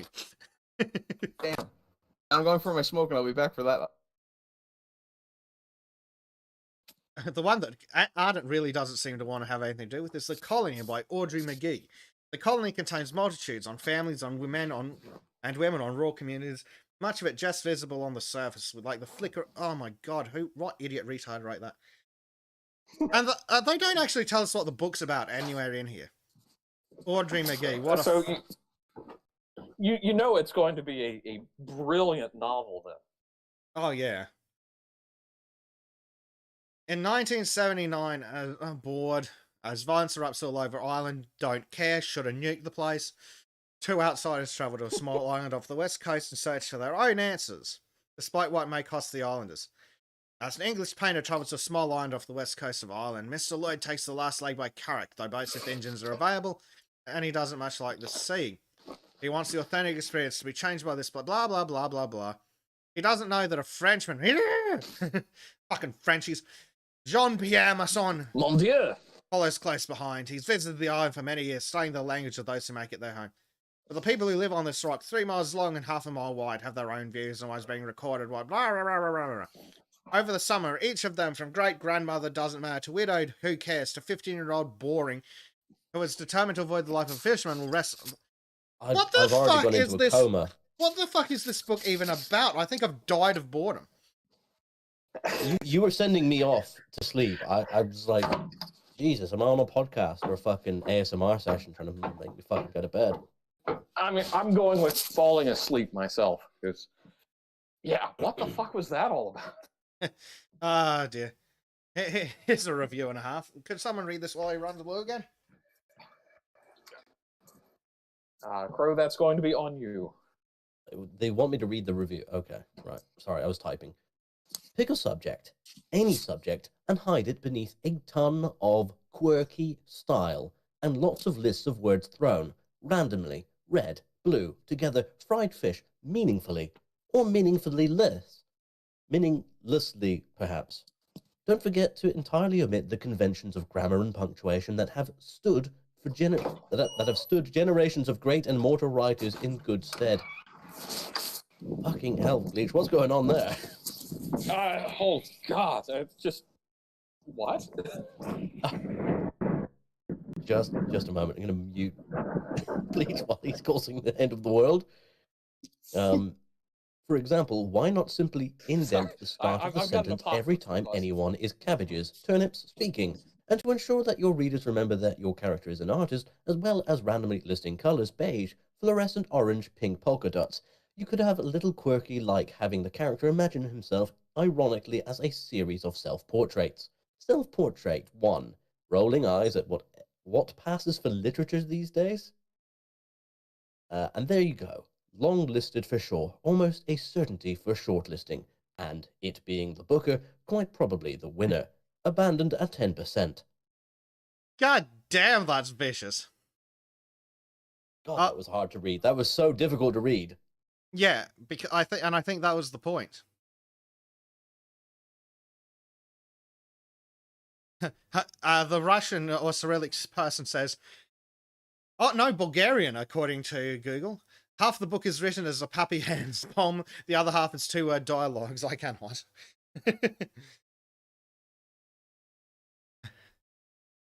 DNF could not endure one more page. This is how the book is laid out, 1 word each line. Jesus Christ.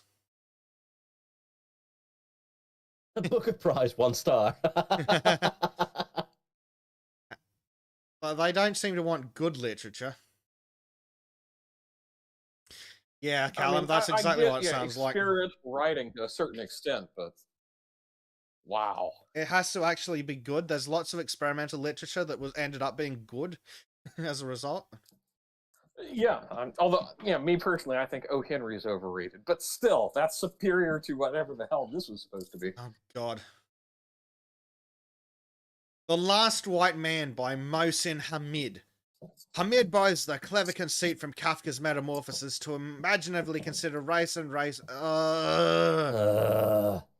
Anders, a So white man basically, living in this a is small a, US town who wakes up one morning to find his Oh, skin has turned dark. Oh, We've talked fuck about this one off. before. The Last White Man. I remember now. It was on the Lotus Eaters for a while. So basically, I'm taking this as a dinghy boat fantasy. Yes. No, it's a. What if we made the white man black? Wouldn't he suffer immensely? No, you fucking Yeah, idiot. apparently he's really angry about being turned into a black man and so on, and tries to find the person who changed him into a black man or whatever. If I woke up black one day, my concern won't be, oh no, I've been cursed by the evil witch doctor upon the mountain who caused the lightning. It'd be, holy shit, what the fuck is wrong with me? I need to get to a hospital. I go to the hospital like, my skin color was white yesterday, and now I'm a black man. Shut up, racist. And it's like, yes, look, I know I'm going to sound crazy, but here's a picture of me yesterday. See, the facial structure's the same, bone structure, all that's the same. What's happened? Why the fuck am I blank now? But also, they're like, oh, they consider race and racism. It's a small town. Everyone will be like, oh, holy shit, Anders, what happened to you? And he's like, I don't fucking know. It's like, well, shit, are you sure you're okay? Yeah. Honestly, it just sounds like, it doesn't sound like a fascinating allegorical tale or something. It just sounds like someone who's just having a weird fucking... Yeah, it's just jerking off to like, oh yeah, what if we made the white man black? Ugh, fucking cool. Wouldn't he suffer immensely from all the racism? No, he wouldn't. Because everyone would be like, holy shit, what happened to you, dude? Yeah. It's like, do you have a medical condition? Is this a necrosis that suddenly set on for your whole body? Yeah. Just not a... You have it the other way around. You have the last black man, and you turn a bunch of black people into white people. And oh my god, look at this crap crap on a regular basis that no one gives a fuck about because we're white. Yeah. Look at this crap. One morning, Anders wakes to find out his skin has turned darker. His reflection is strange to him. At first, he only tells Una, an old friend newly another. Who the fuck is named Una in humanity? Blah, blah, blah, blah, blah. Well, wait a I think he only tells one person. No, you fucking idiot. He'd be going straight to the emergency room going, holy shit, am I dying? Yeah. Do I have a problem with my liver, perhaps? Yeah, that'd be a good question. Actually, no. If you turned black, your first thought would be, holy shit, I must have... I must have Ebola because all my blood vessels have ruptured and I've got internal bleeding everywhere. Funny, Callum asks an interesting question in chat. Here's a fine question. Why are black people better than whites? With all this pushing that white people are evil and all, what's great about black people? Well, Callum, what's great about black people is the fact that they've been impressed by white people. Apparently. And they're not white. That's the most important thing. Oh, and Wakanda. Yes. Wakanda forever. Wakanda was stolen from them by the white man. So Mohsin Hamid, who knows so much about oh god, he spent much of his life in London, New York, and California. Fuck London, fuck New York, fuck he California. knows fuck all about the rest of the world. No. Oh look, he's written How to Get Filthy Rich. So he's written a book trying to sell to people an idea about how to get rich. The Reluctant Fundamentalist. You can do that by writing stupid books to idiots. Discontent and its civilizations, dispatches from Lahore, New York, and London. A beheading.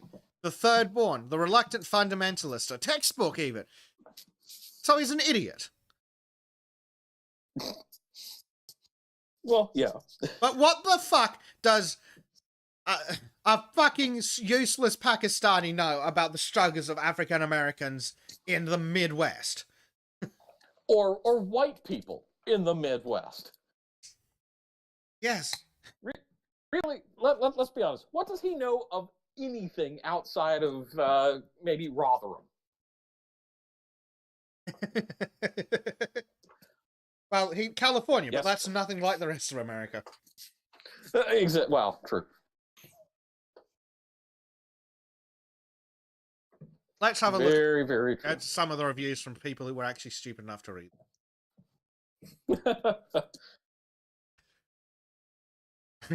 Oh, Elena Vasquez, sounds like someone's racist fantasy. But no, I think that idol is disrespectful and I pass.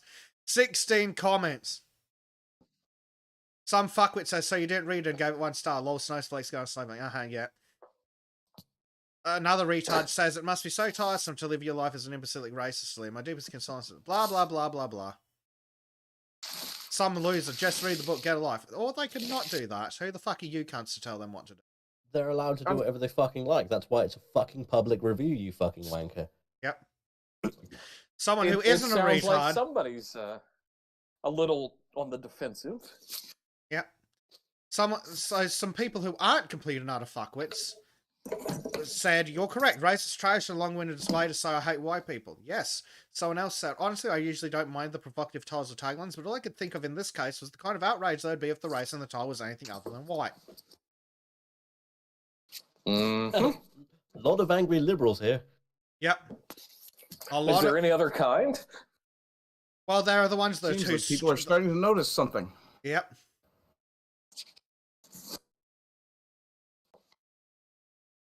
Oh my god, Baystate, that would be fucking incredible. Would you like to... Baystate has said that he has been investigating AI systems a lot recently, and I'm seriously considering creating an anti-racist AI system, including giving it its own Twitter account and eventually programming it to write a book.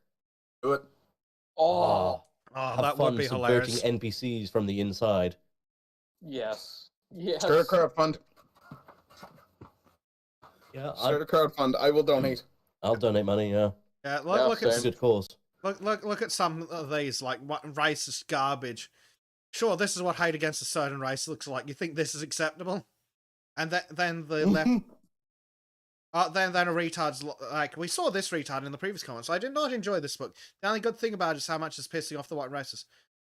No, they're not racist, you fucking brain-dead scum fucking They tard. literally read a book from an author that's black and didn't like it, and you're like, you're racist because you don't like things that... You have to automatically like something because of their skin color.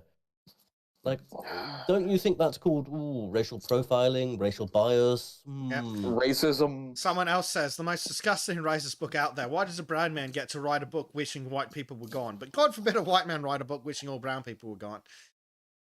That was written back in the 30s. Oh my god, someone... Holy shit, this is brilliant. Why didn't I stop at the part where a white woman puts on lots of makeup to look black to teach her mum a lesson? What?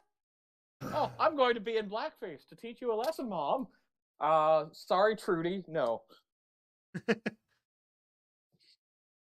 Also, why the fuck are there only 2 races in the book? Where the fuck was everybody else? Yeah. Yeah, what happened to the Asians and the natives? And yeah. And you know, the Hispanics and yeah. What the? Rachel, what was the assignment? Because I don't feel like reverse racism was the answer we were looking for. What was the point of the book? I'm always wary of Look at the books comment on it. Look at the comment and see if it's, oh, you're just a white woman. There's one comment. Let's have a look. Oh, interesting review. Good time. Well, there you blow. Wow. Obviously, they didn't scroll down far enough on this one to review these.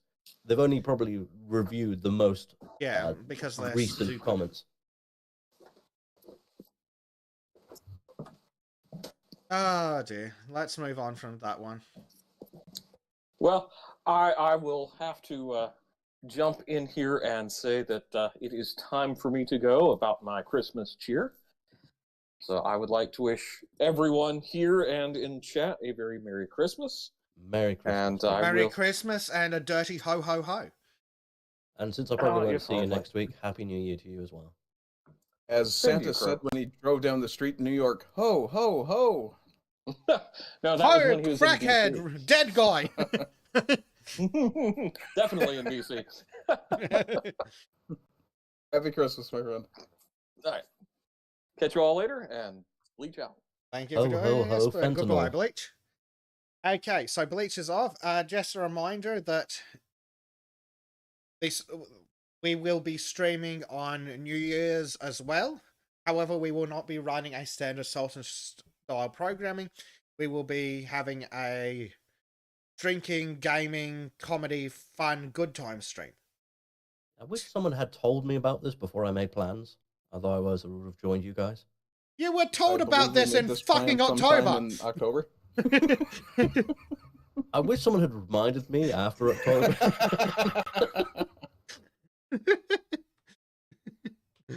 Oh well. But yes, it Be will right back, feature thank you. all the assorted internet games, golf with your friends, other things. We might look at some fun and memes. Might watch Definitely have some. to play Cards Against Humanity again. Yes. Might even watch some shitty, funny meme time videos, but we're basically just going to have fun. I will be telling every dirty joke I can think of, Perfect. which is quite a lot of time, actually.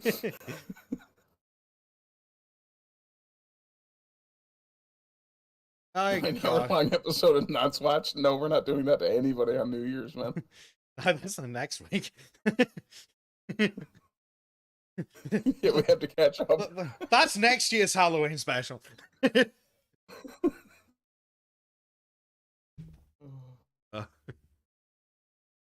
What do we got? Trust by Hernan Diaz, a genre-bending, time-skipping story about the New York City's elite in the roaring 20s of Great Depression. Ordinary New York couple is risen to the top of the world, apparently endless wealth, but what costs? Yeah, that sounds boring as fuck. Oh god, the winner of the Women's Prize for Fiction 2018, Best of Friends by Camilla Shamsi. Pakistani British, okay, so her father and brother are rapists, got it.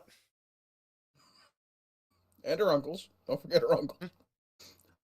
They're not, okay, it explores the intricacies of friendships between two different women, Zara and Mariam. Okay, so they're fucking weird and not that. Oh, the novel opens with them as teenagers in 9 days Karachi. Later, they are successful 40-somethings living in London. Why the fuck are they in London?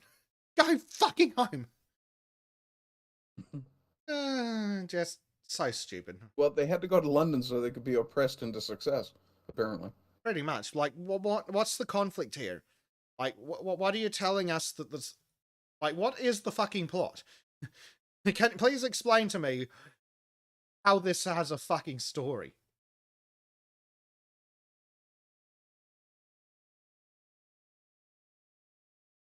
Blah, blah, blah, blah, blah. Oh, they never speak of the differences in their backgrounds or their values, not even after the fateful night when a moment of adolescent impulse... of course. And that's where you know they're fucking lesbians, and it's confirmed, it's LGBT. Yeah. Can women not be friends without fucking each other anymore? Like, it used to be that you'd say that men and women can't be friends. But no, it's apparently no one can be friends, because you've got to fuck everything that moves.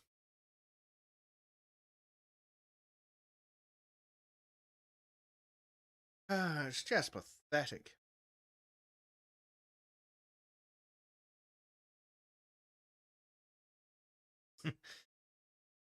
Here we go. Billy's shown linked us an actually decent book. How to Sleep Well, and she's fucking out of it on a fucking looks like a train. Clearly that book worked well.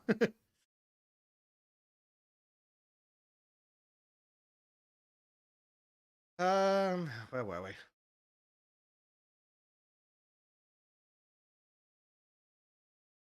We're not going through all 50 books, are we? I mean, yes. Oh god, yeah, I mean, it's a long way to go, isn't it? Oh god. To Paradise. How to be black in... It's just... Oh, The Exhibitionist. Free Love. Glory. Free Love? Yeah, Jesus. that sounds horrific. Glory was a damn good movie. somehow I don't think it's got anything to do with this. That looks more like Glory Hole. Yes. Oh my god, what the Yeah, have a fuck is go on it this after. title? Bless the Daughter Raised by a Voice in Her Head. A full-length poetry collection. Ooh. Fuck off. It sounds so self-aggrandizing and egotistical. Yeah. Memphis. A rhapsodic hymn A to rhapsodic black hymn to women. black women. Oh, Jesus man. Christ. Right. I'm changing my name to Ingboku or something and just writing a novel about the struggles of being Well, you black don't- in Newfoundland. You don't even need to change your name. You just have to write with a pseudonym. That's Yeah. true. A Oh, that's nom what de I meant, yeah. plume, even. Yep. So Nom de just plume. How dare you speak Surrender Monkey? Yeah, we have Just rules because on I'm being cultured. French around here. Billy blogs. More garbage. Can't they just scissor in silence? yeah, no, that's pretty on point there. Dear. What do we This- have anything? This is the kind of shit that makes me want to get back to book burning. Yeah. Yeah. Well, it's going to be cold this winter. We're going to have to burn something. I've got suggestions, but I can't say those on YouTube. Someone might call the call Crime Stoppers on me.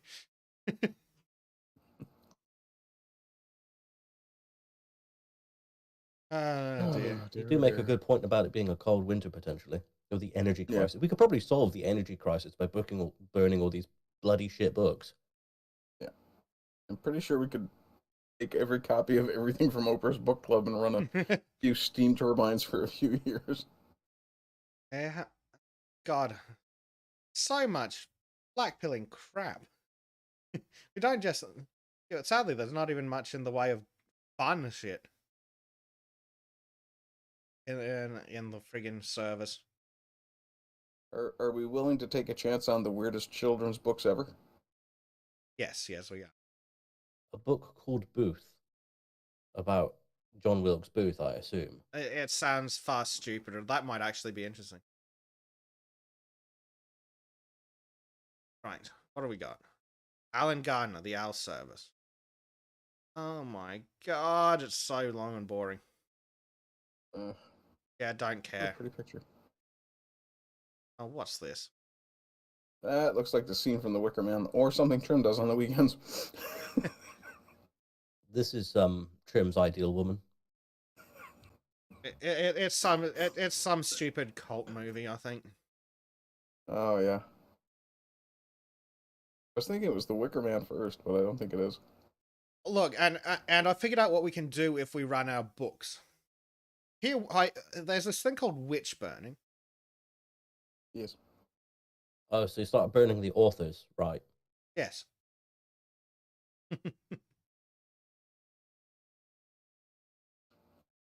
Let's also remind ourselves that witches tend to write grimoires, and that's pretty much what these books are. They're grim for sure. Yeah, especially the ones about the thespian lemonist. Lemonist, yeah. Yeah, lemon.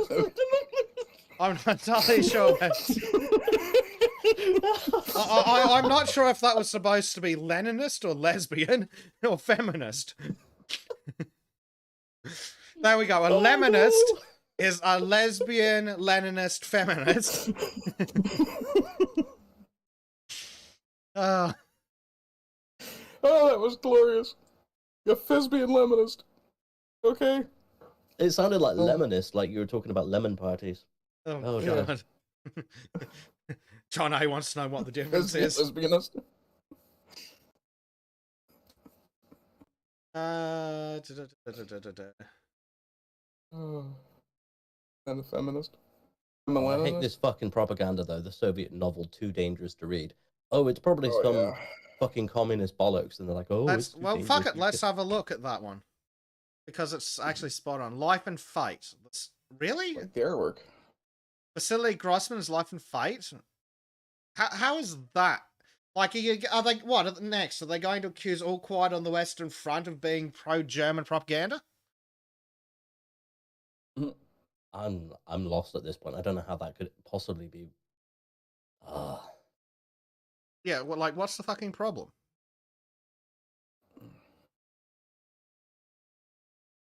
Don't do that to a book, you bastard! Jesus Christ. Yeah, I have Yeah, no no, that idea what's makes the me fucking unhappy. problem with this book. Ah, this is the anti-lemonist stream. Yeah. Damn lemon Hell stealing with lemons. whores. Dirty citrus bastards. Lemon stealing horse. God damn it. Oh God, look at this. Oh, the book that could corrupt a nation. The book's too powerful to read. This is from the BBC, remind you. What in the Oh, yeah. fuck is going on there? Something Kafka-esque. Oh, blah, blah, blah, blah, blah, blah, blah. God forbid they actually write anything. Just waffle. Oh God, it's stupid fucking lesbians. That's the...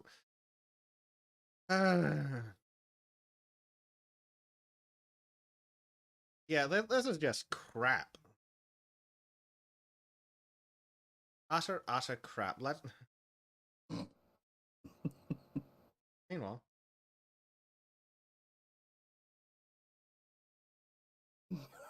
Bleach a Don Leninist.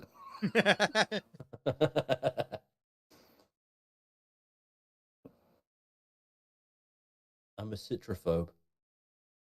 I actually have what amounts to a citrus allergy, so yeah, I absolutely hate anything to do with lemons or limes or oranges, especially oranges, because they're using orange oil in so many different cleaners now.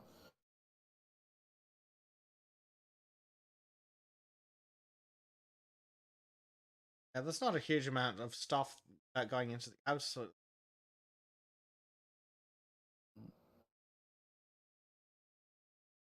Right, so have we got any other articles that we can cover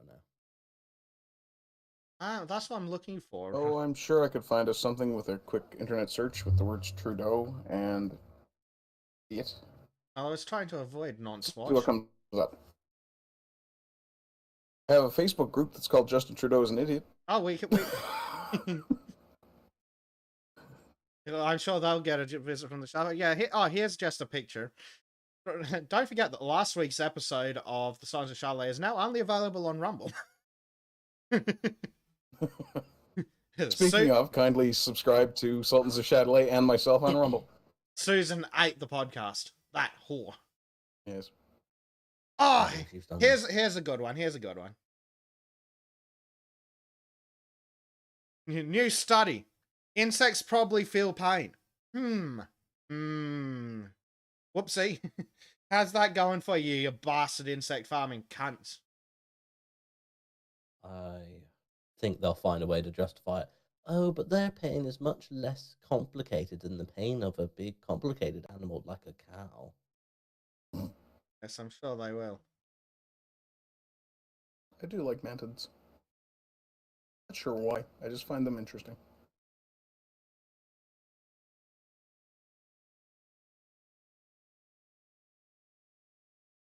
Dear. So,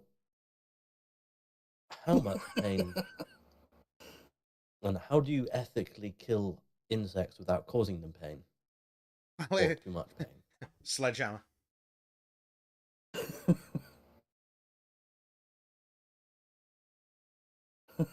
Callum Dayton says, remember, if you side with the bugs, you are against humanity. Fucking oath.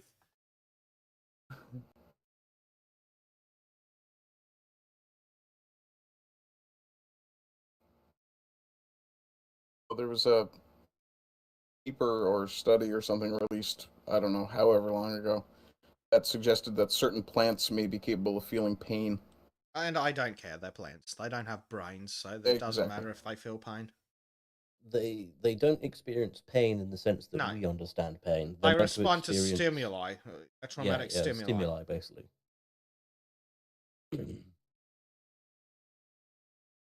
You see why Obi-Wan is absolutely fucking done with the bugs. He says we kill them all. Yep. Well, his parents were in Buenos Aires, so. Yep.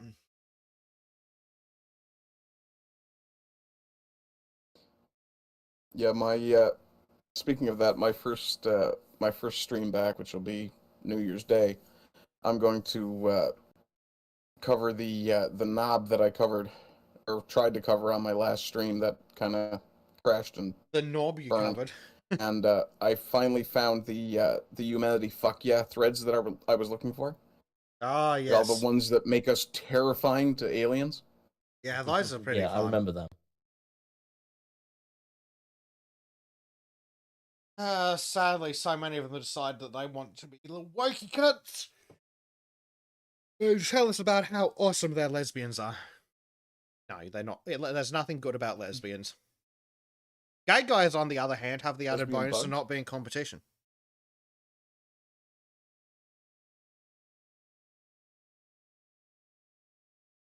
Australian man explains why he let a spider the size of his face live in his house for a year. Because he Say couldn't fucking stop what? it! Oh, she kills cockroaches. Yeah, fair enough. But also, Oh, yeah, I love keeping spiders. Every time he approached it, it probably said, "Fuck off, Dave." holy shit. A What kind of huntsman spider is eating a that? possum. Holy fucking Is that a Jesus. huntsman? Yes, that's a huntsman. Shit! Nice. Are they dangerous to people? That's a possum, so what do you think? Well, I mean, are they naturally people aggressive? Like, if you approach one, will it flee before it fights? Oh, fuck it. No. Oh, The huntsman's okay. as big as you So there's are. no point in breeding huntsman spiders to throw at liberals. No. That's what wild wolves are for, because the liberals are stupid and don't carry guns, so the wolves eat them. Can only hope.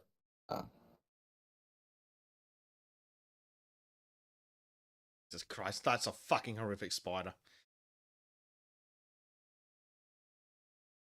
Yeah, as an Australian, I'd burn the fucking house down. I would get a shotgun and stand at a very sharp angle to the wall, but other than that, I mean, it's still my house. You're fucking going one way or another. I don't care if I have to take a sledgehammer to you. I prefer the And shotgun. I like spiders. I will let spiders live in my house. Callum's like, Callum can't says look he at the has a very screen. bad arachnophobia. I'll take that off the screen then for you.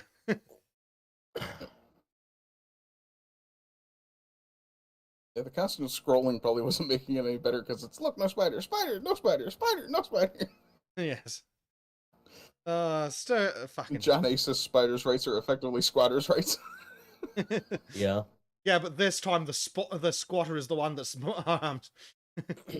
To be fair, the actual spiders are better than squatters because they actually provide a useful service. This is true, and they don't shit quite it as badly.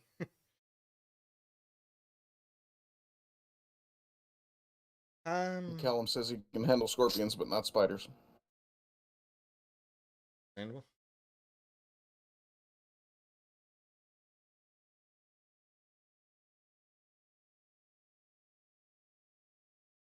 Yeah, So, I'm just did we trying to. figure out what the problem was with last week's stream? What we did bad?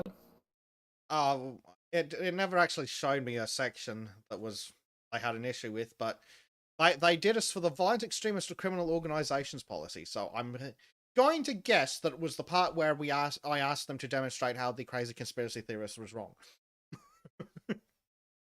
Yes.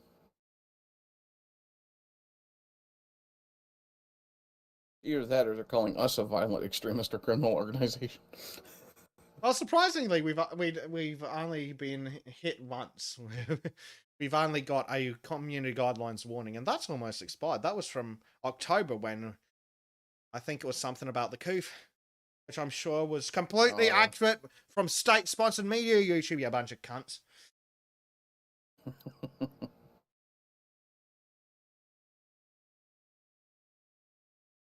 God, I fucking hate YouTube. Here we are. Yeah, it's almost like they don't understand that if they drive creators off the platform, their advertising revenue is going to go down. Yeah. Like, imagine if fucking PewDiePie went, you know what, fuck you guys. All it would take would be PewDiePie, Tim Pool, Fuck Tim Pool. Tim Crowder. Goddamn beanie wearing Well, yeah, I know, but he's got massive followings. I'm just thinking about people with massive followings and guys like the Russian Badger and some of the really big game streamers like PewDiePie. If those guys just said, screw this, we're going Rumble exclusive, YouTube would lose a shit ton of ad revenue. Yep. Oh God, Rumble exclusive would be great. Speaking of Rumble,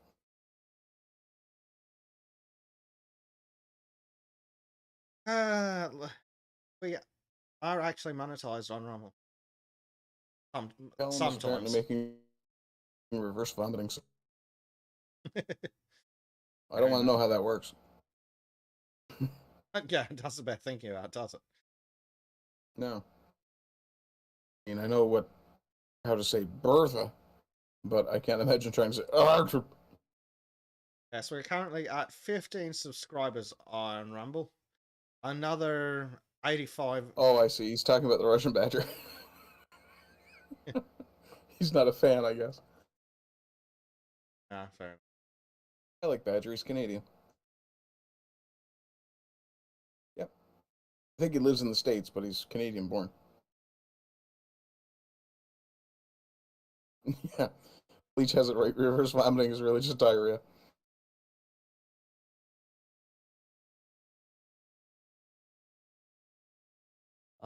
Diarrhea isn't fun. I don't like being a water fountain.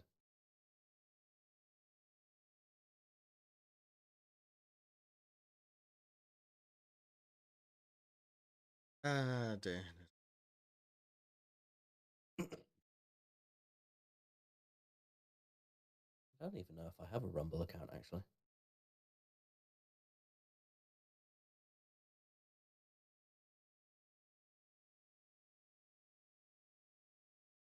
Ah, dearie me. We can get a surprising amount of views on Rumble, actually. So this is episode 79. That means that we'll do episode 100 around the 20th of May, I think. Probably something like that. 100 episodes of this crap, Jesus Christ.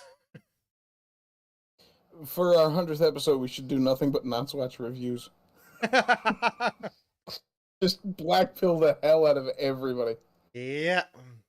That'd be wild. Ads free. I've never seen ads free. What the hell does that mean? I think that means that we said something too spicy for Rumble. Holy shit. There are things you can say that are too spicy for Rumble? Well, not. That is impressive. Better check my account. Yeah, here we go. Okay, my Yeah. my R-rated read of "Twas the Night Before Triple Xmas" last night is monetized. Yeah. So what the fuck did we say? It's when it's not been accepted by any advertisers, which is a shame. But maybe the advertisers don't like it. But yes, Bleach is also on Rumble and Odyssey. He reckons. Fucking Odyssey, God, they suck. Apparently, I do Such have a Rumble as clunky well. crap. Yeah, I haven't touched my Odyssey account in so friggin' long. I don't know if I even still have it in the list. Bad. Like every time I try to watch the Lotus Eaters on Odyssey, it crashes. Well, that's Then a bit again, of a every time problem. I try to watch the Lotus Eaters on their own website, it crashes. But then that's not the biggest surprise, considering. Yeah, the website's a bit of a fucking resource hog, isn't it? Yeah, I was showing Bleach the other day, like 3 or 4 megabytes just to load the page, and that's per user. No wonder their servers keep falling over and dying. Did you know the merch banner was 1.7 megabytes on its own? Fucking hell.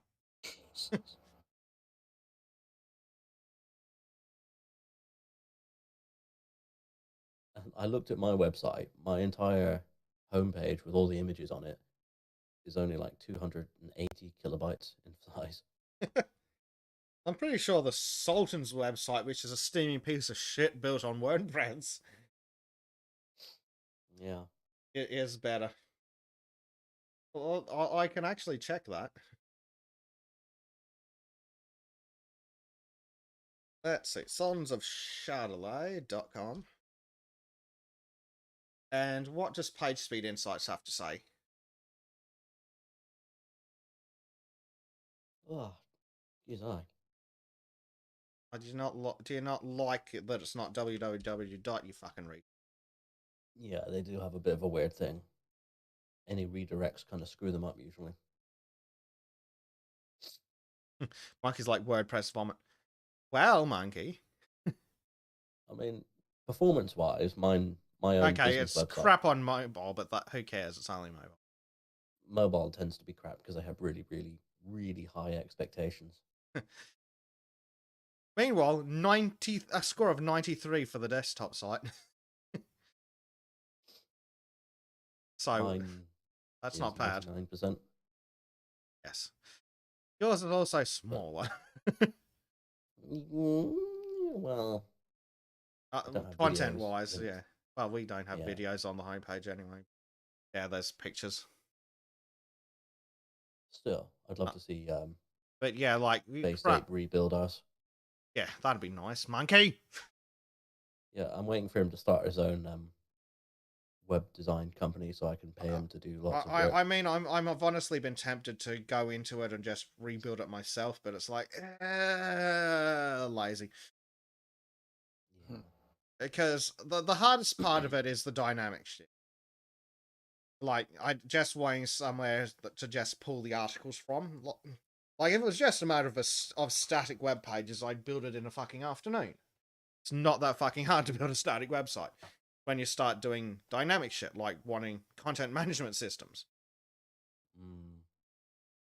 No, I got fed up of trying to get the CSS to do what I wanted to do properly because sometimes it would draw from different inheritances.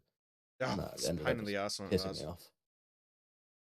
But yeah, I would like to rebuild the Sultans website. That, like, there's no need for any fucking crap. Mike is like, Base Ape's this is building a response. 40 chess racist AI. 40 Chess racist AI. Chess Ultra. Yeah, who cares about the mobile side anyway? Yeah, no, like you will never perform well on a mobile website, and I don't think it's a realistic expectation what they put through that. But God, WordPress is awful for The, this the other kind of thing, stuff. the other reason I want to see Monkey make one of these websites is just to see how much better it will perform if it's coded from scratch. Because most people don't. You don't even me. I paid $4,000 for my website, and it's just a WordPress skin, basically. Yeah, which is ridiculous. Like, imagine how much faster, like, this would, like, look at the fucking images. Like, how fucking many meg is that? Oh, they've set an actual width on the fucking banner. Jesus Christ. Last I looked, it was 1.7 megabytes. Well, it's a 2560 by 500 image that they are forcibly they are attempting to scale to 960 by 188. And they're not using WebP, which they ought to be, really. Yeah, why the fuck would you not be using WebP? They're using Yeah, fucking 1.7 PNGs. megabytes. Like, the merch banner is a cocking PNG. Why would you use a PNG on the internet? Like, fuck me, Dad. Use a JPEG, for fuck's sake. That's still better, but yeah, use WebP. Oh, yeah, and then there's the 5.5 trillion scripts. Oh, God, yeah. This is the biggest problem with WordPress, though. It loads a bunch of arbitrary nonsense you might not even use. Yeah, well, that's one of the big problems that on Sultan's site, like, they're whining. Actually, what are you actually whining about speed index? Well, a large part of that problem is just that the server's not that great. But yeah, like, reduce unused JavaScript. I'd like to, but that it requires just rebuilding it from scratch.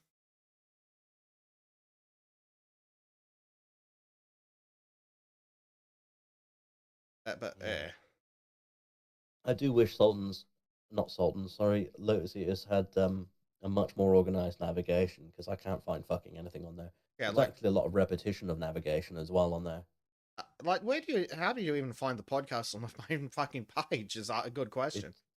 It's the only way to do it, I think, if it's not already on there, is to click podcast at the top. Yeah, like, okay, there's the weekend segments, and oh, is this The podcast weekend below segments it? are posted in the same section as the podcast because they're considered podcast weekend segments. Yeah, which is fine, I guess, but maybe identify that they're podcast segments and just murder the Twitter fucking iframe. Like, There's that can't be literally no helping. title to tell you that that's the podcast section. No. And if you highlight videos and then highlight premium or written, you'll find that things like epochs and other things are done twice as a link. Yeah. Monkey says, if performance is what you care about, custom builds won't give you any better outcome than any other service. It's not difficult to build a performative page. The benefit of building a custom system is to find custom things nobody else can. Yes, but not quite in this scenario, because Crow's website is basically 2 pages. He doesn't need the entire fucking WordPress backend to run 2 pages that could be static HTML. I mean, it's more than 2 pages, but yeah. Yeah, but Point they could taken. all be static. And they What I should. would really like is I want a really dynamic way of comparing different price packages and stuff. Like, one of the things that a lot of people can do that, like, I've seen really bad versions of it where you have like a slider so you can pick how many bedrooms and bathrooms, and then that leads to like a quote that then takes you to the booking form and pre-fills things and that kind of stuff. That kind of stuff is really nice if it's done correctly. Yeah, let's just look at Crow's website. Yeah, here we go. Pretty rudimentary. Like, the first thing I'd do is move that literally anywhere else, the login thing. Yeah, like, okay, services, okay, domestic cleaning. That Why was meant to be a master menu. Yeah. I disabled that because we had domestic cleaning, we had services, we had recurring cleaning and spring cleaning, all basically cannibalizing the same SEO. Yeah. And I was like, what the fuck's the point in any of this? Regular home cleaning. So, yep, basic. Like, yeah, these are the pages. Probably could quite easily. Contact us isn't working at the moment, I don't think. Yeah, but this Oh, could it's quite there. easily be static pages. Meanwhile, in the background, why, like, It's a look really, at all this really WordPress crap. fundamentally simple Like, website in jQuery, appearance. carousel, Flickr, object fit, regenerator runtime, WP polyfill, contact form 7 JS extra. And the contact form doesn't even work. Yep. Like, how many fucking scripts do you need, boy?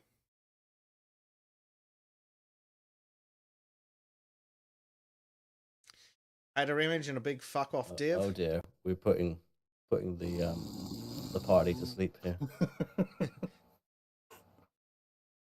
Yes. Can't say I blame him. Damn it, you keep talking about computer stuff, you're going to turn me into a non-boomer. I can't have that. My contact page, for some reason, has a duplicate of the contact form. How Yeah. the fuck did that happen? Yeah, look, see? The Fucking fuck? built on WordPress. Like, Jesus. But at least the picture is in WebP. I do Performance like the wise, name you the chose website's for pretty good. your company, though. It's very ingenious. Sorry, the what? I do like the name you chose for the company, Hygienist. Yeah, it's meant to just be an online booking for cleaning and stuff to make it simple. I'm really pissed off about some of the stuff. I can't access the back end to fix things. God. That content type page took a while to load. Why does it Really? have 2 contact forms? I don't know. If I actually look at the iframe itself, the iframe is only in there once with 1 copy of the contact form. For some Well, reason, this it is a loads it up completely. twice. It's 2 completely different forms. I know. I have no idea why it's loading 2 different forms. I'm looking at the script here, and it's like they've scripted in a separate bit of code that I can't remove. Let me just try something. I'm going to remove the code that I put in there. I bet you any money it will still load a page. No, it hasn't. What in the What sweet? the fuck? What the actual fuck is going on there? That doesn't make any fucking sense. Wait a second. Let me try removing half of it. There we go. I think I know what's going on.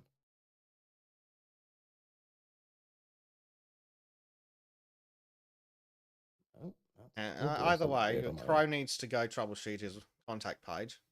What the fuck? This just pisses me off too much. If you're in, Yeah, we haven't bothered with all the 50 books, I don't think. no, we gave up on that. It was more of the same shit every fucking Yeah. time. We're going to go back to Lord of the Rings again in a minute. Just to twist the knife on Christmas, right? Yeah. Good idea.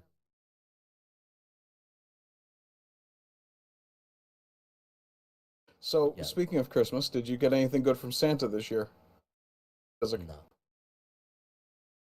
I brought myself a new Xbox style controller for the computer. That's about it. Oh, cool. Now, this is one of the reasons I wanted to hire someone to actually rewrite all this fucking bullshit, though. Because there is just such simple stuff that needs to just fucking work, and it just does not work the way it ought to. And I have to pay someone. I paid $4,000 for a template, basically, and I then have to pay them every single time I want any iterative changes, just for like bullshit like Just that. for a I'm fucking WordPress site. yeah, I'm like, why am I wasting my time? Like, meanwhile, you go like the Sultans of Shadilay, which, to be fair, is taking a while to load, but I'm not entirely sure how much that is WordPress or just the server being crap. But this is literally the default template after that's just been beaten into submission. And it has some glaring fucking issues. At least it works.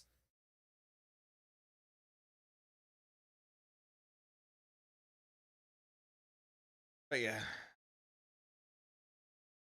If it wasn't for wanting the new articles and shit to do stuff dynamically, I'd just write a new site. It's been a while since I wrote a site, but just throw some HTML and JS and CSS at it. It'll be fine. Yeah. I fixed the contact page now. Hey! Yeah, there we go. Fucking stupid. I don't think I had any other articles that were worth looking at, because everything else is just way too blackpilling for Christmas. Yeah.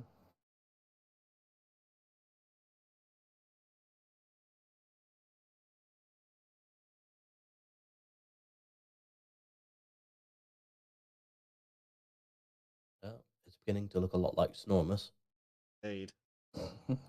Arden's been snoozing. Well, now you guys have kind of finished talking about the computer stuff that I have absolutely no understanding of. I'm awake again. Yeah. Well, considering that we've just hit the 5-hour mark, and I'm out of shit to say, unless anyone has anything else, we might start wrapping up. That sounds like a plan. All right. Does anyone have any internet-related plans between now and the New Year's stream? I do not. No. I have been planning on doing some videos with Bleach Demon at some point. Literally just waiting on finding more equipment to finish off the stream because I have a bit of a lighting issue at the moment. Very nice. But once that's started, oh, sorry. Once that's done, me and Bleach, we're going to play chess together basically and find a topic to talk about and just sit and record that. Cool. Speaking of Bleach, I do believe he has a video coming out very soon.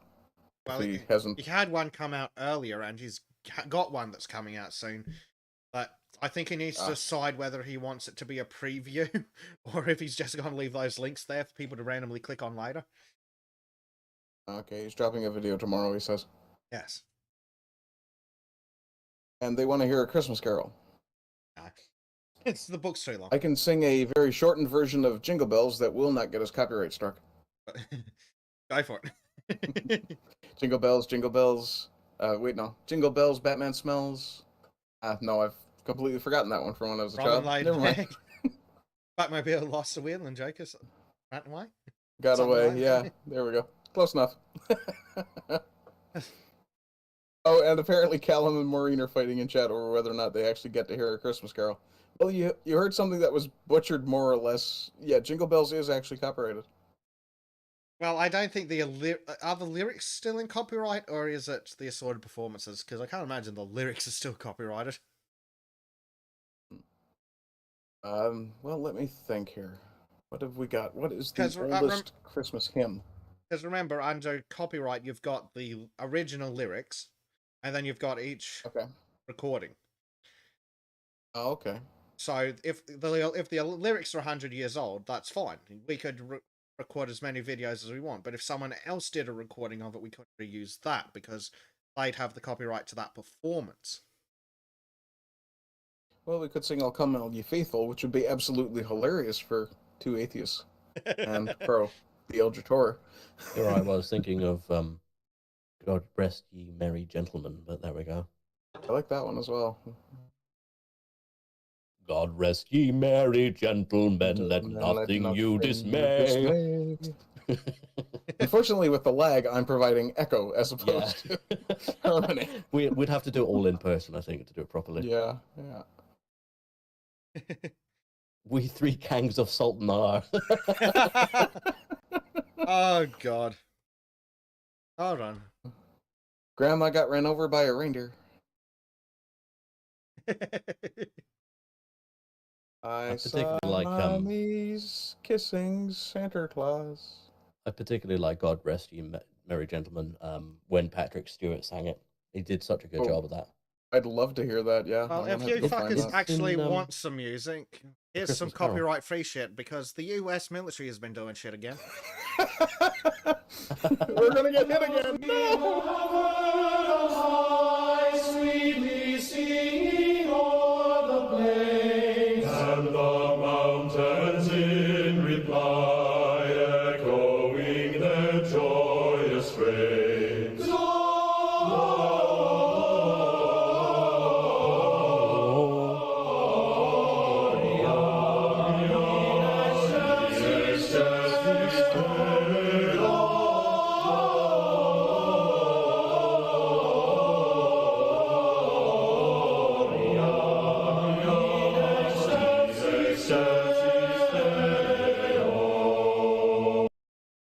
And we have another not one how I remember. that's also free to take us out.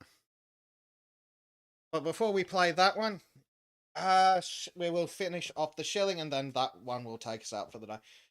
So, Trim has another time lapse going live at 2 p.m. I don't know, like vaguely plus 2 GMT. Time zones are being weird at the moment, and YouTube's not helping by being crap. We will be back next Saturday at the usual time for the New Year's Spectacular. Starting literally the earliest it is New Year's for any of us. We will be starting at literally the 1st of January, my time.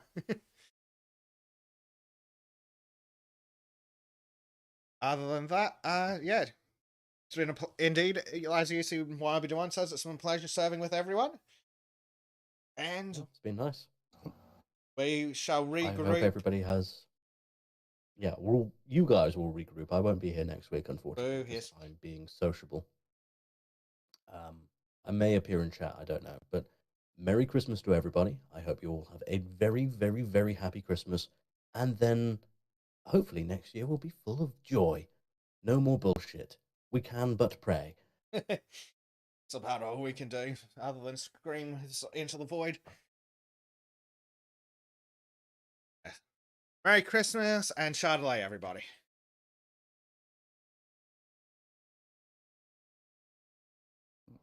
Shadilay all. Happy Christmas. O Tannenbaum, O Tannenbaum.